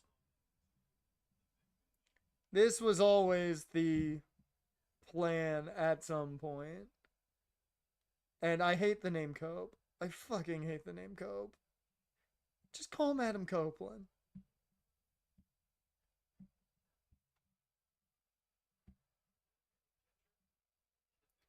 This was the game plan from day one. Yeah, the Finn. Well, given it's Finn Balor, like his color scheme's what, purple and black essentially. So, and it's been that kinda for a while. It's either that or a red and black. So, it's always gonna look nice.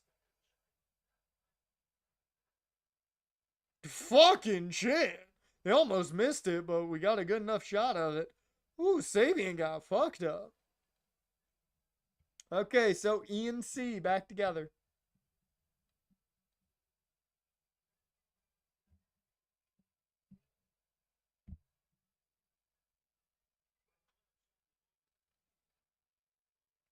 I'm sad that the patriarchy's over. I like the patriarchy.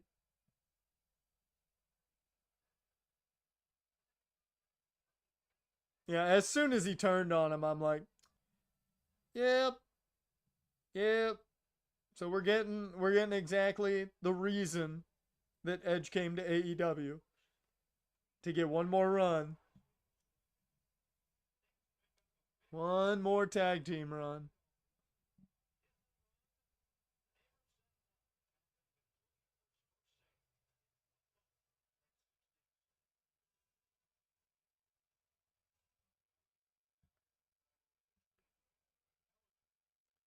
On this day, I see clearly everything has come to life.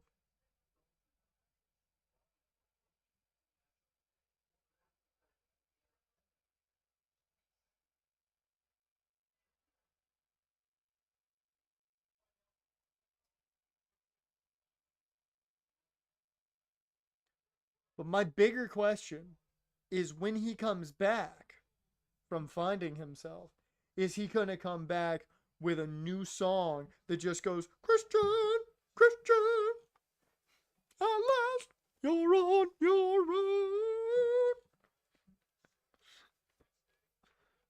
own. You went 500 bucks real quick. Is it a bad thing that I showed you these shoes? I gave you a free box for Factor and showed you shoes that cost way too much money. I have been both a very kind person today and a terrible one.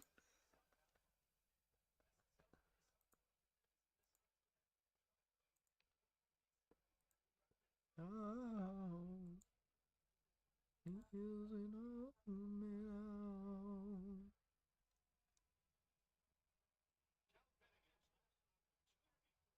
yeah, those print shoes are good.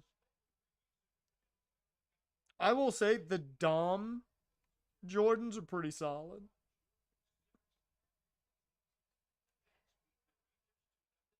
Also, you know I like the CM Punks as well. Wait, what?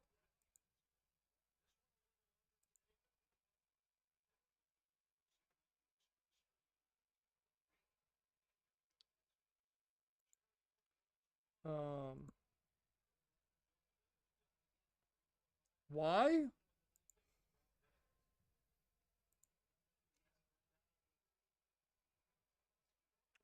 Oh, you can. Okay, you can actually put money down on a custom, like one of one design if you want. Really? I don't like that that's going on before Kenny Omega and Okada.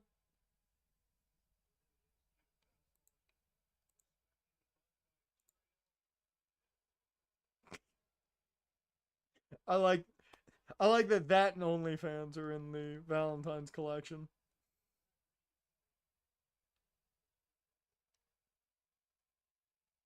That's funny.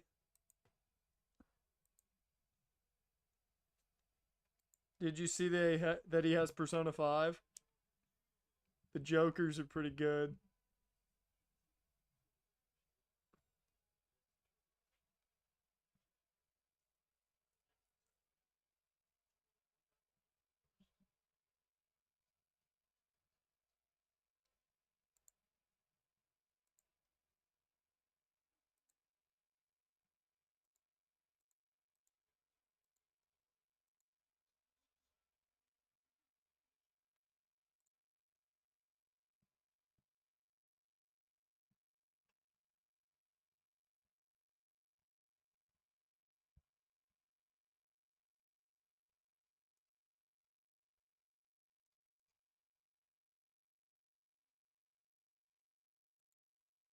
Alright. Alright, time to pay full attention because this could be match of the night.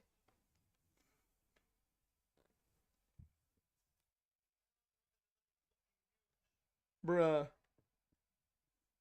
The fact that we are not getting ready for the end of the event terrifies me how long this is going. I just looked at the clock. Because there are still 3 matches left, and each one is getting at least 25 to 30. Maybe only 15 for Kenny and Okada because, not the same guys they were. But, tie ball game and the winning run is in scoring position. Ooh.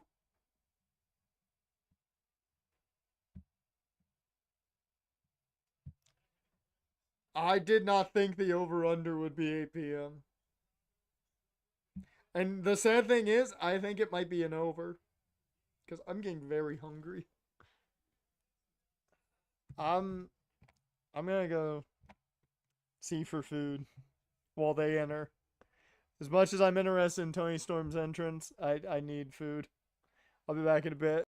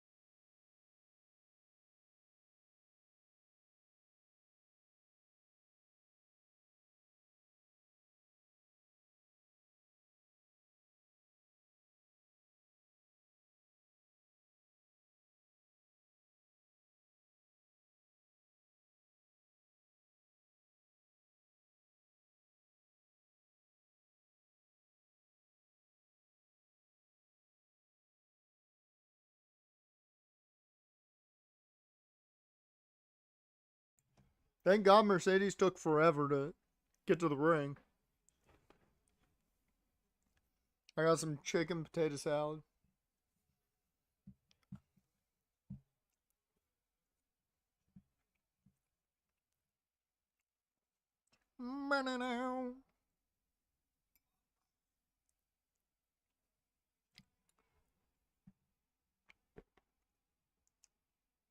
Well, Washington lost.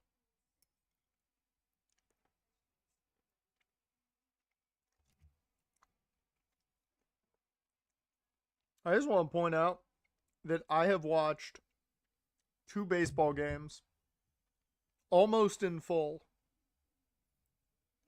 while this event has gone on.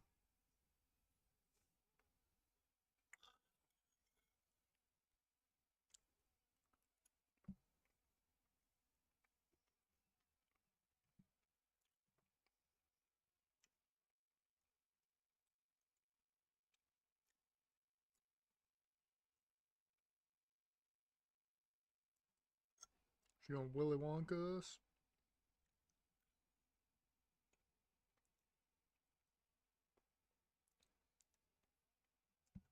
It can't be. Is it?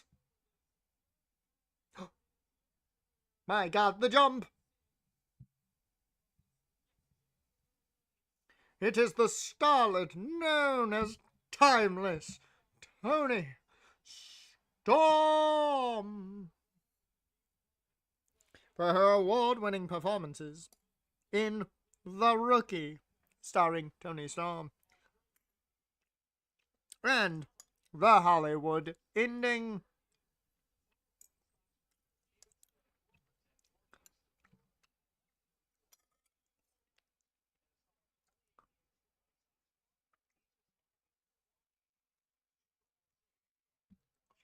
Yeah. If they were going to make this pay-per-view go on literally the entire day, it was nice of them to do it at 3 and not 8 o'clock and have us here until literally a New Japan pay-per-view starts.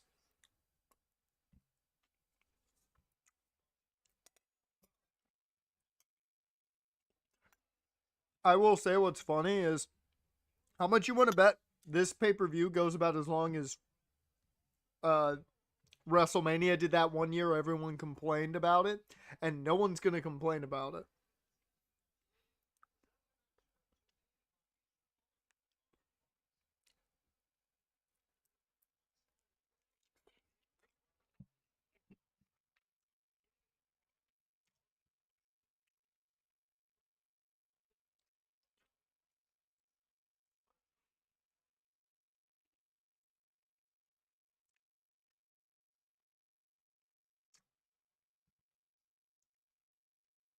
All for a bad main event, too. I thought this was going to main event. I legitimately thought this was going to main event. Like, I get it. It's a Texas Death Match. It's the one match with a stipulation, but this is the bigger match.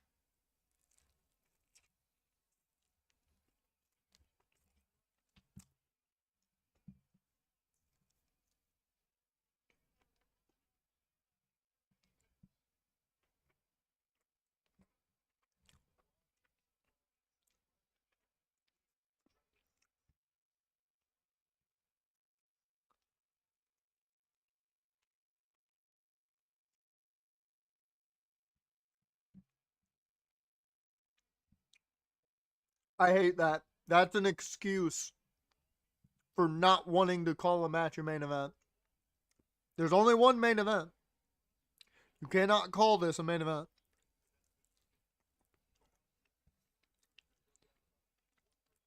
In case you guys are wondering, you're more than welcome to get off the stream and watch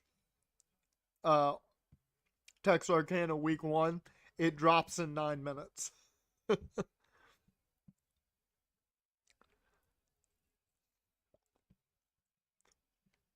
I uploaded that before the pay-per-view started. And the pay-per-view is going to still be going when that uploads. That's crazy. Or when it drops.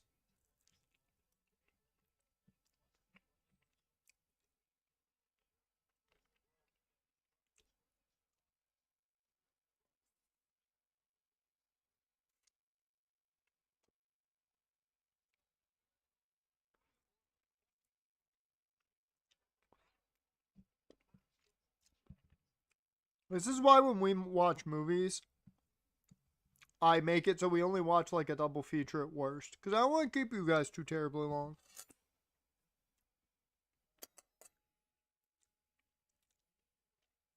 Even if they're good movies.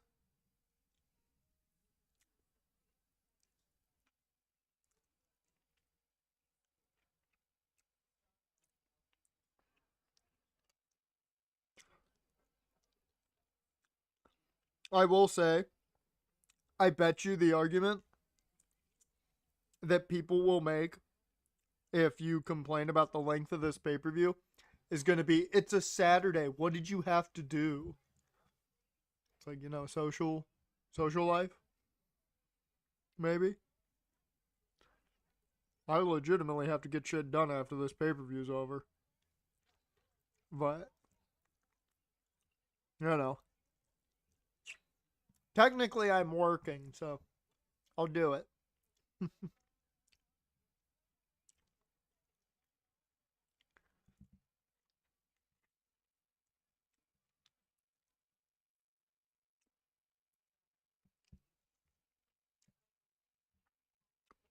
Taz, did you just say we're not here to make friends, we're here to make money? Who would ever say that?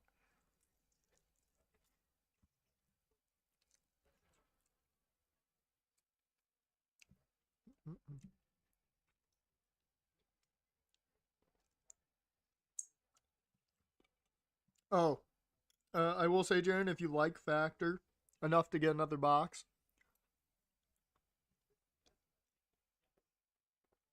and I'll recommend the sun-dried tomato chicken and zucchini noodles. It's quite delicious.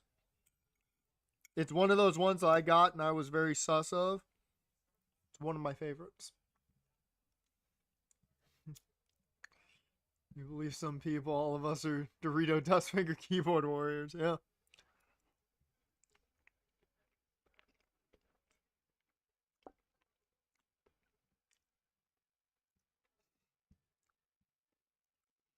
I mean, I do believe that might be some people.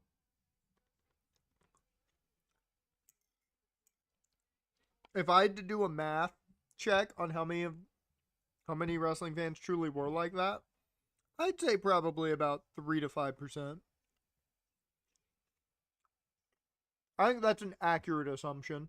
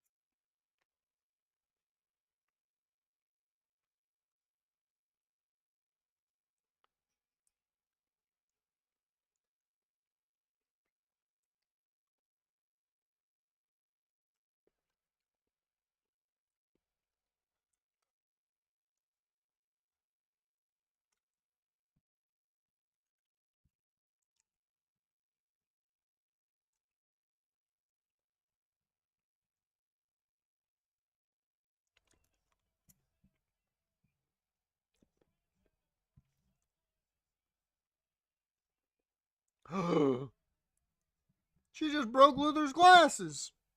How dare you? He's not going to be able to see without his glasses.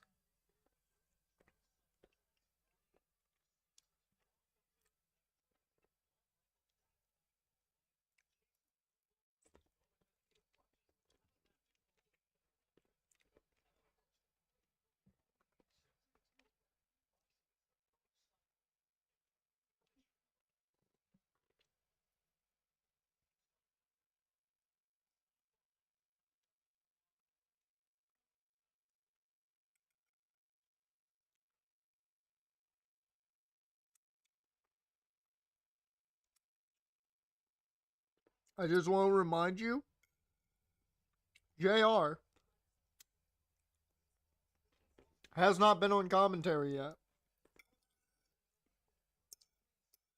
So, take your guess at what match he's going to be on commentary for.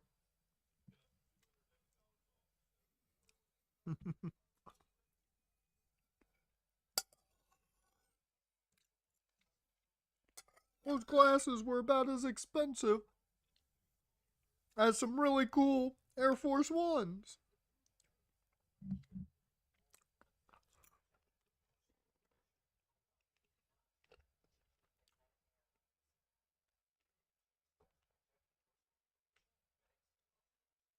I'm hoping, but I'm worried now.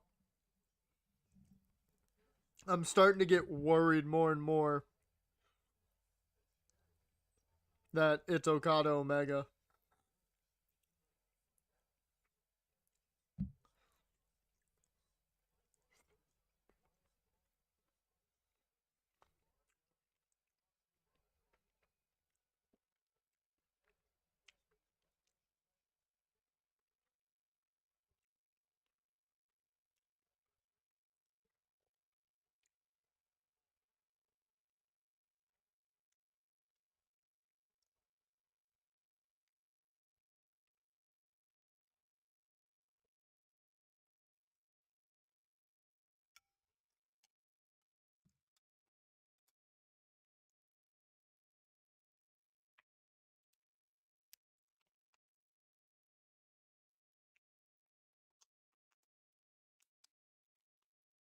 I will say, once this match finishes, I'm gonna make a cup of coffee. Because I might need it to get through the show.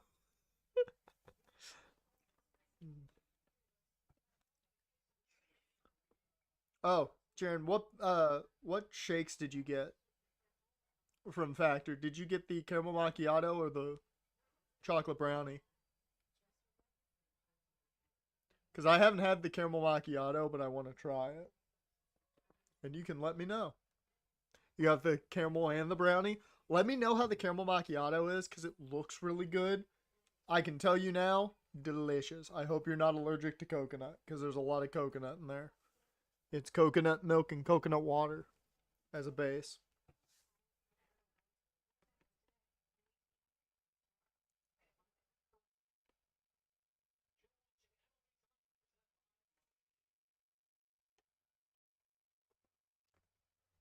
Now, I will say, I don't like coconut. I've never been a big fan of coconut. You cannot taste it. Thing tastes literally like a chocolate brownie, and it's crazy.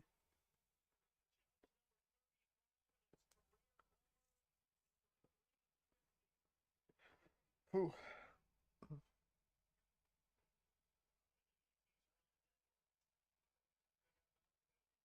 Sky high, boom. Fucking love the sky high. Allergic to any foods, luckily. Same here. Yep. I'm very happy I'm not allergic to any food. Specifically happy that I can have cheese. The greatest of foods.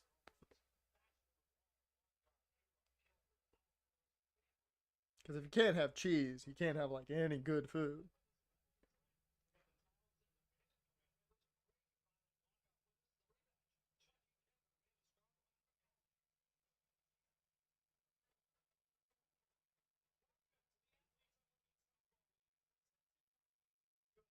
I'll give them credit. The design of this uh, setup, it's hard to see like the front row of the hard cam as well as we normally can, so we can't really make fun of anybody. However, I don't think anybody's done anything to be funny about this time around. There's nobody looking down at their phone like this for 95% of the match.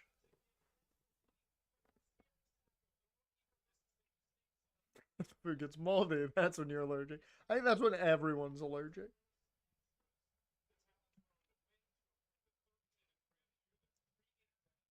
Yeah, nobody's sleeping like we once saw. Uh,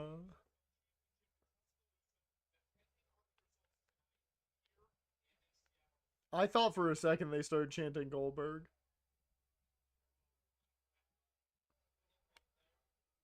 I don't know why UFC Fight Night's on, but that's cool.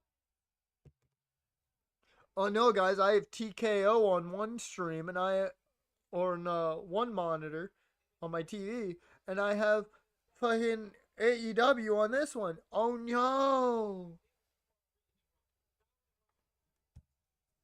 You know what that means? It means I'm a traitor.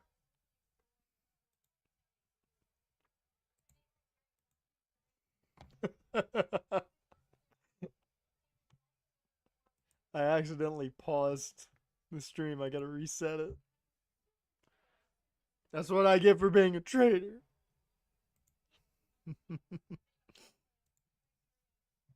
I'm quickly gonna take my plate up. If I miss anything, let me know.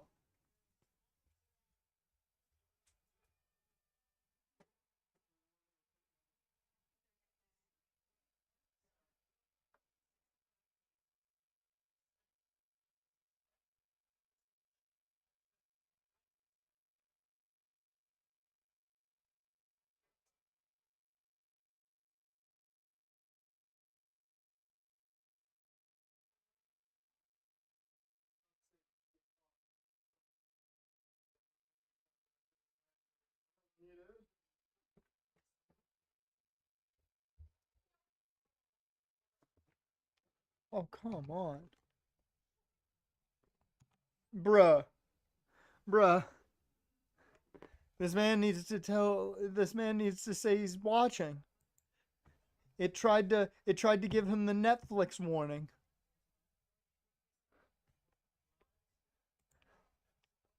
It tried to give him the Netflix warning. It was checking in on him like Netflix.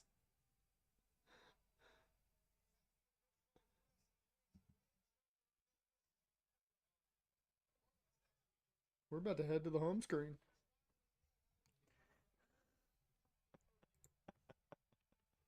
This is funny as hell. I like this. Arguably the biggest match of the night for us, and this is the one where this happens. If it had happened during the main event, probably would be totally fine.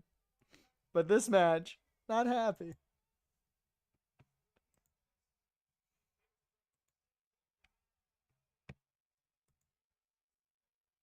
He's gonna wake up and we're gonna hear 1, 2, 3. Yep. Hell, we may not even see anymore. This is just gonna go to the home screen.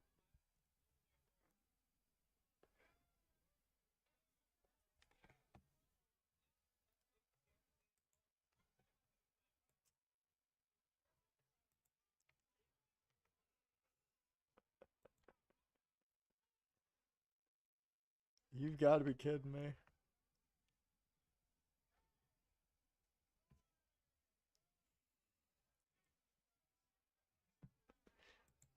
This is crazy.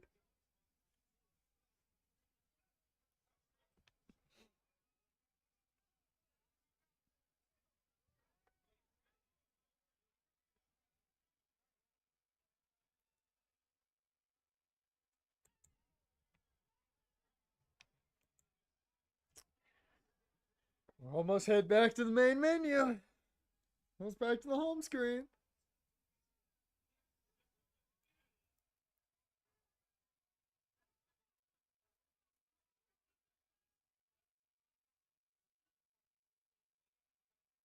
Dude, I wanna know what the chat on here is saying about it.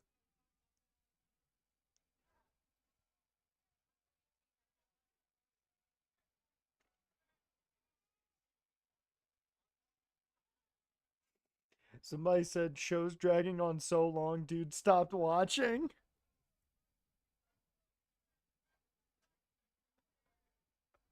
We went back to the home screen.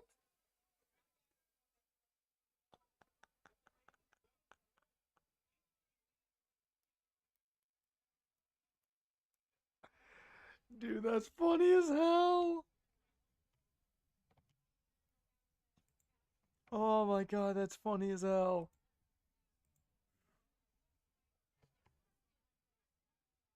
Oh man.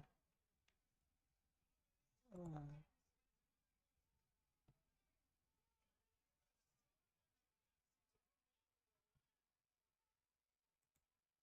Alright. Oh, that's funny as hell. Oh, we got uh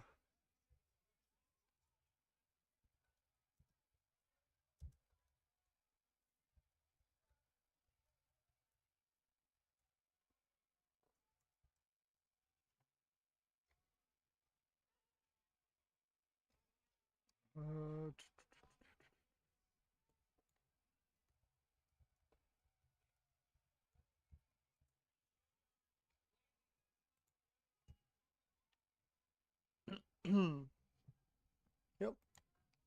Yep.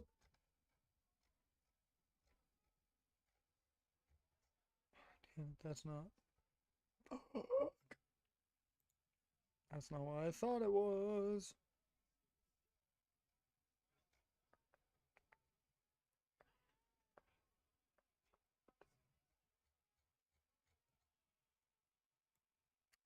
Damn it.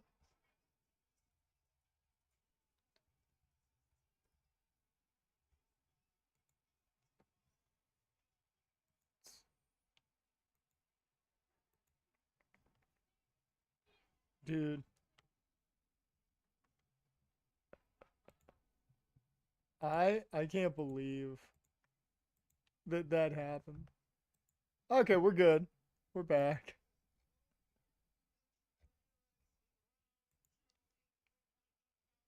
Yep. Okay.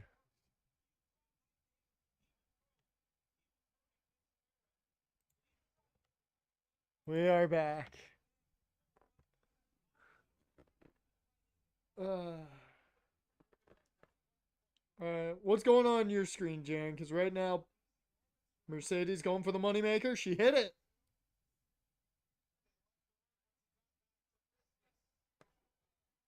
She kicks out.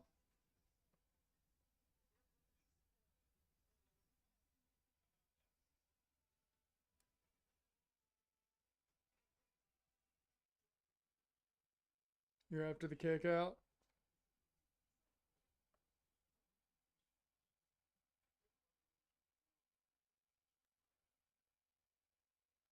So you're still, a little bit ahead of me. Oh, dear Lord. Just jumped ahead. Oh! Well, that was just not nice. Moneymaker. Look good. It did look good there. I give her that. That was the first time I actually was like, yeah, that move looked pretty good.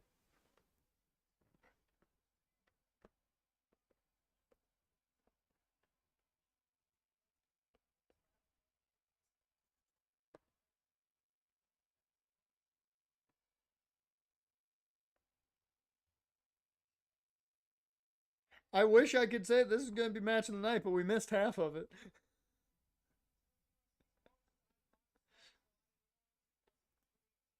Oh, into a Kimura?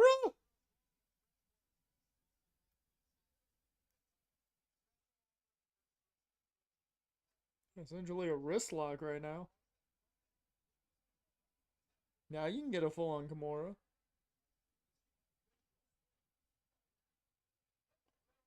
Oh,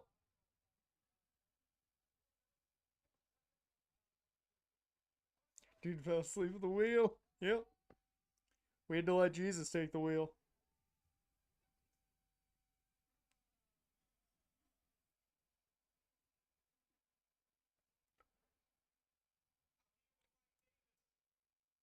Okay. Judo toss into a cover? Or into a cutter? That was cool.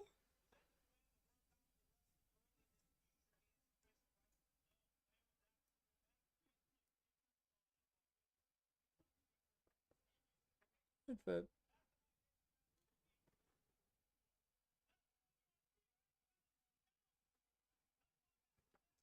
Excalibur's now stealing my commentary? Okay, cool. Cool. Cool. Cool. Cool. Cool. Cool. I thought he was better than that. I thought he didn't need my commentary, but I see. I see how it is.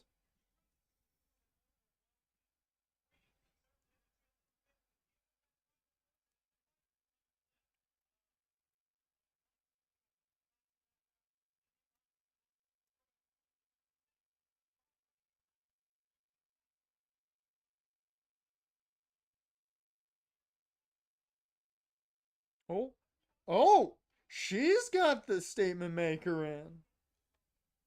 Sorry, bank statement. It's a better name.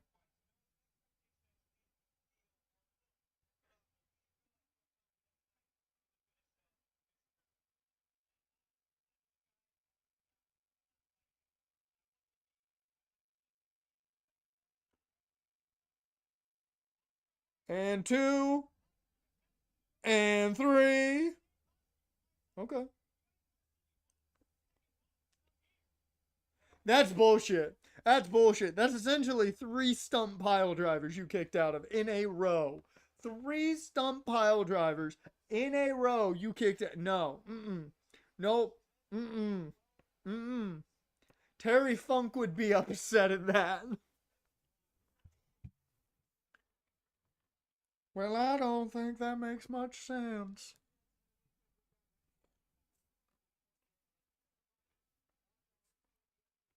I'ma beat you with a chicken now.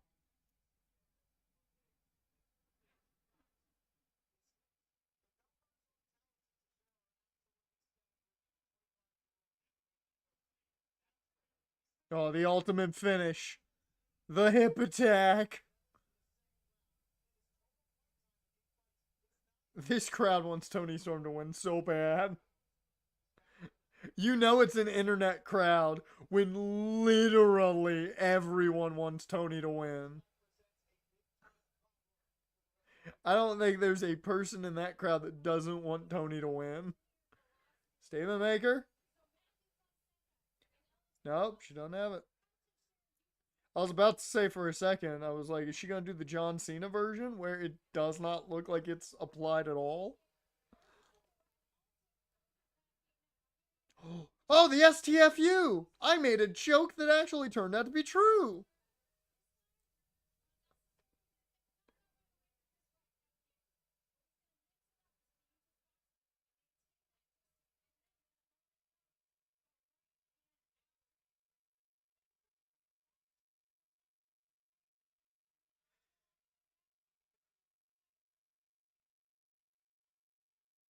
Ooh.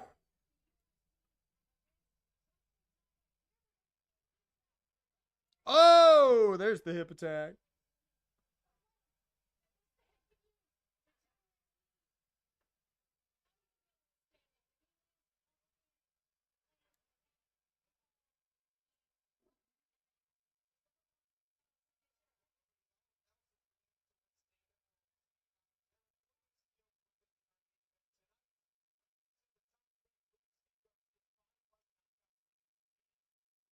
I cannot agree or disagree with this crowd on that "This is awesome" chant because we missed half the match. It's been really good what we've seen though. They gave the people what they want.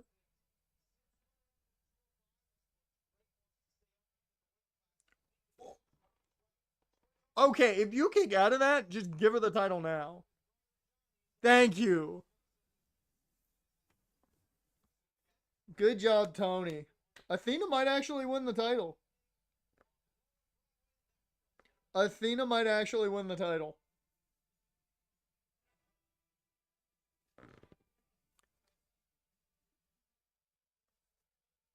Athena might actually win that title. I could see it now with Tony having it. I could see Tony dropping it to Athena. But Athena needs to drop that ROH women's title first. If it's going to happen.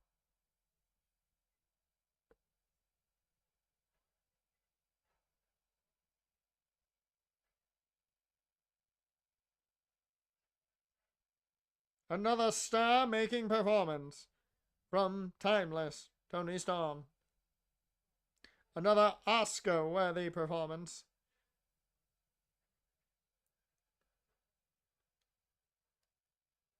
And I'm sure all the people in the booth are ready to see another championship opportunity handed out.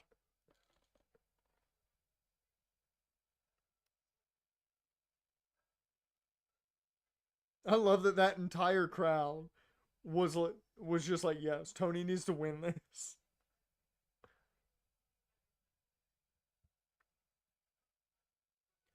I will say I don't know how they're doing it. Oh no, never mind. The filter's over it. Just the red is extremely vibrant.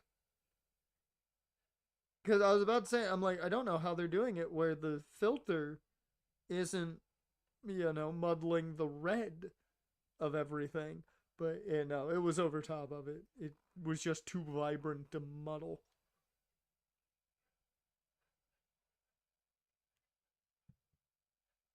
Yep.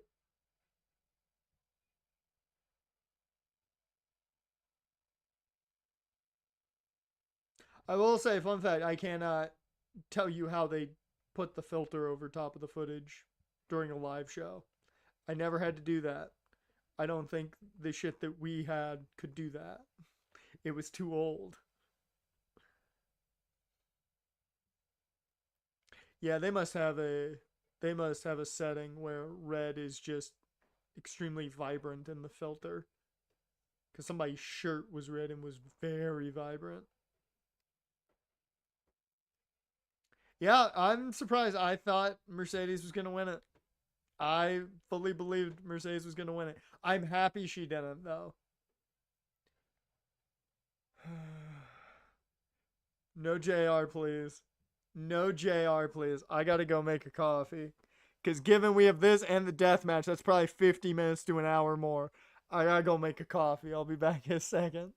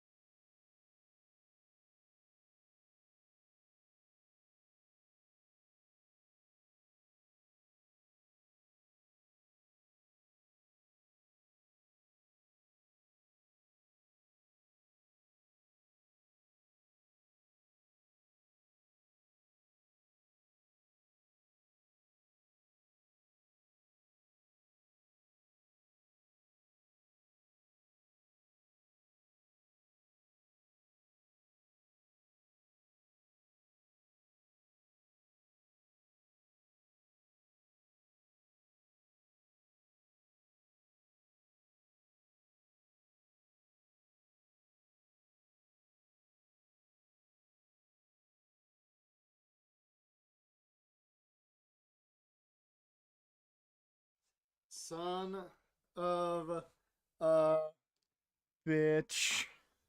I hear it as I'm sitting down.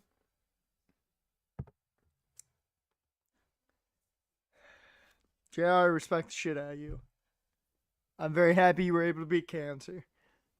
Very, very happy you were able to beat cancer. You were the voice of wrestling in my childhood. But my God, just called it a career. This was not the match I wanted you on. The Texas Death match, you would have been great. This, not so much.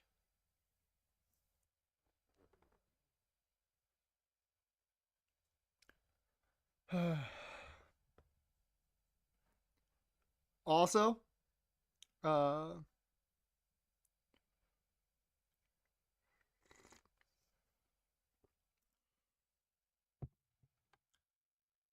uh, also one thing that I thought of while my coffee was getting done, they decided to go get Cody Rhodes and Roman Reigns for the Street Fighter movie. You know who the fuck would be the greatest Dan Hibiki? Kenny Omega. You want to talk about a guy who's got comedic chops and could be the comedic relief of Dan Hibiki? Oh my God. I thought about that and I'm like, you could totally do that. You could get a wig for him to wear. He could totally be a fantastic Dan Hibiki. Where was that casting? I'm upset at that. Okay.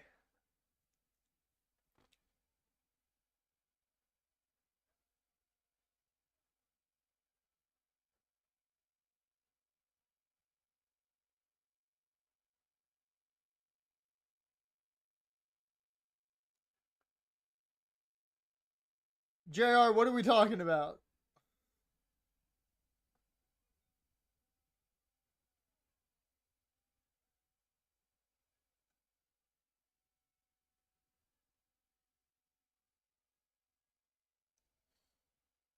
Fuck no. The studio behind Happy Gilmore 2 trying to erase MJF from the trailers they give WWE. I know. But I'm just like, that's one thing WWE needs to stop doing. Let the wrestlers interact with each other outside of wrestling. It does not matter when it's not part of the same thing. That's fine. Let them interact with each other. Don't worry about it. But Kenny Omega would have been a great Dan Hibiki. He would have been so good. Not to mention, the dude is a massive Street Fighter fan. He would have given it everything.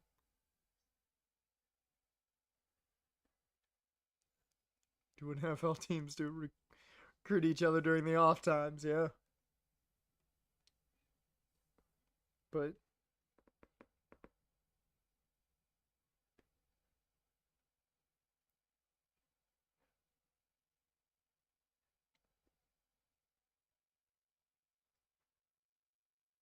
are we really? Is he really gonna?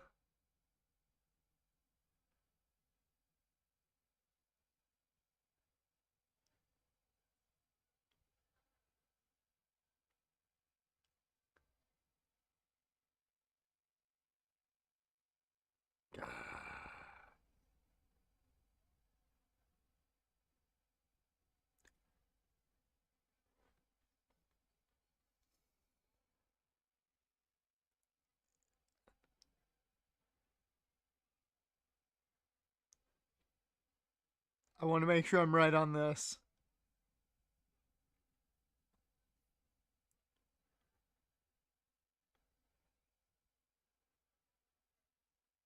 Yes! Oh, fucking Devil Sky, man!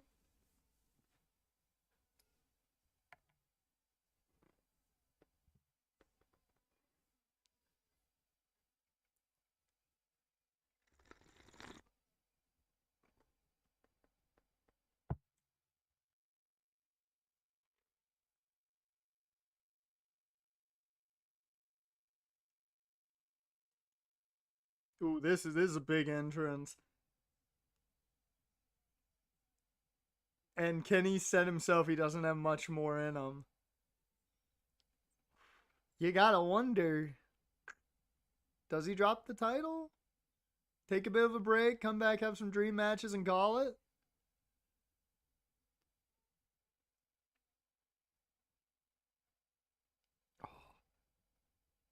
I'm so happy he didn't come out to his normal entrance.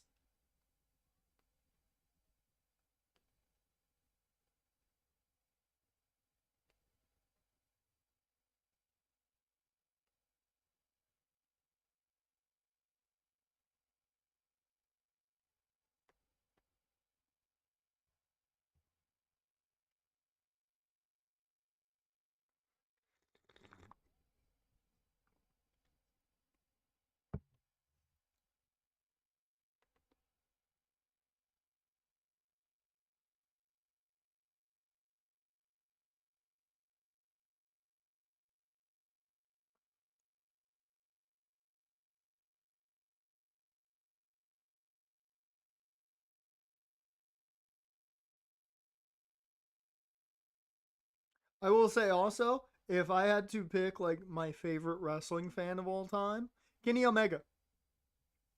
Kenny Omega. Because that man doesn't hate anything about wrestling. The only thing he hates is the amount of influencers that have become like a weird mainstay. And that's why it's good. I was thinking it was going to be Devil Sky. This is cool as shit. But I thought he was going to come out to Devil Sky. And I was like, yes, Devil Sky. But then I'm like, okay, still cool, but.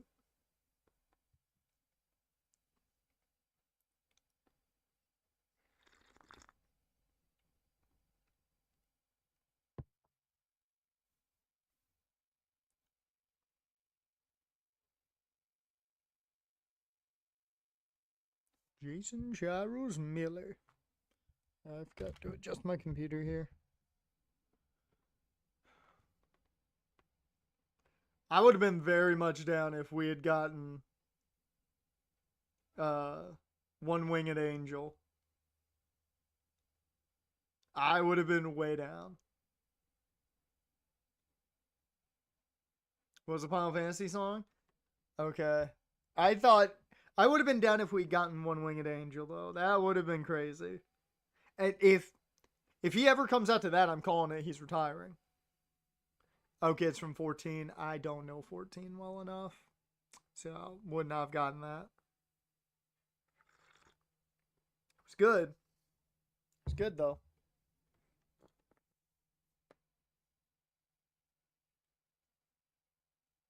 Yeah, that's the MMO. I was about to say, isn't that the MMO? All I know about that game is that people have ruined their relationships over it. This is not a joke. I've seen a lot of Reddit stories about it.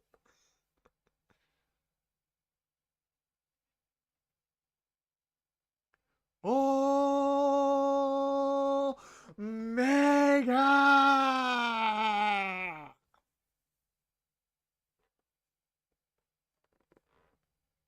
That's good job. Good job, Justin Roberts. That was a good one.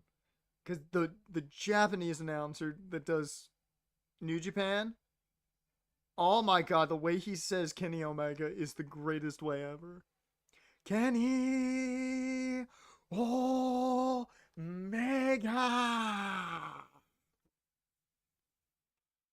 So good. Alright, let's do this. I want Kenny to win because I love Kenny, but it's going to be a good match. May not be the same as Wrestle Kingdom because that's. I mean, it's going to be great though.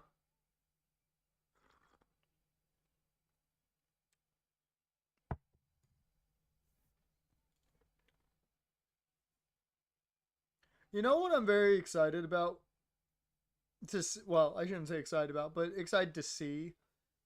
When Kenny retires, I want to see how much he elects to be around wrestling because I feel like Kenny's gonna do a lot different than a lot of guys. He's gonna actually stay away and kind of do his own thing, do other things that he wants to do, and I'm interested to see what he does. outside of wrestling, outside of playing Street Fighter. And we'll get that match again one day. Austin Creed, Kenny Omega, we'll get it again.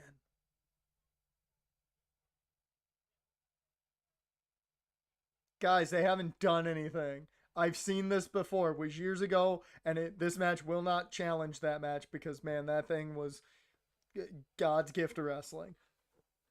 It was when I truly, truly understood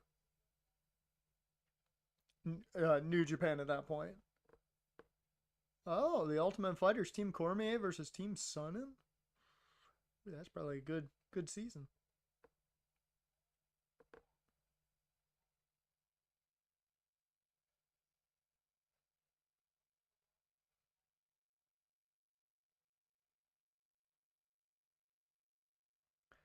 I do have to ask, Jaron, have you seen the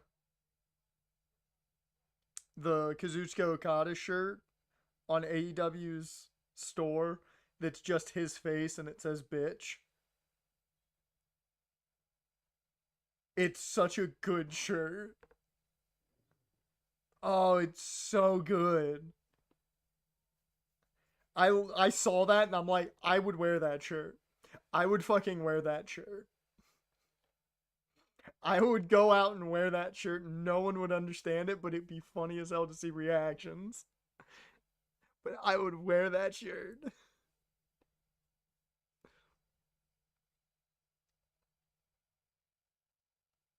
That is the first time I've ever heard anybody actually call it a toe kick.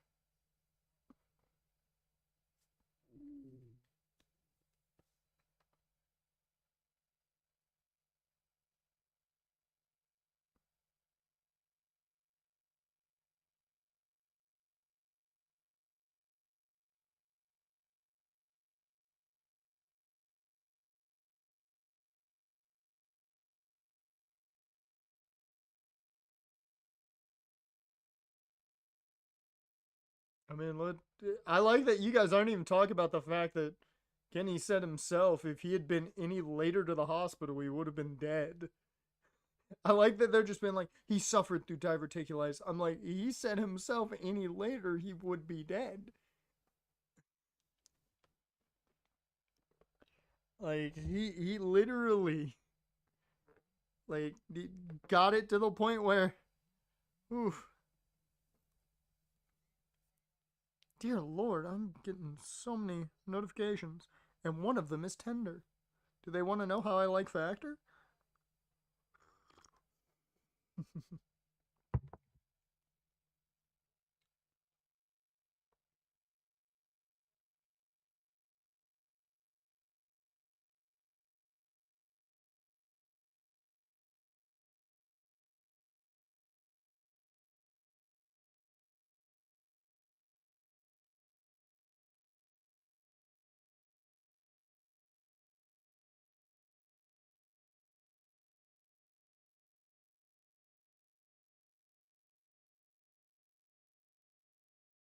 Nope, no one actual comment.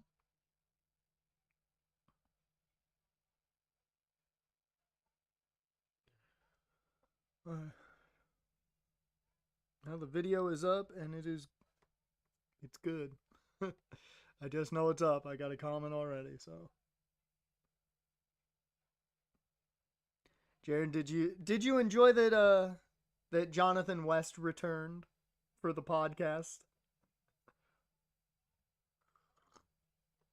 Also, how about that logo I made, which I tried my damnedest to make it look like the most somebody just started a podcast logo I could make, and I thought it came out pretty good.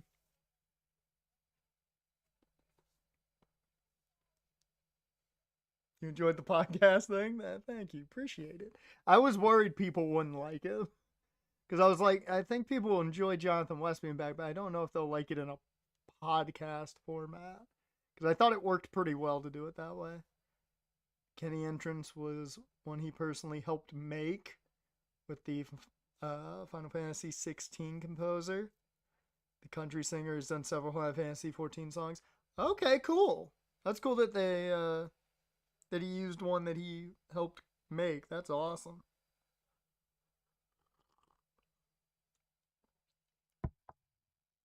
Thought it was a good way to make things a lot easier to explain certain aspects.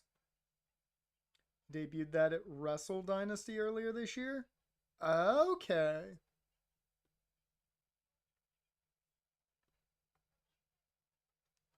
Okay.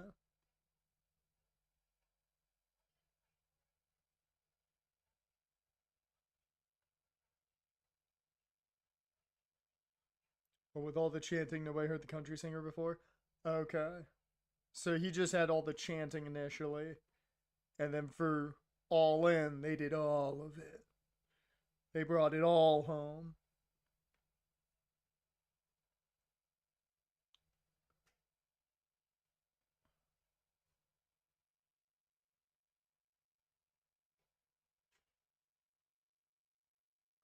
So right now, if I had to guess, ETA on in time. Ooh, I would say about 8:30 right now, given it is 7:38 and this match is going. It's like I'm facing a boss fight.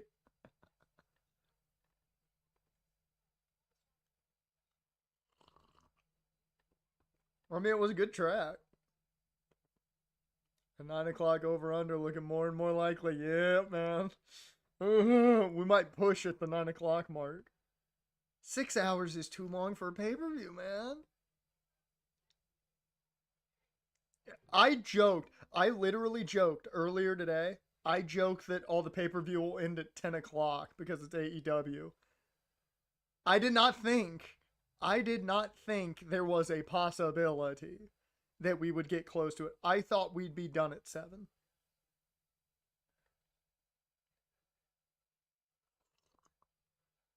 This is why WWE cut back on matches, so they can have longer matches. But you're not sitting there for your entire day. Oh, the main event's going at least 30. At least 30. And that's not even taking into account all the overbooking that's going to happen. As we know, Death Riders are getting involved, and Darby's probably coming back. Ooh.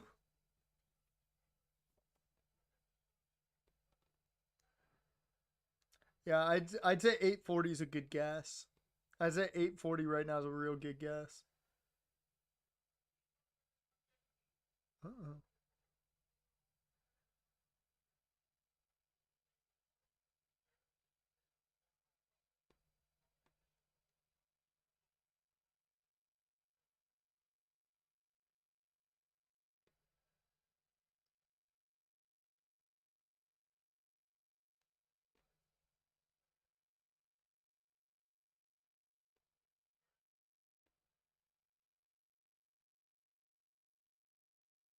That's the 1 hour pre-show and 40 minutes of matches. Yep.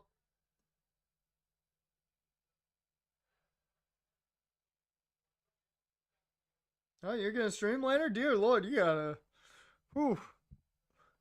I'm gonna be doing a ton of stuff. I'm gonna probably record week 2. That's probably all I'm gonna get done tonight. Because I gotta edit that tomorrow, which it took me about, give or take, I got distracted by certain things at points while I was editing week 1. It probably took me about 2 hours, 2.5 to edit week 1 together, so should easily be able to get you guys the schedule I want to get, which is Monday, Wednesday, and Friday. And then I just need to make sure you guys got videos coming for the next week. Right, schedule on YouTube because your mom decided to work from home all week. Yeah, that happens. Gotta take advantage of it. Yeah. Yep. That's back when I was very like when I have to do commentary and no one else is here, I feel so much better.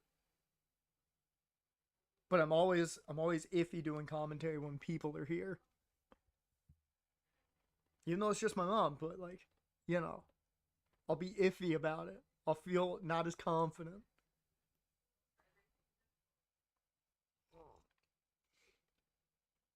It's like you're gonna hear anything, but it's just confidence ain't there. You have a very tight windows this room. Comes home to weekends, but that idea got shut down. How dare they? How dare they shut down that idea?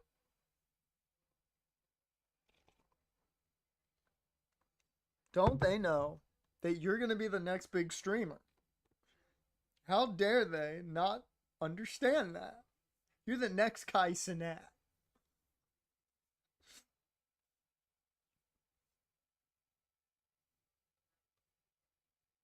Next thing we know, you're going to be main eventing SummerSlam against Logan Paul and Drew McIntyre.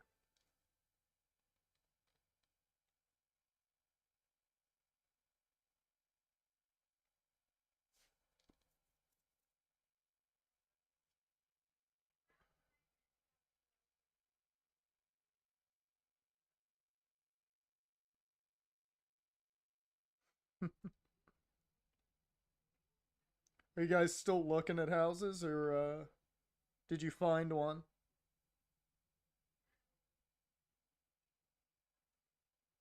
Bigger room with soundproofing. Soundproofing, you're probably going to have to buy some foam. At least a little bit.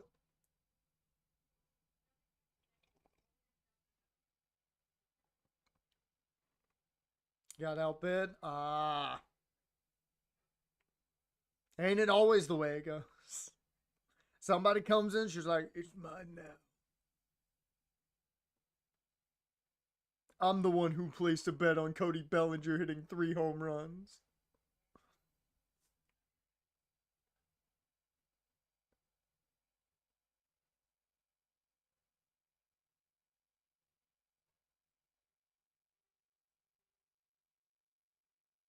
Woo! I love him pointing at Don Callis and him running. That's great. Inland West Virginia border. It's perfect. Put down our offer, which was 10 grand over the asking price. Someone came in and still beat you? God. I joked that they put the money down on Cody Bellinger for the 3 home runs. They might have. They're deciding to go more than 10 grand over the asking price.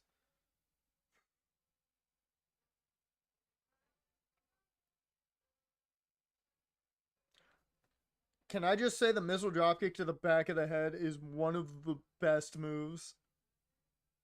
I love that move. It's so simple, but I love it.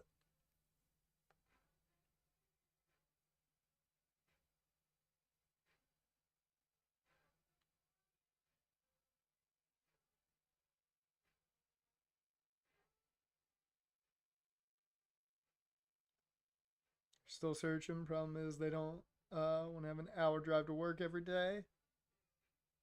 Problem is Maryland and cheap to live and nobody sells in our asking price. Yep.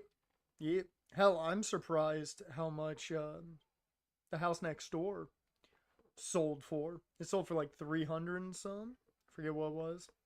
But I was like, really? In this area? Damn.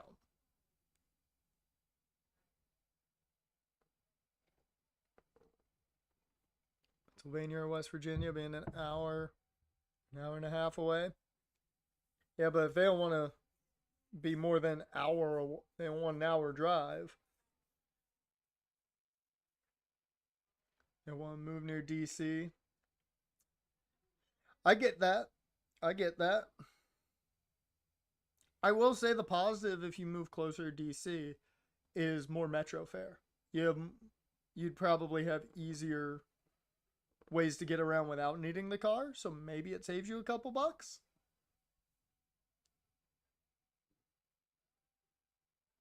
Is it south of DC? So more the Virginia side then, if it's south of DC?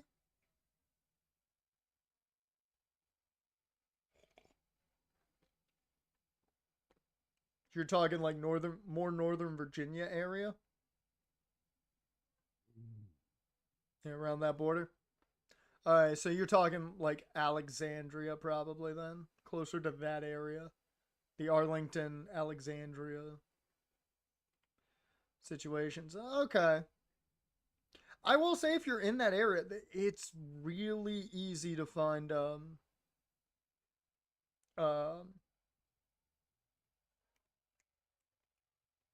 metro fare and such. So more in between Richmond and Annapolis. Okay. Okay, so you're in that weird spot where you're not in DC, but you are, so you're talking that weird spot where it's like not in DC but in DC.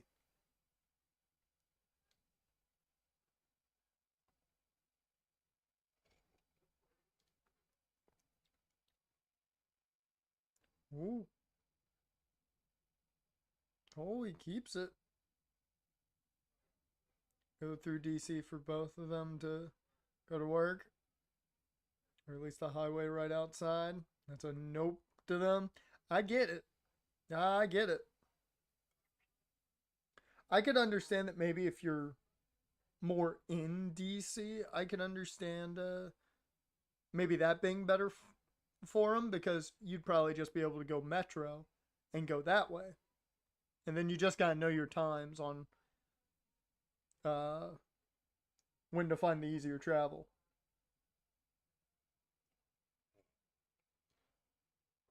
But yeah, I can understand not wanting to drive through DC. I can definitely understand that.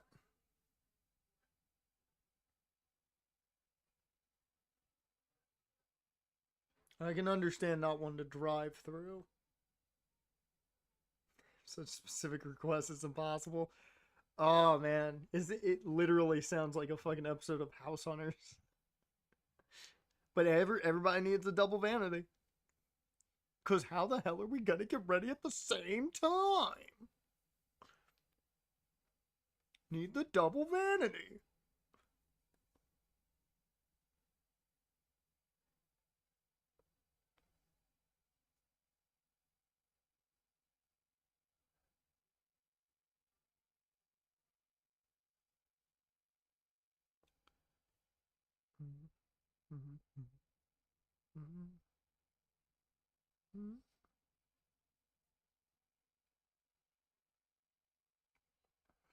Into the lake.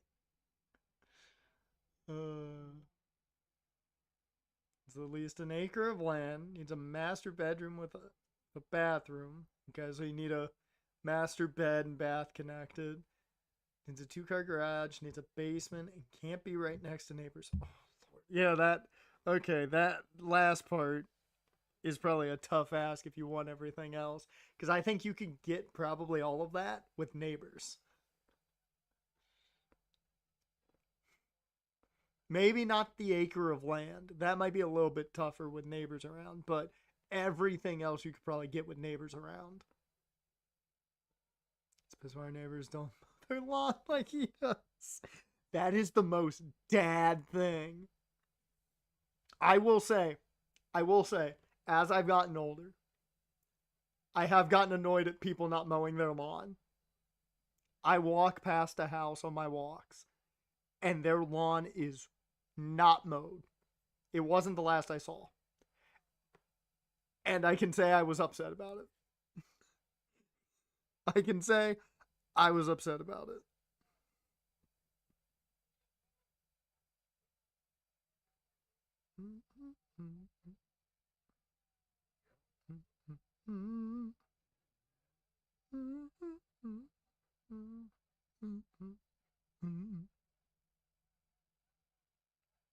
Bro, if I can get a Schwarbomb and a Mike Trout homer, I'll be happy. That'll be $8 more.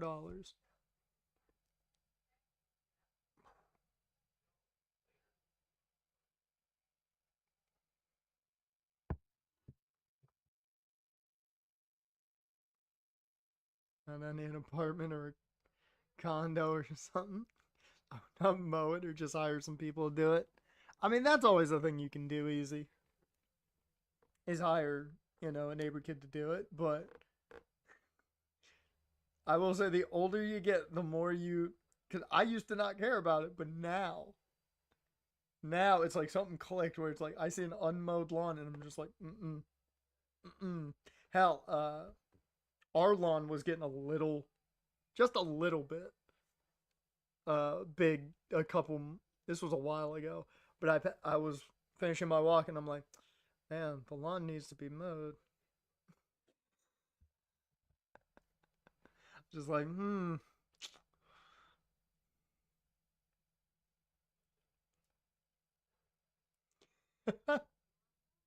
See, you don't worry about that. You let it rain.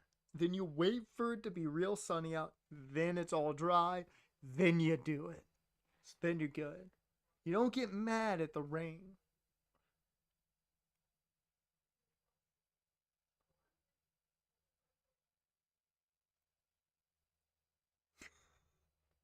I mean, it's the most dad thing I've ever heard.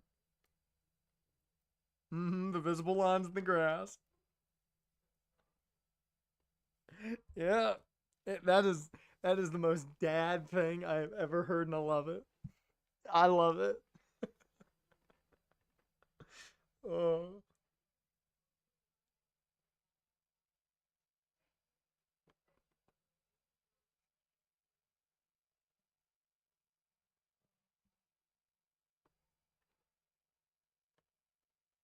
I fucking love it. That's great. Mm,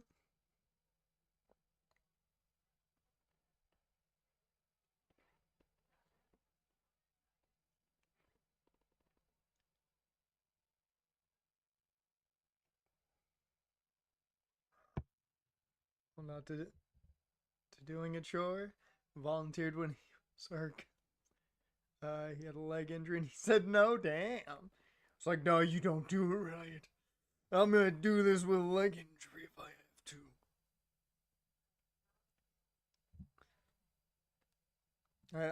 I get it.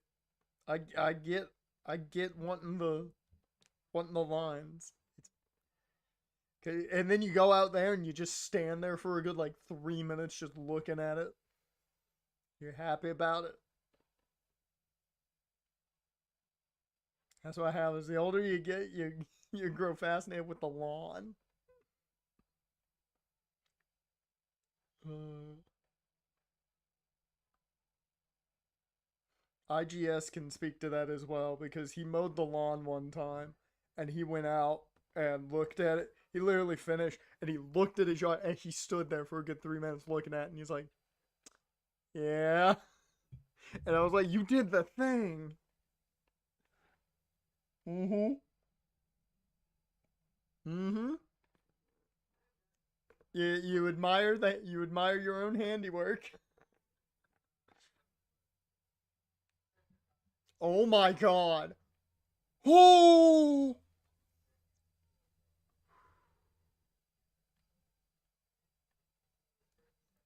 nice job by Excalibur on commentary there, trying to explain why they went that way. Oh yeah, you admire the handiwork. It don't matter how hot it is. You admire that hand. You gotta go out there and just be like, I did a good job. Beautiful. You got. It's just in the blood. You gotta do it.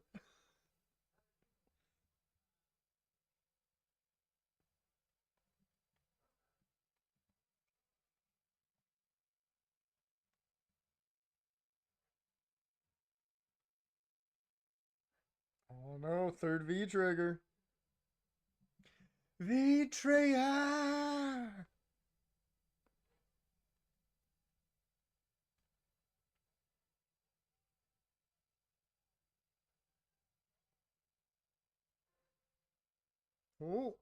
Oh, into the tombstone. Here it is. The guy's like 25 and doesn't really care, so she hires people to do it. Yeah. Oh no, I totally get that. And yeah, younger woman doesn't care about the grass. She ain't gonna do it.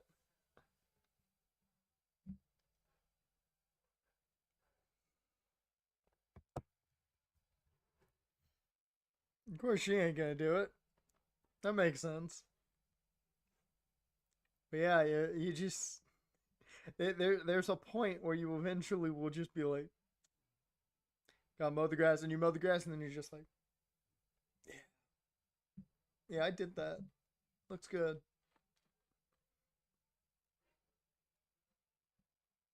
Whoa!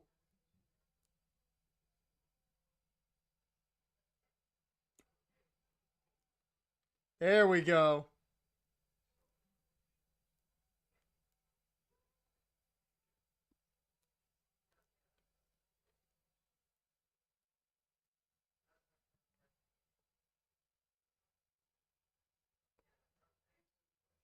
So sometimes when he's been pissed off enough, he mows the side of her house so it looks like ours. Oh man.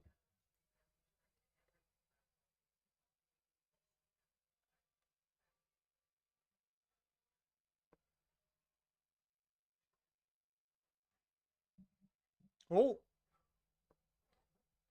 no rainmaker. Going up. One winged angel. And of course. Oh yeah, we are guaranteed now, I think, to hit 8:40 or later. I think that 9 o'clock spot is getting closer and closer. It's his nice and even lines, damn it, yeah. You're not gonna take his nice even lines away from him. Your line don't look like that. It'll make it. Uh, it is funny too, because me and IGS joked about that when he was in his house. We joked about the fact of him mowing the lawn, and I'm like, "You're just gonna go out there and you're gonna stare at it." And then he did it one time, and he was like, "Oh no, yeah, I did it." And I'm like, "See, told you."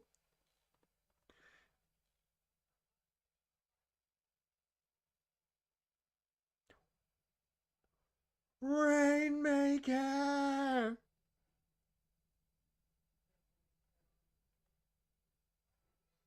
I mean, this has been fucking great.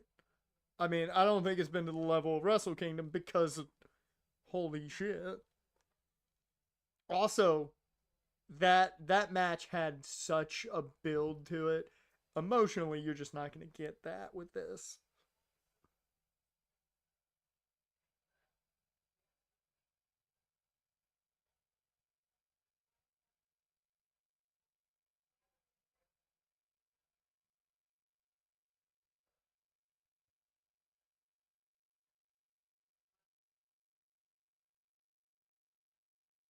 No, don't fight forever. Kenny can't do that.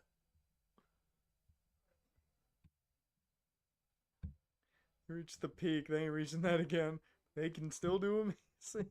Still do amazing. Very true. Very true. That Wrestle Kingdom match, like, for me, I still stand with Taker Michaels at 25 as probably the greatest wrestling match of all time to me.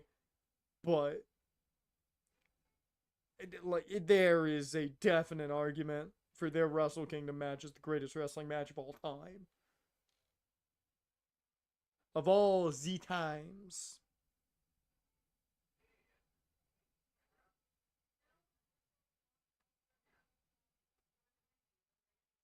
Oh, also, Jaren, you're gonna get to when you watch week one. You'll see some of the. I went over a few other names, a few other players that I wanted to touch on early on, and you'll see some of the randomly generated names I got from the random name generator. Oh, roll up. I was about to say you can't end it like that. That okay? That was just a cool tilt-a-whirl. Rainmaker. Oh, he did lose? Oh, I was expecting to kick out. You know, I said he drops it, maybe takes a break for a little bit, comes back, has a few, you know, big matches, and then it's the end of Kenny Omega's career, sadly, but he just walks into the sunset. Maybe that's the game plan. That was crazy ending. Taker Michaels had the emotional peak. You say Okada and Omega was the wrestling peak. Exactly. From a pure outside the ring story, Taker Michaels. But wrestling story in the ring, Okada Omega at Wrestle Kingdom. Okada Omega 2 at Wrestle Kingdom. To be sure there, because the one at Dominion is great, but the Wrestle Kingdom match is it.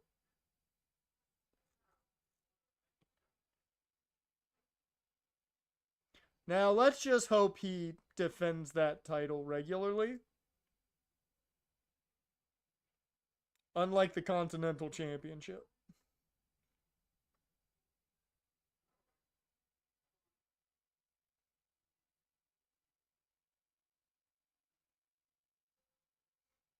Rainmaker.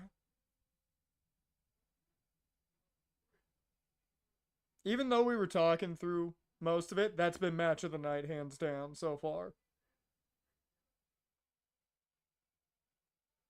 Michaels Taker had the build, an emotional peak. Okada and Omega was the pure ring chemistry peak. Both those matches so many times. I will rewatch Michaels Taker at WrestleMania 26. Streak versus career solely for that hype package. If Daniel Bryan's monster package didn't exist, it would be the greatest hype package ever made. Running Up That Hill by Placebo is such a fantastic choice of song, and it goes so well with that hype. Oh, it is the greatest hype package. It's so good. Fun fact too, that's also how I learned about that song. I did not know about that song until that hype package, and I never knew it was a cover. And then I found out it was a cover when Stranger Things happened.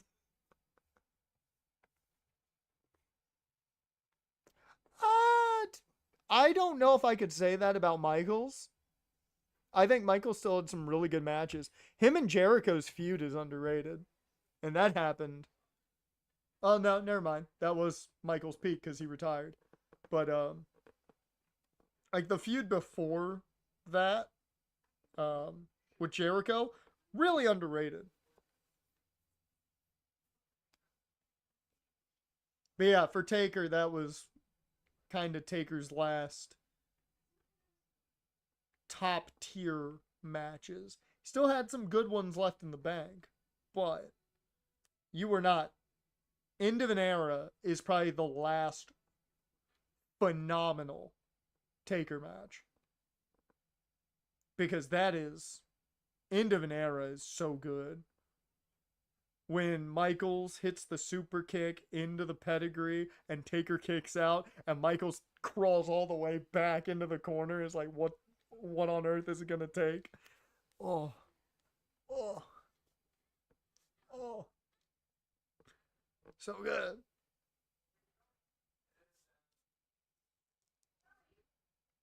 All right, we know this thing's gonna be overbooked to high hell, but it's a Texas death match. It makes sense to do it. Please, for the love of God, just don't be as bloody as I think you could get. Oh, we're probably gonna hear Wild Thing.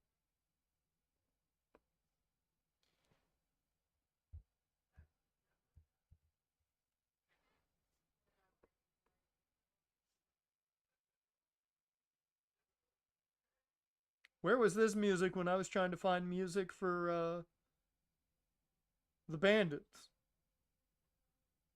All I could find was that sound effect of the whistle. I would love to track with this. Come on.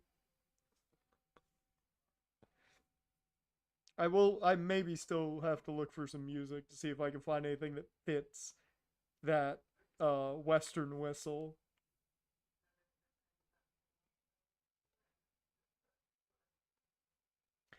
Oh, I could use some Red Dead music, couldn't I? I probably could. Cause I'm been looking through the YouTube audio library, but yeah, I could go to video game music and just grab some like Red Dead stuff. Yeah,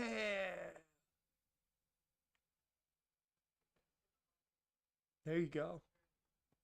Cause I try to play it as safe as possible, but yeah, I didn't think about just going for video game western.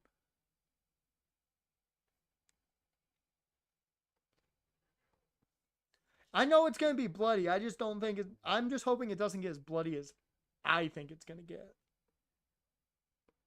They've got a few. I found like one or two that aren't bad, but nothing that I was like, oh, I this is what I was looking for. So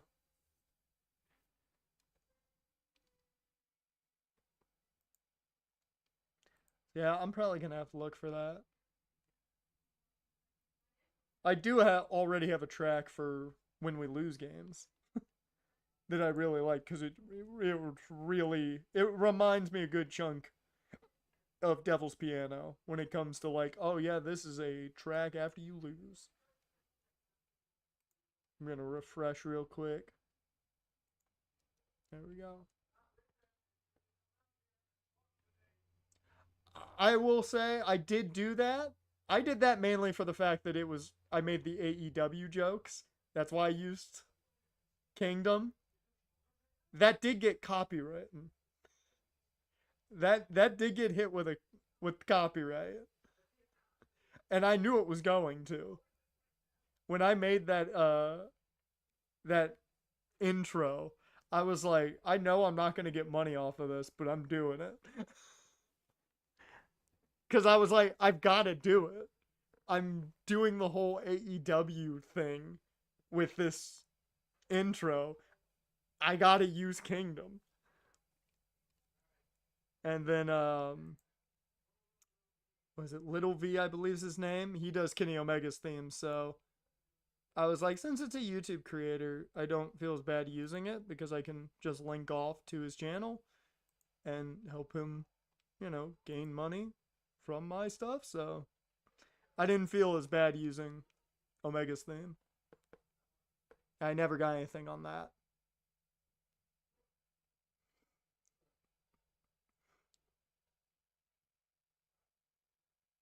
Playing Raiders franchise, copyright. Yeah, use footage to land against UTSA or something. People will do false claims constantly. You just gotta argue them for the most part.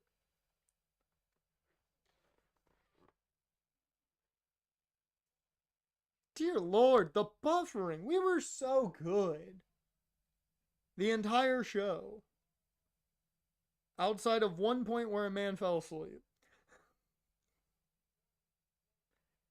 But now we're having problems. The main event. I think the stream's even just like, bro, it's been 5 hours. It's been 5 fucking hours and it's not done yet.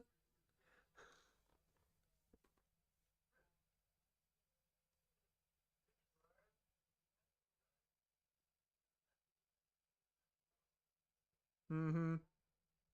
Yeah, fun fact, there is a lot of Danganronpa music that's copywritten. I found that out when, I was uploading the streams to the second channel, or the original second channel, and it was coming up with a lot of copyrights, and I'm like, oh shit, I didn't realize that was copywritten.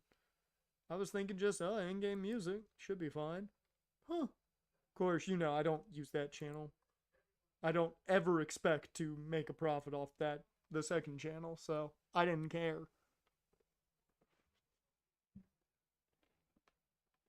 Ah, there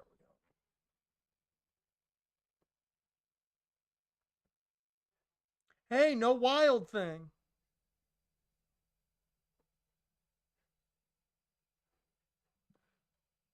Bruh, the buffering.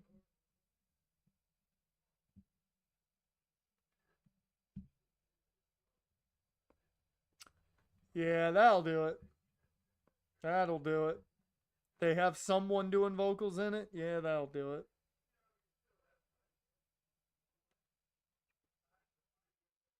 I will say I was very happy. I wanted to test for gameplay purposes. I needed to make sure that no music was going to play since they have Mr. Brightside and things like that in game.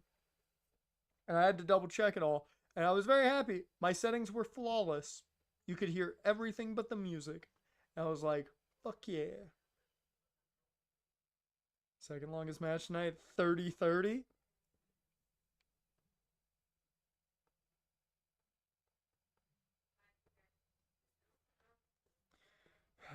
Dear Lord, they're all here. Look at that. And the buffering is fucking crazy right now.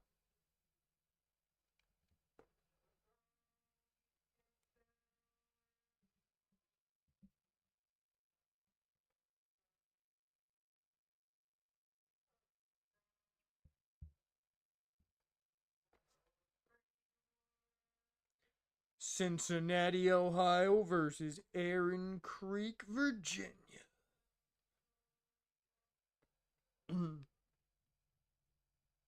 Choir on tables. Mox is bleeding. I mean, we knew Mox was bleeding.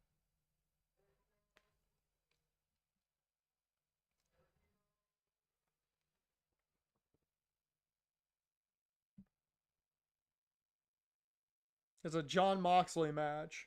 Even if it's a normal match, he'd be bleeding.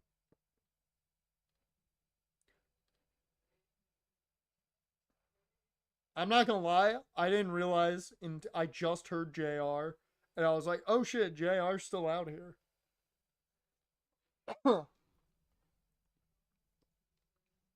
Dear Lord, I am so far behind you right now. This stream is trying to catch up. Yep, I figured there was gonna be an error.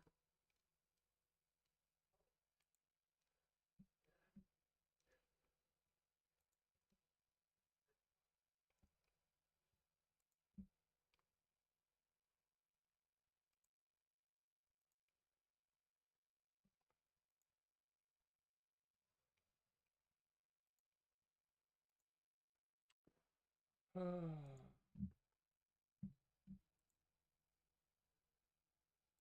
am just trying to refresh the stream. I do have a backup. Let's see how that is.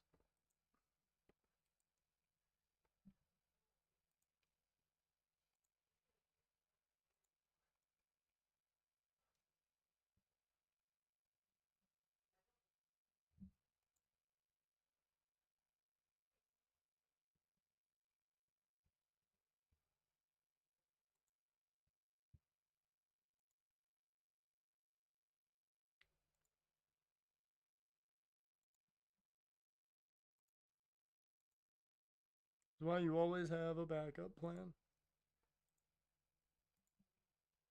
There we go.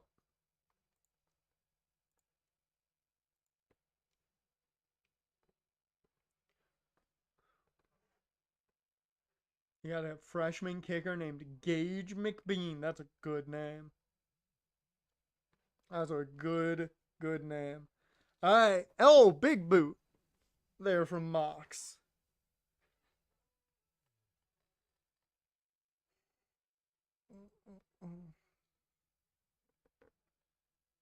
Back in the day.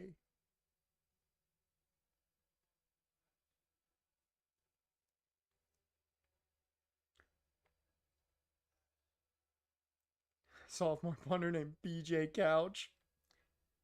That's a name.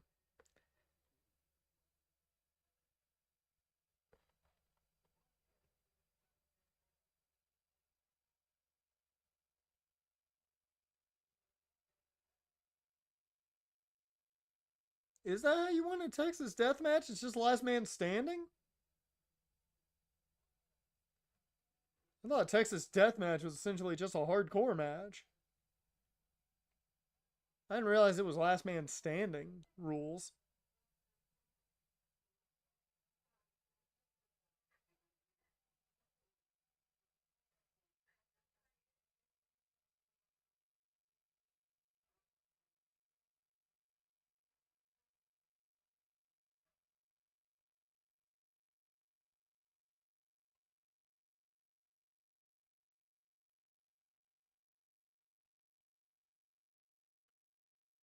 Timeout. Is this a 4-man booth now?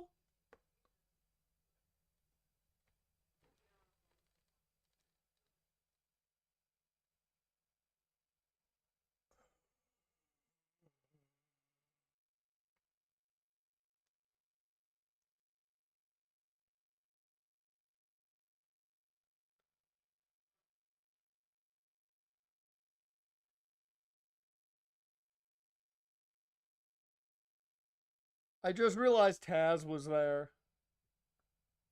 And then I heard Tony Schiavone, and I was like, what the fuck? God damn! Holy fuck! Oh god! Oh god! Oh god, no! No, stop it! Fucking stop it! Oh my god! Oh my god, I hate that. I fucking hate that you literally saw him puncture him. I fucking hate that.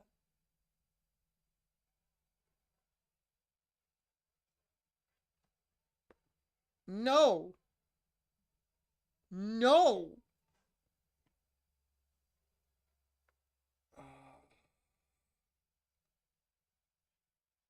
Yeah, Terry Funk's the one I know the most with, the Texas Death Match.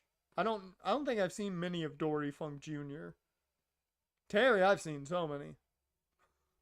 I've seen a shit ton of Terry Funk Texas Death Matches.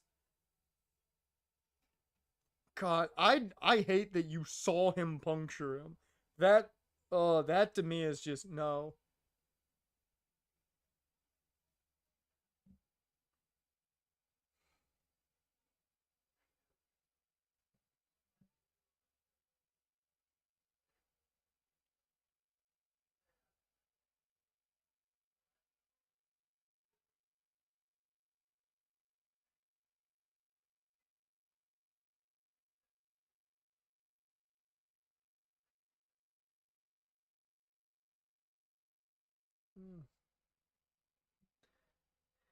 Doing 10 minutes and Mox has a crimson mask. Yep. Damn, Maria Shafir just biting him. Roddy, are you okay with that? She might have been drinking another man's blood. You can't be happy about that.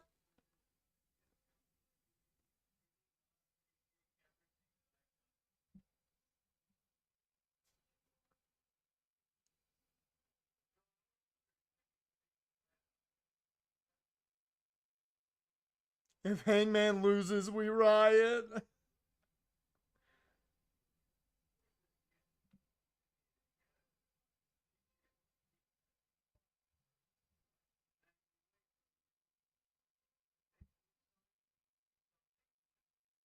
God.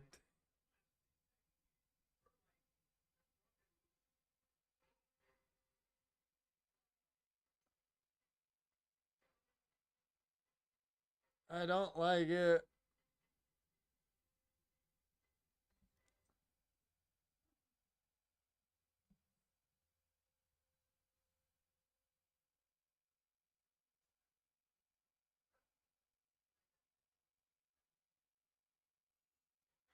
Hey, I got a barbed wire chair. I'm gonna hit you in the midsection with the top of it.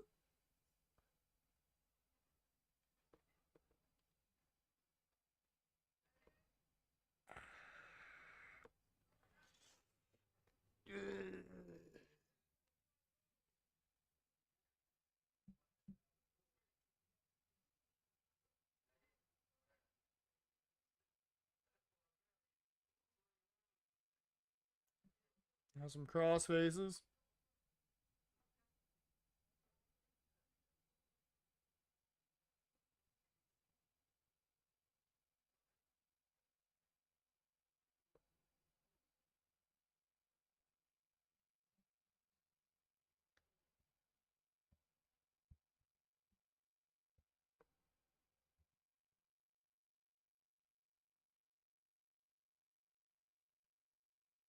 I. What the fuck were you adjusting there, Mox? He pulls his belt adjusting something. I'm like, are you about to take your pants off? Bruh. Renee, get your man.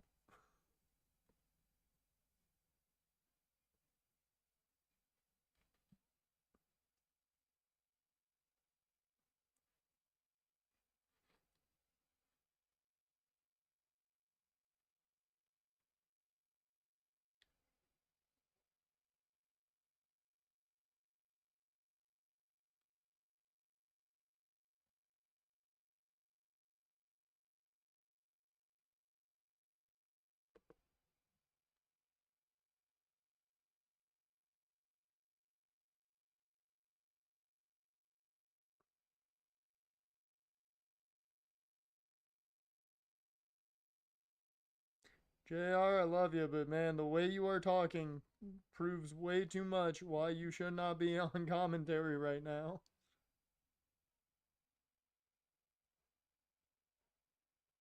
Oh, yeah, I would 100% constantly be checking on him. I'd be so worried. Like, I'm worried when somebody takes a bump a certain way. I get terrified. Like, in this type of match, dude gets hit with a chair with barbed wire. I'm making sure he's alive immediately after. Especially in a match with Mox, who I believe would take care of everybody, but like, it's Mox. He likes brutality. Or stabbed in the head several times. I will say, it does not seem like that fork went very deep because he has stopped bleeding real fast.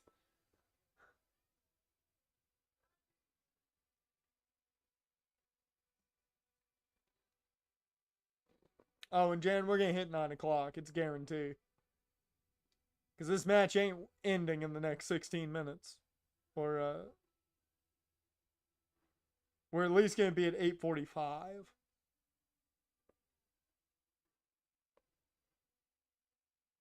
Give me that glass. Give me that glass. What the fuck do you think you are, Abyss? Forgan. Slight punctures.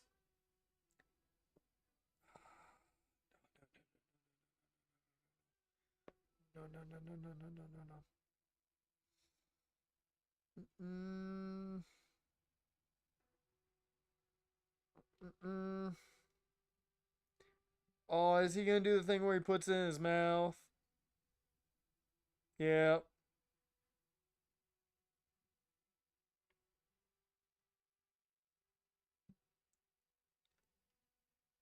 Oh.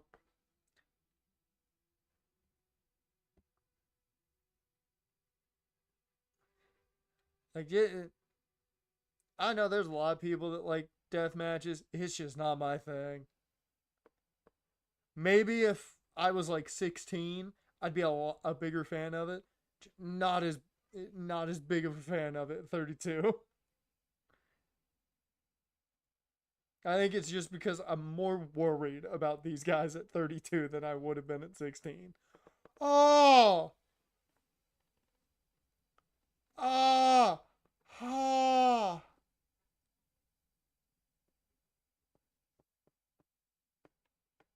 Ah! Yeah, I'm tax are the only thing that I'm fine with because they stick to you. They stick inside you. You can get those removed after the match. No. No.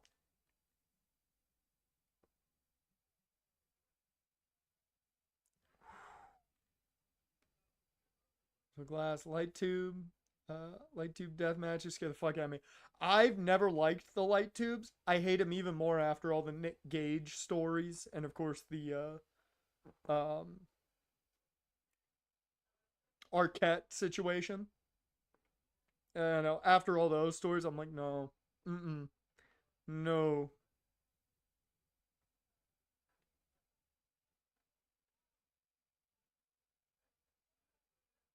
Mm.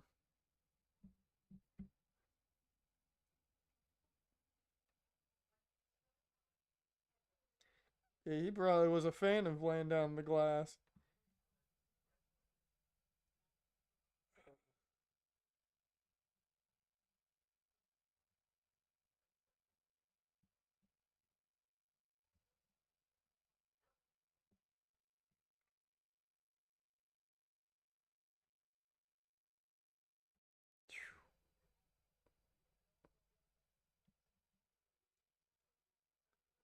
I want to cry when I step on glass. I stepped on I stepped on a piece of a toothpick before and it got jammed in my foot. Had to like pop a zit type of thing to get it out. And then use tweezers to pull it out. I was like, I don't know, 10, something around there. Ugh.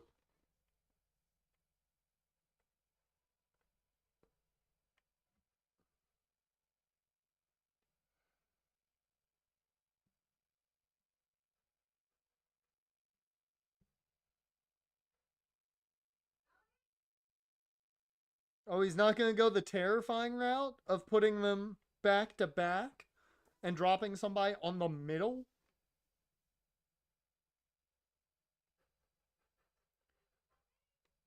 No, I never do I want glass or porcelain. Anything like that? Mm-mm. No, no. I would never want that in my foot. Mm-mm. Mm-mm.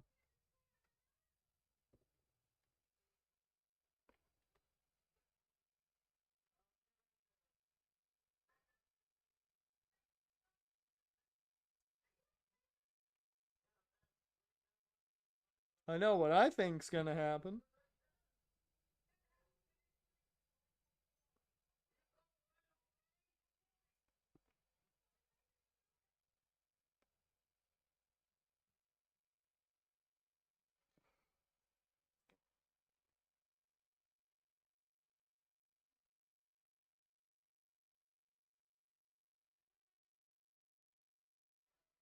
Adrenaline rush. Been booming all my life. My life.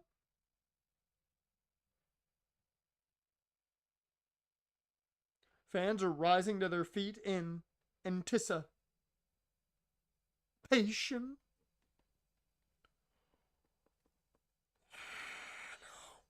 Mm-mm. Mm-mm. Like, it's very obvious the barbed wire they're using is not as sharp as it could be. But, still no. Still, I think, no.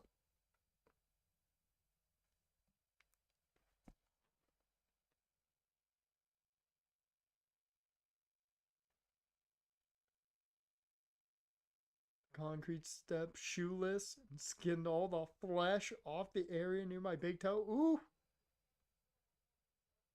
Oh, God. Oh, fuck. I fucking hate that spot. Kevin Owens does it a lot too. And I fucking hate that spot because it scares the shit out of me. That spot scares the shit out of me. I mean, he luckily lands closer on one, more on one side than the middle. But, ooh. Ugh, I hate it. Fucking hate it. Bandage and just suck it up. Oh.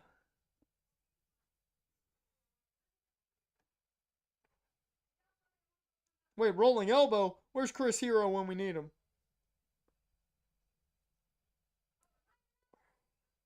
Oh, no, it's you, the Wheeler.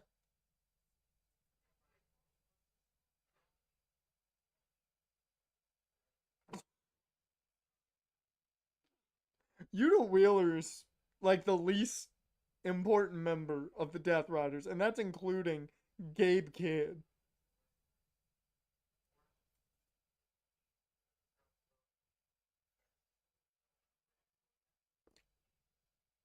Oh, the glass.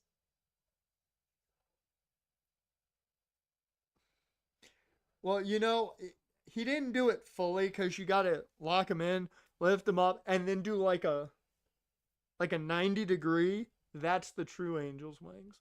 He didn't fully get it, but of course it's not his move, so understandable. Understandable. Well, she's going through the table.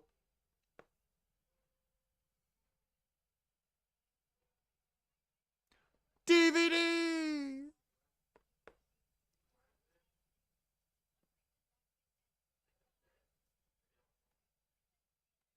No, I think she's dead. We're good. Roddy might be upset.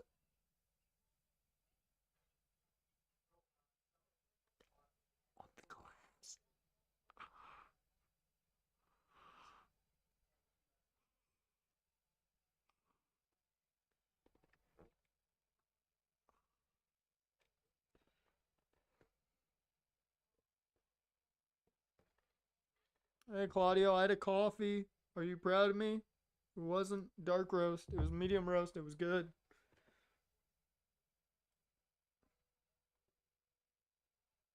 It was some Krispy Kreme.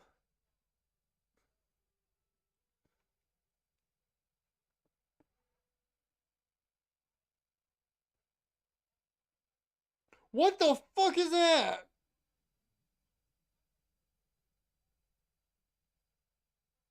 What is that? Do you see that? The thing with all the spikes.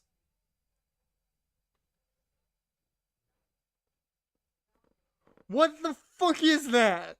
Why is that there? No. Someone's gonna die.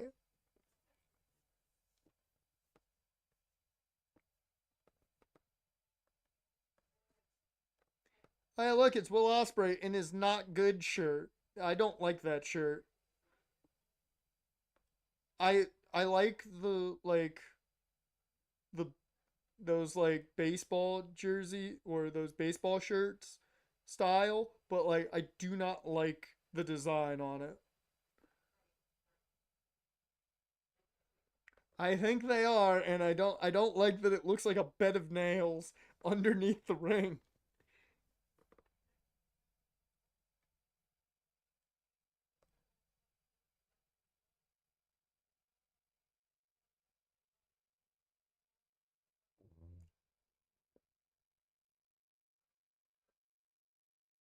I do like the blood on the shirt. Oh god.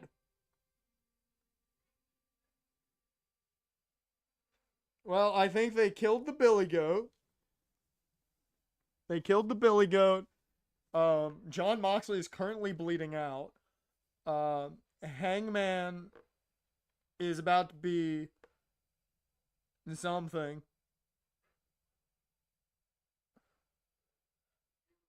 Okay, here come those barbed wire tables. Oh god. Oh, Deadeye?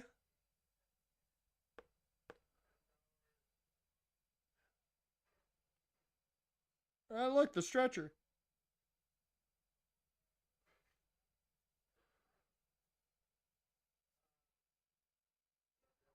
I will say I can't wait for all of these guys who have been essentially had their neck snap be on Dynamite Wednesday. Perfectly fine.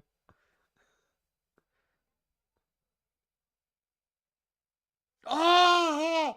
I don't know who got the worst of that. I don't know who got the worst of it. Because I think Moxley went through more of the barbed wire.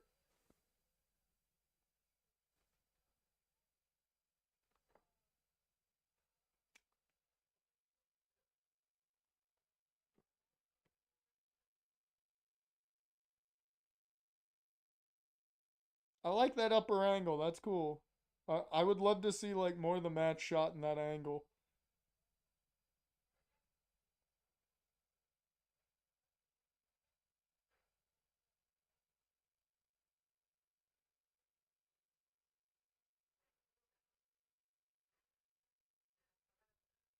His hair is stuck in the barbed wire.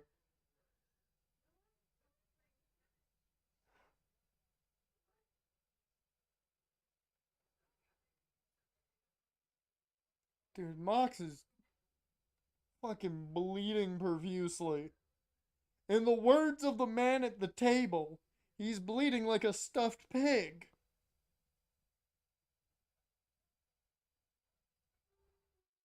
And Maria Shafir is still dead.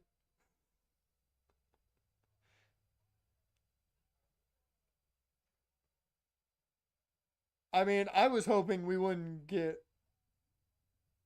Well, we're still not as bad as I believe it could get.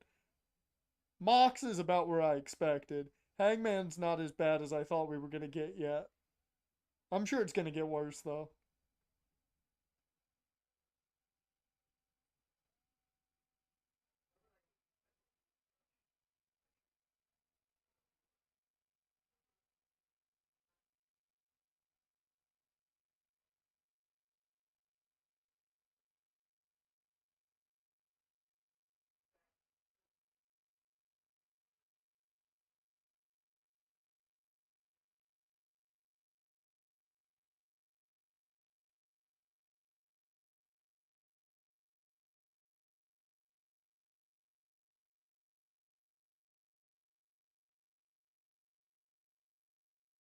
Cradle?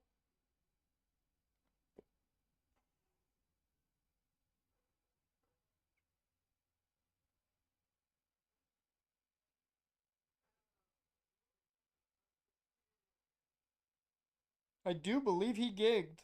Because that is right at the hairline.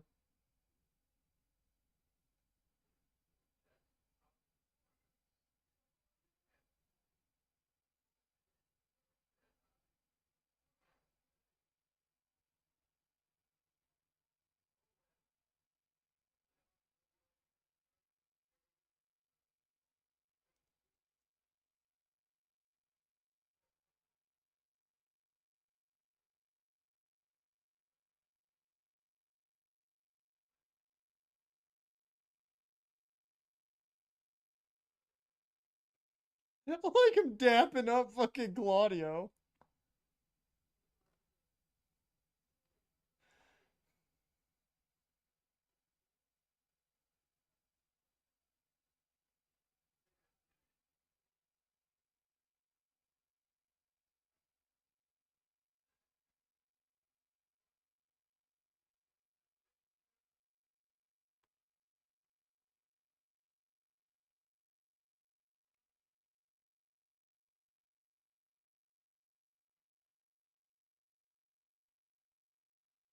Death Rider?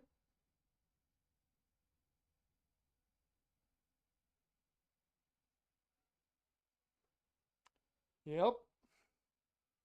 He dapped him up again. I like just dapping up Claudio.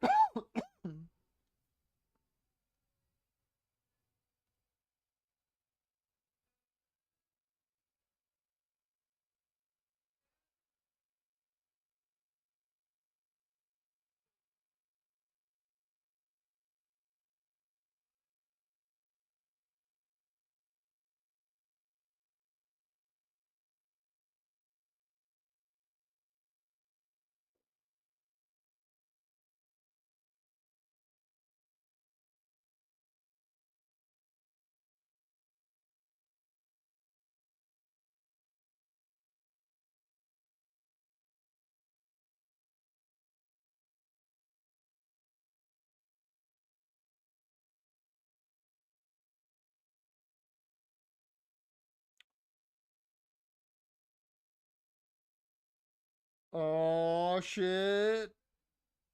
They're gonna suffocate a man.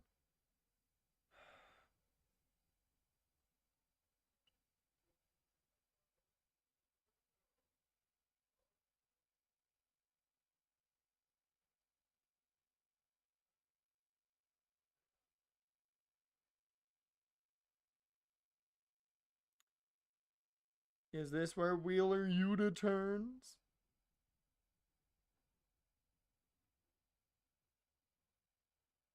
Oh no, everyone, it's Darby Allin, like we expected.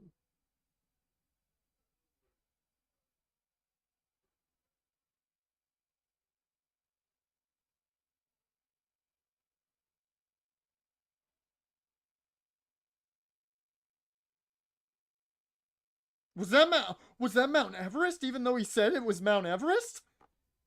And who would be at Mount Everest? Oh my God, it's Blue Panther.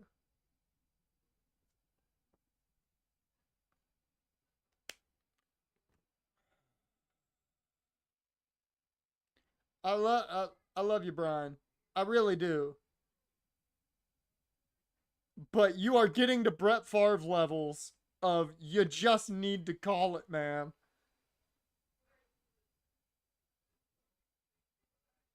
I get it in wrestling, you don't retire, but like you kind of got to.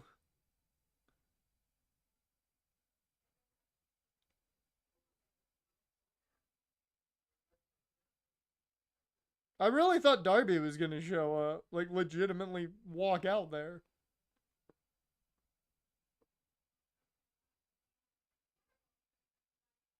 There he is.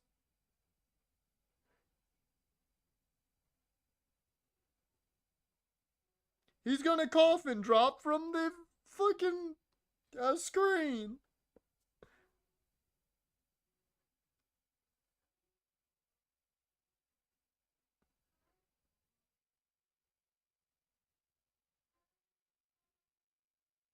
It's almost like he's the student of Sting.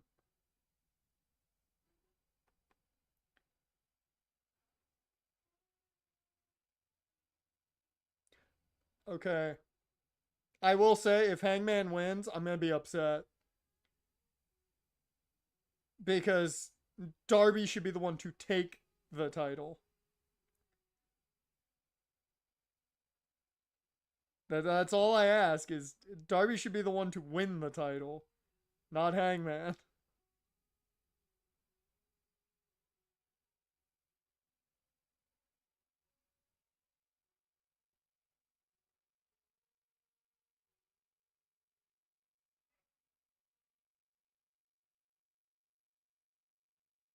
I like that I'm probably the only person at all that was like, okay, Bryan Danielson's here.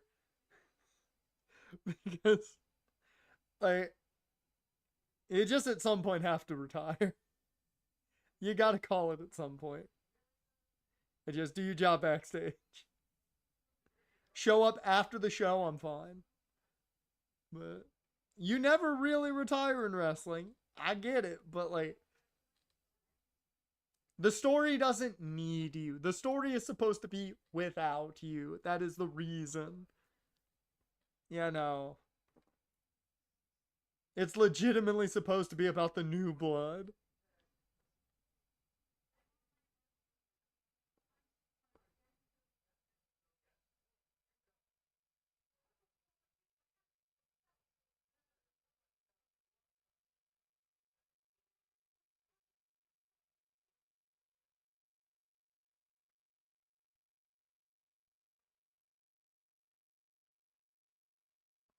There you go.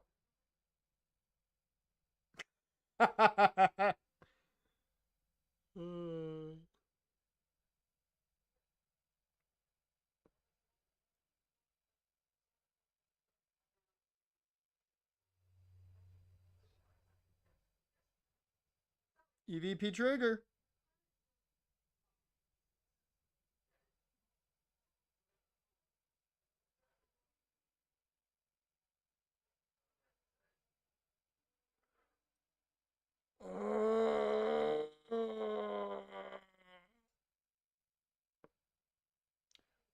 I mean, we reached the overbooking when Bryan Danielson showed up to take out the Death Riders.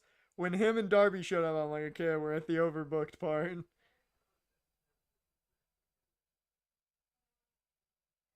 Dude, please tell me he hits him with the blackout. Yes! He hit him with the blackout. Ooh, Death Rider on it? That's actually a cool idea. What was he at? Oh,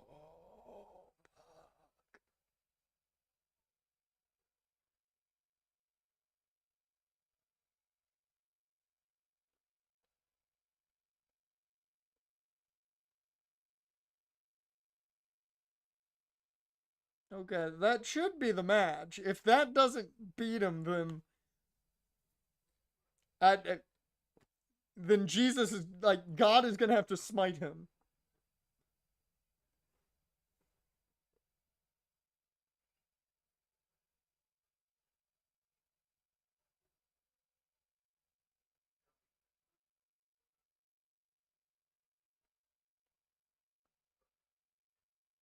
God damn. He literally just got his eye impaled for the most part.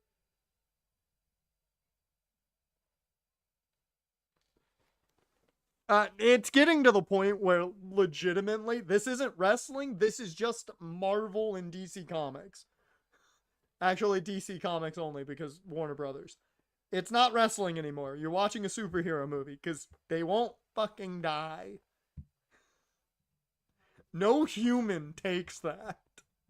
No human being actually takes that. And everybody wants their wrestling to be real.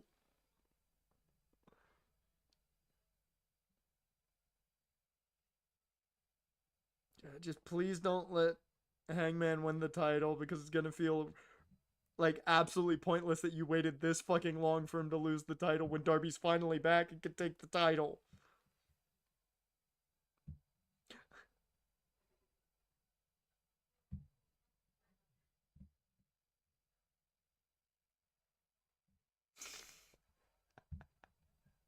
What the fuck is happening? Now it's a Looney Tunes episode.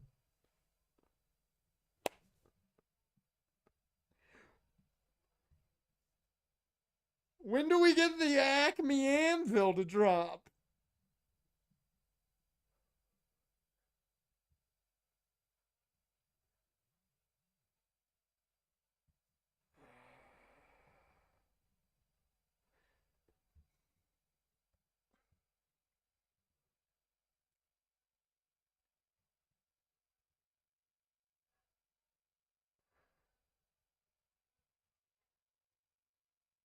I mean, how long before we wind up popping on screen? Like, everyone apparently is in this match. Tony Khan's about to get involved.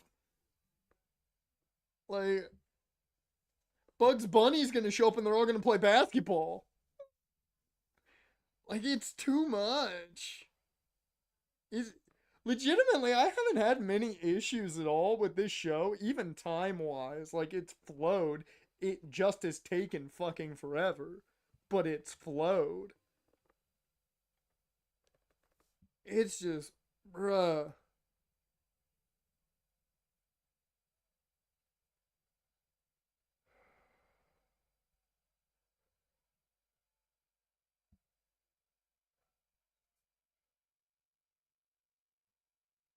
Buckshot into it.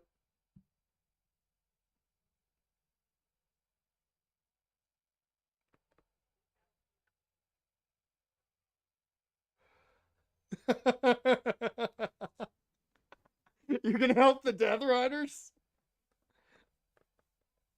You're helping the Death Riders?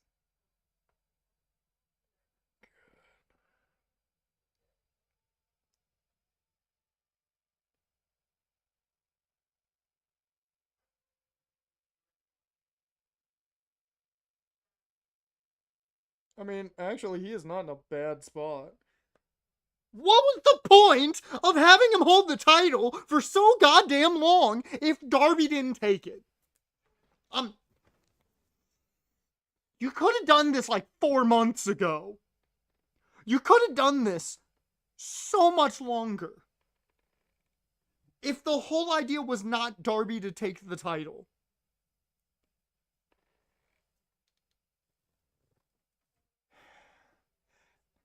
This whole story has been built around Darby Allin being the one to take the title.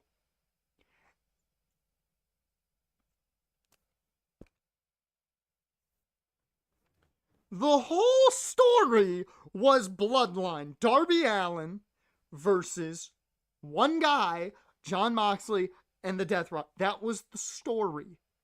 And then everyone else helps him get there. That was the fucking story. And you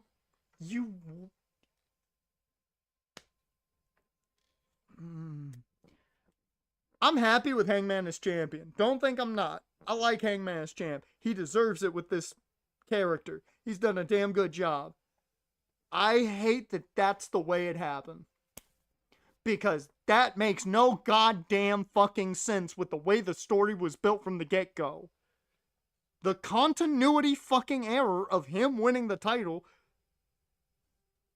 makes no fucking sense.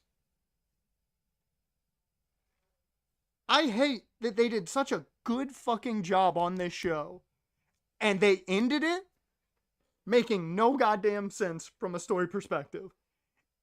It literally is the most M. Night Shyamalan writing, where you're like, why the fuck would you do that? It doesn't fit everything fucking else. That makes why? Why Darby versus Paige? That doesn't matter. That match doesn't matter. It's face versus face. No. No. It should have been Mox Darby. Darby fights off the fucking Death Riders on his own, essentially. Or with the help of the bunch of them.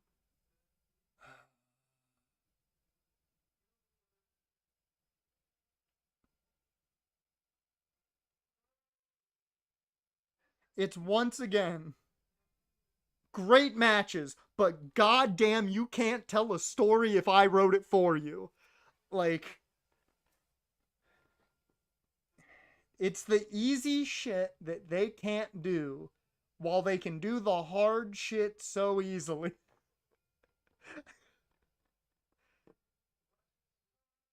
No, it's not. It's nowhere fucking close.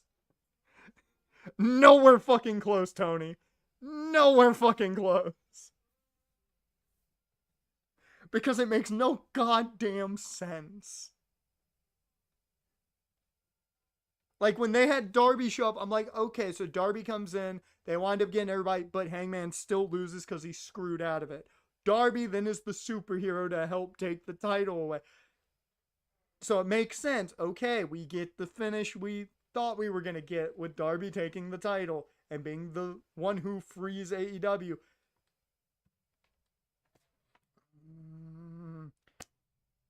So where do you go?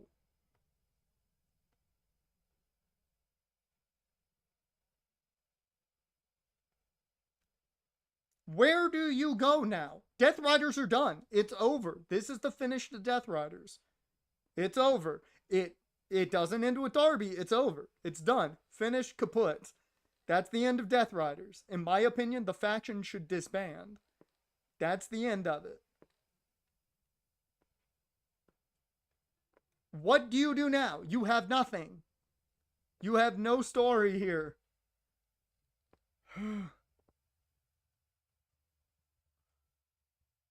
Yeah, oh, Death Riders are going to be back Wednesday, and it's going to be the same shit. And it's going to make no sense, because you had no power. The Death Riders are powerless now. They don't have any titles. Hangman's got the title, we're good. So I guess we set up Hangman MJF, technically.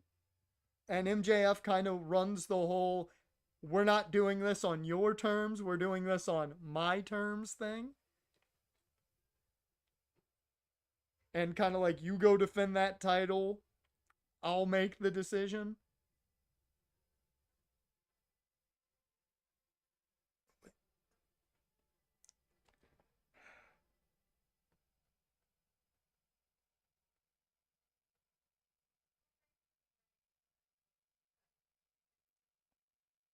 The sad part is the show was good. Way too damn long, but the show was good. It was, in my opinion, one of their best pay-per-views. From a pay-per-view aspect. One of their best pay-per-views we've had in a long fucking time. Because it flowed. I never was tired. It was just, it's still going.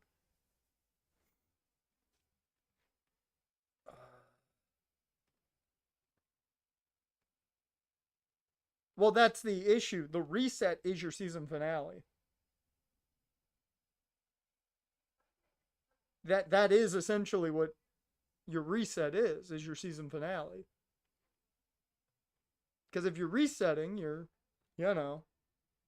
starting anew. It's the same as a season finale for WWE. They just keep most things going into the next thing. I legitimately, from a booking perspective, I have no opponent for Hangman. Who the fuck does he feud with? Claudio?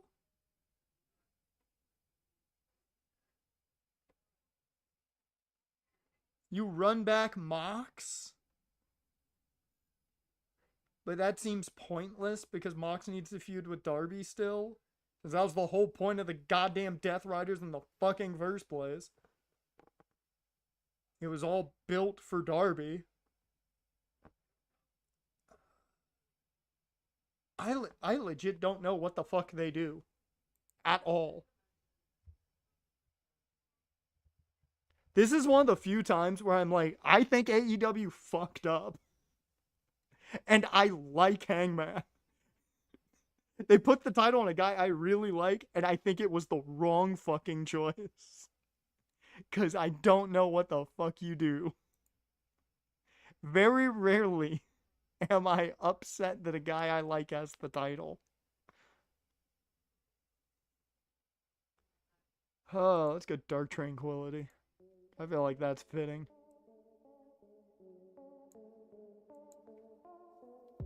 So, what do we rate the show? What do we rate this 6-hour show?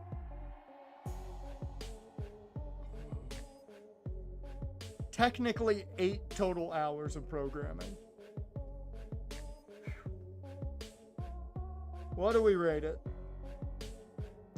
I give it 4.5 stars. The main event ending is the only reason it's not 5. The main event is the only reason that show's not 5. Because I don't fucking get it. At all.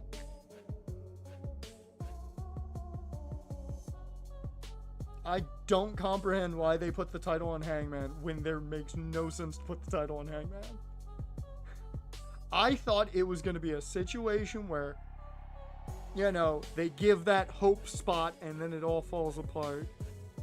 And then Darby's the hero in the long run, and you don't give us that.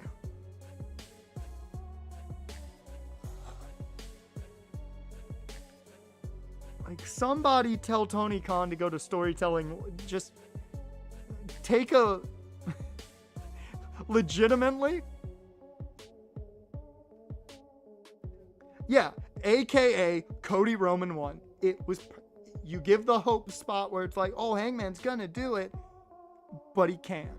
The numbers get a hold of him, and he can't.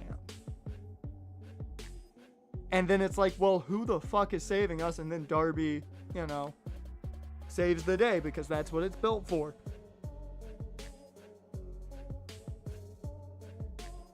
Because now, I'm honestly going to say, how the fuck do you put the title on Darby?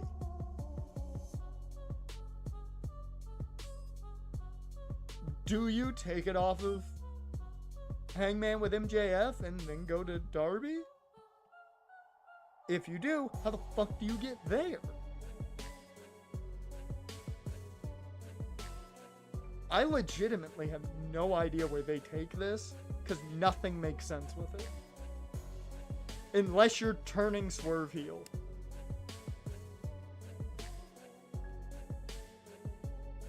This is a situation of let it play out. That's exactly what this is. It's a situation of let it play out. Currently, it makes no goddamn sense whatsoever. This makes about as much sense as putting the world title on fucking Omos right now. That's about how much sense this makes.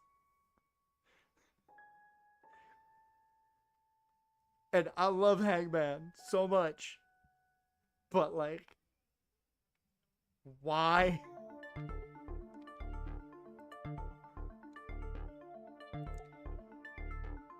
Somebody needs to get Tony Khan to Full Sail for one creative writing course. Let him know what the hero's journey is.